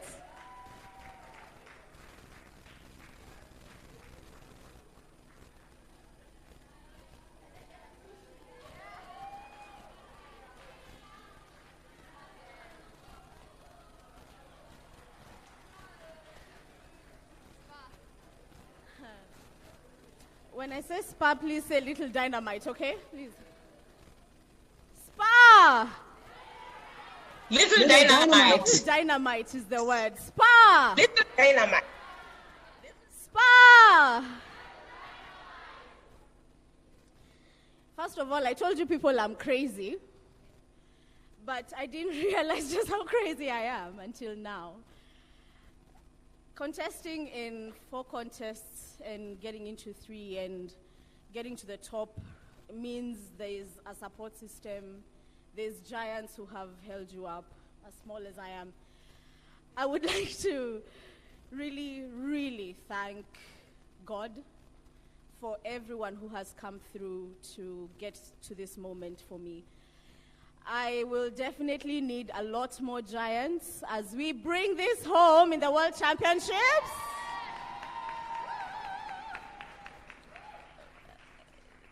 For any Toastmasters who are struggling to figure their way out, the best thing about being a Toastmasters is that it's all about you. It's about your journey, and the most critical thing is having people around you. Please show up for someone. That is the most beautiful thing, and it's priceless.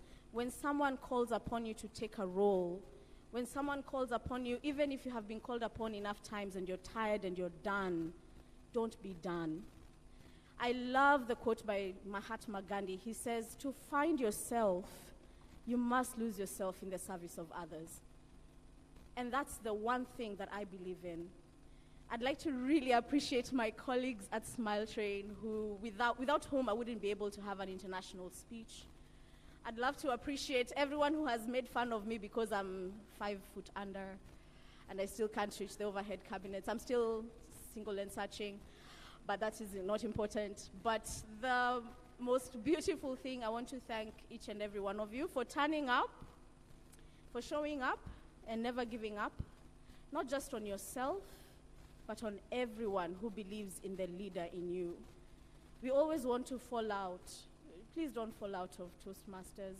Take a break, it's fine. It's okay to go on holiday from Toastmasters, but come back because someone is inspired by your story. Be the reason someone is inspired to be a better leader, a better communicator. So let's take this to the holidays and let's go to Bahamas! Thank you so much.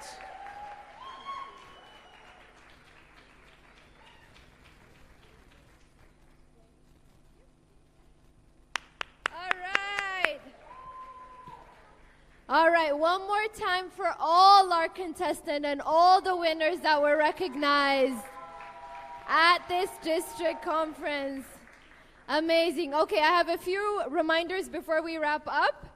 The district council meeting is happening right after lunch, and it's not going to be in this hall. Okay, we're done with this hall for today.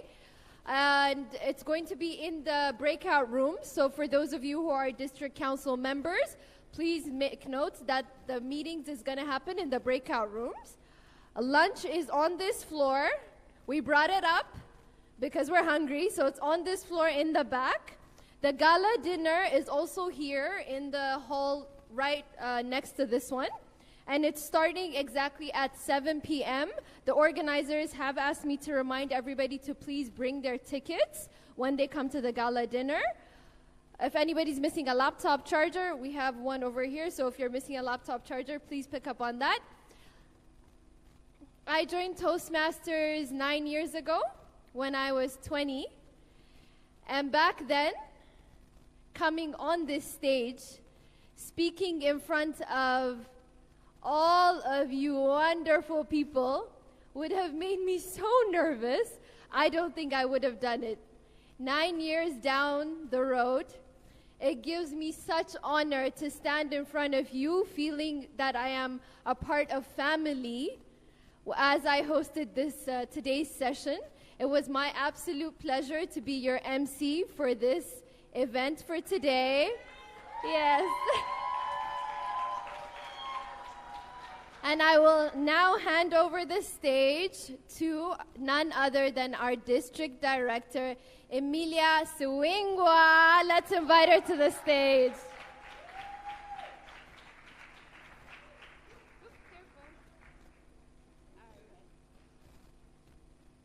Give it up for Ethiopia's Tadesse.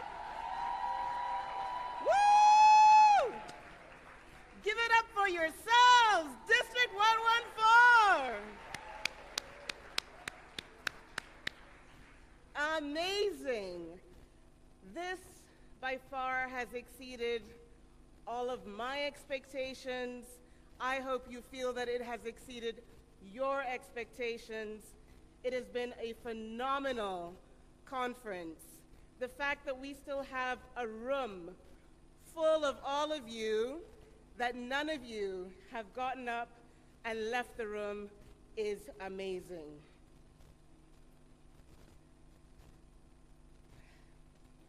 When we started with the cocktail 2 days ago at the Seacliff Hotel in the Karambezi Gardens, as we strutted our stuff and shared our different cultural experiences, as we enjoyed the sea breeze,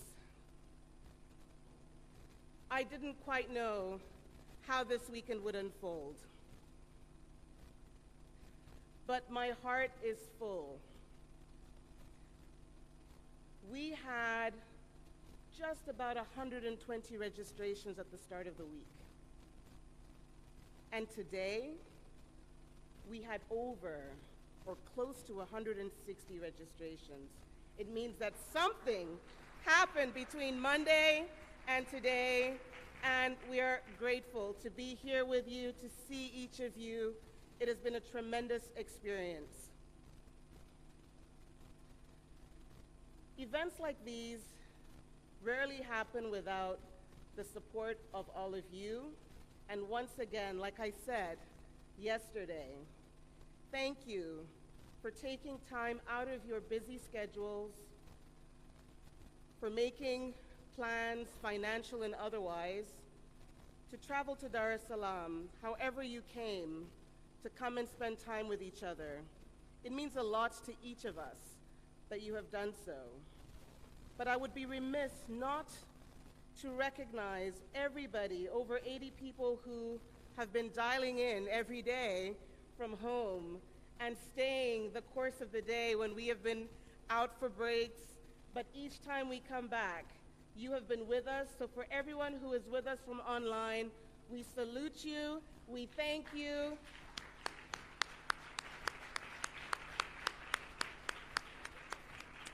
And indeed, we missed you, and we look forward to seeing you again soon. Woo!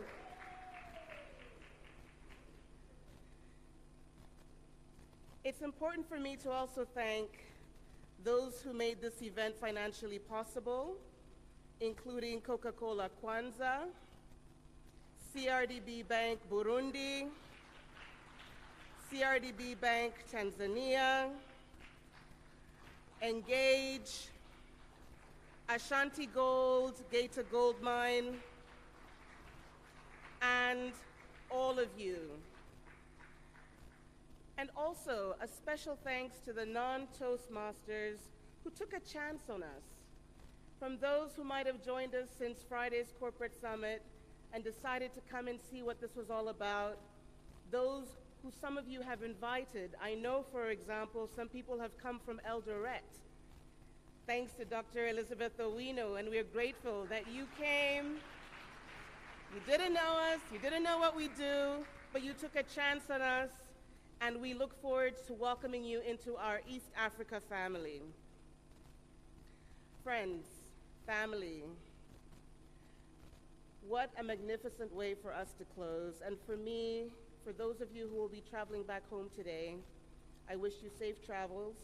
I hope we stay in touch. I hope we continue what we started here, which has been warm, which has been to be better, stronger together, which has been to ensure that we continue building each other up, empowering each other, and supporting each other and working together as a team. We've learned so many nuggets of wisdom from our international president about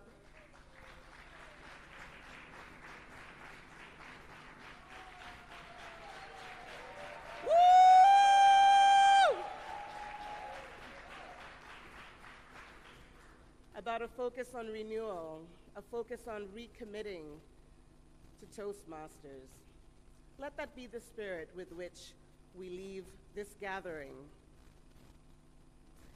And to you, International President, directly, and to you, our First Lady, Janine, distinguished Toastmasters both, it has been such an honor and a pleasure to get to know you, to get to spend time with you.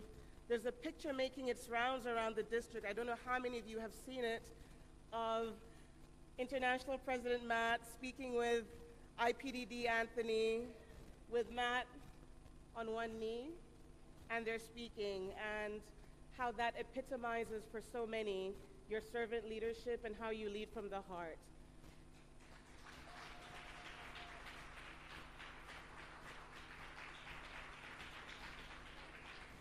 I said yesterday that you would see it in action, that this is not contrived, that this is not a gimmick to win us over.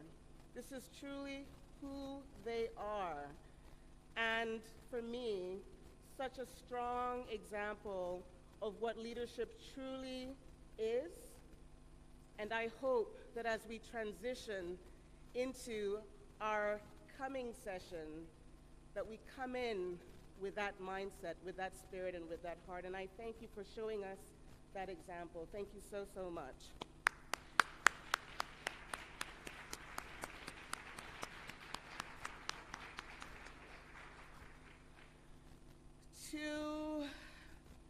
everyone from Tanzania and to the organizing team. I know Sarah will be saying her thanks, but I want to thank everyone in Tanzania for taking a chance on yourselves and for hosting such an amazing event here in the Haven of Peace, in this jewel, the Johari Rotana. I truly hope that each of you have enjoyed being here. I hope that many of you will join us this evening for what will be another wonderful occasion. We will be joined by Jay Naidu, for those of you who might know him, a South African statesman, a protege of Nelson Mandela, who our international president has been speaking so often about. We will get an opportunity to actually ask him questions. If you want to know who Nelson Mandela really was in real life and not what we've just read about, that's the opportunity. That is Jay Naidu. If you haven't bought a ticket yet, please do make sure you do. We'll have amazing DJ, a fantastic Tanzanian band. It'll be a night to remember. For me, it's just a thank you for coming, and I look forward to spending a lot more time together with you going forward. And at this point, I would wish to welcome our amazing, fantastic conference convener, Sarah Diambo!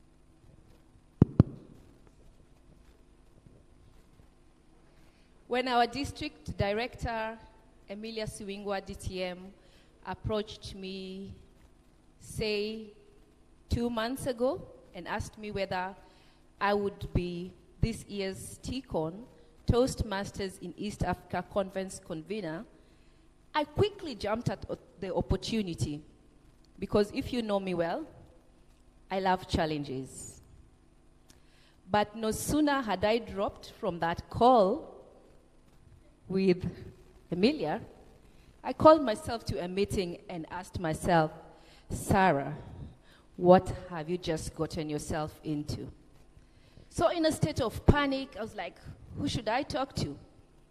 And the very first person that I talked to was one of our past district directors, Harry Karanja, DTM. And what Harry told me, I believe, is what has culminated into this successful conference that we have all experienced over the last 3 days. So Harry, if you're listening to me, thank you very much. Harry Karanja told me, Sarah, I have observed you and I have seen what you are capable of, but the one thing that you will have to do is to begin with the end in mind. So very quickly, without asking him whatever he meant, again I called myself to a meeting and I realized that a project of this magnitude, leave alone any project for that matter, requires a formidable team. And so I started reaching out to people within my network. And lucky for me, I approached, if you know me, you know I love having very many people in my team, which most of the time works well for me.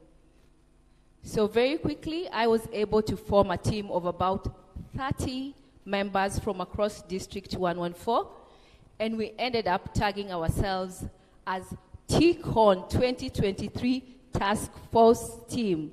Give it up to the Teacon Task Force Team, even as I get to introduce quite a number of them. With my team, we came up with the theme, Better, Stronger, Together. I don't know if any one of you has realized, but the first words, or at least two of the first words of these three names form the tagline BEST, which is our rallying call for this year. It actually took us 2 hours on Zoom and another 1 week before we actually decided on what our theme would be. I am very grateful for that. Again, I realized that I needed to consult a couple of more people, and so I reached out to past Teacon conveners, Monica Auraro, a member from my club, Kwanza Kenya Toastmasters. Monica, if you are following, thank you very much. And I also reached out to Lynette Njeri and our immediate past Teacon convener, Stephen Maina. And once again, they all gave me percipient tips and recipes, which I believe has culminated into what we have experienced over the last 3 days. It would be remiss of me to go without mentioning many more other individuals who have made this conference a success. I will start with our international president, Matt Kinsey, DTM.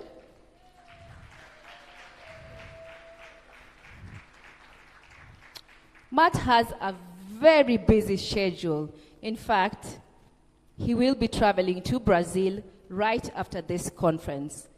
And as you may all have heard, we happen to be one of the very few countries across the globe who have had an international president serving as a contest chair. How about that? We are truly humbled, Matt. And over the last couple of days, I have had the privilege to just listen to him. And wow, one of my greatest takeaways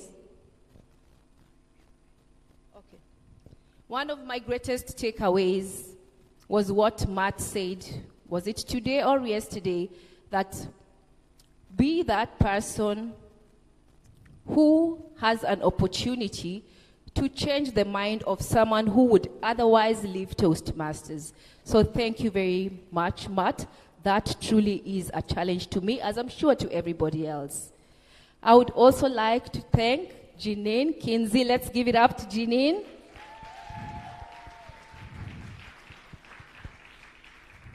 We quite didn't get the recipe to staying in a marriage for 35 years, but I bet one of the reasons, 34 years, is being a supportive partner. Thank you very much, Janine. It will be remiss of me not to acknowledge the Teacon chairs who I have been working with over the last 2 months. Some of them are not here with us.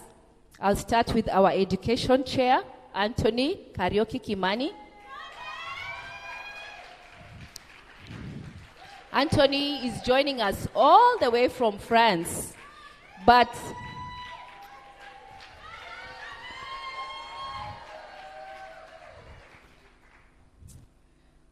he has done a tremendous job, and he had a team of about 15 support team members. I see some of them in the room: Evelyn Kilonzo, Aritha. Online, we have Njeri Gadi and many more others who I may fail to mention today. But you have been amazing. Education team, Teacon 2023, thank you very much. I would also wish to acknowledge Alex Agaba, joining us again online. If we can pin Alex. Alex, hi Alex. Alex, we were very excited and we were going to meet for the very first time. So we have been, Teacon brought us together, but unfortunately Alex got sick and was not able to join us. But Alex, we truly appreciate you alongside your team members. Dina Katema here in the house. If any one of you have been watching the Wake Up for Teacon podcast, Dina Katema was the brainchild behind all this. We have Terence Were. We have Nashida Namulime. Thank you very much. We also have our venue chair, Joy Nabulime. Joy, if you could stand up. All this setup, starting from the welcome cocktail at Seacliff and everything that you have enjoyed, to the coordination with the media production, all that was through the stewardship of Joy and a team of members that she was working with. I'm talking about Nazir, and there was Laser. I think I might forget a few more people, but Joy, you've done a fantastic job, and we truly do appreciate you. Last but not the least, we had our finance manager, Agwins Koyoson. Agwins in the house, where are you? Agwins was always reminding us, team, the sales are down, please pull up your socks. And Agwins, I hope that today you are proud to see all these people joining us here in Dar. Thank you very much for coordinating the ticket sales with one of our partners, Pesapal. So many other people have contributed towards the success. We also had our education, edu entertainment, and most of them are joining us from online. We have our quiz master and games master, David Gray, who entertained the online attendees all the way from Friday. We have Lucy Wanjiro, who has been our online MC for the last 3 days. Thank you, David and Lucy, and if you could also put your cameras on and just wave at us. Thank you very much. We had Liaison. Liaison serenaded us with his euphonious tunes over the last 2 days, and we really do thank you for that. Teacon 2023 has truly been a transformational extravaganza for me and to each and every one of you, the audience joining us from online, the amazing live audience joining us here at Johari Rotana. This would definitely not have happened without your support. And for that, I wish to say thank you very much.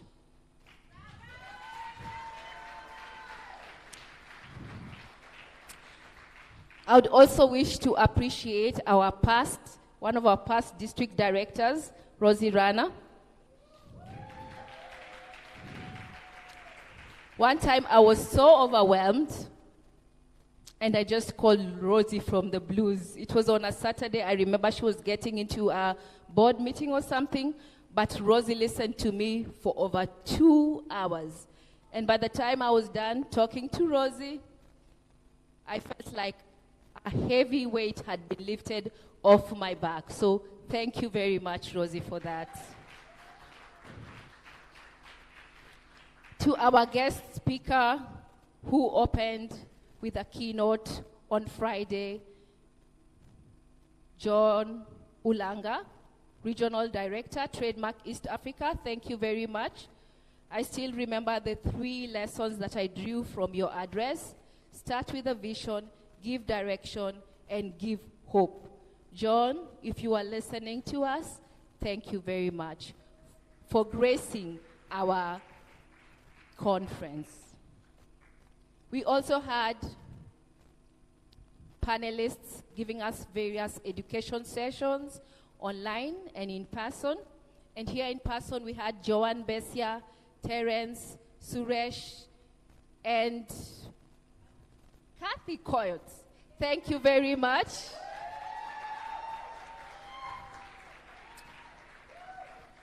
At least I leave this conference knowing that AI is not here to replace me, as they all aptly intimated that those who will survive this era are the ones who will learn what AI has to offer, and run with it. Thank you very much. And to our online panelists, we had Beverly Namboze, we had Joyce Kaduki, Syria Rana,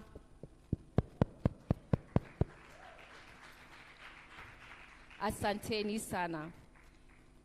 And as I close, I wish to thank each and every one of you, including those who have been sharing me, sending me texts, calling me, just to find out how I am doing. I wouldn't, together with my team, have made it this far without your support. Thank you very much. And they say, always leave the last for the best. I would like to start by thanking our district director, Amelia Siwingwa, who gave me this opportunity to serve. I didn't think I had it in me, but you made me realize that with a team, we can emerge better, stronger together. So thank you very much. To our program quality director, Connie Shemererwe, DTM, Connie.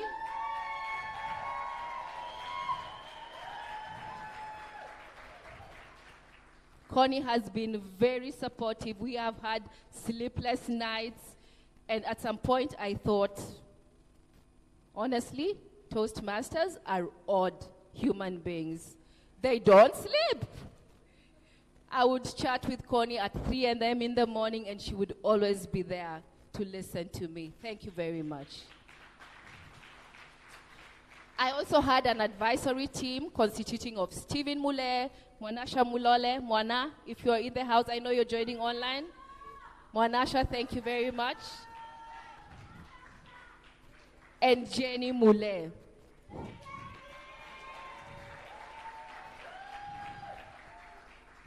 I wish to close by saying, all right, I have not crammed how to say hello in all the 6 countries represented within the district, but I wrote them down. So let me read them, if you may allow me.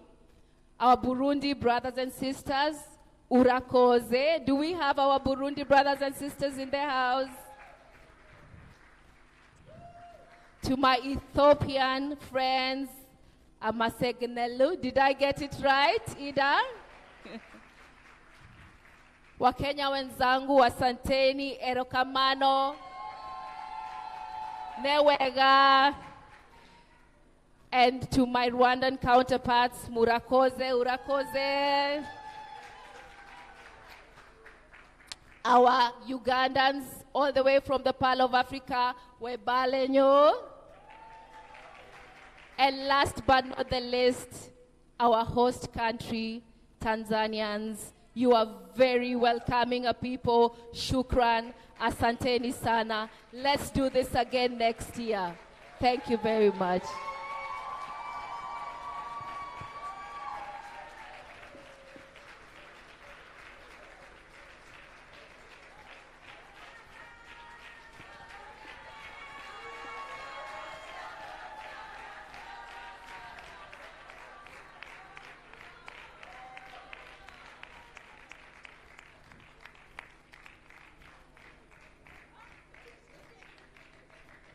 All right, lunch is served, everyone. Enjoy.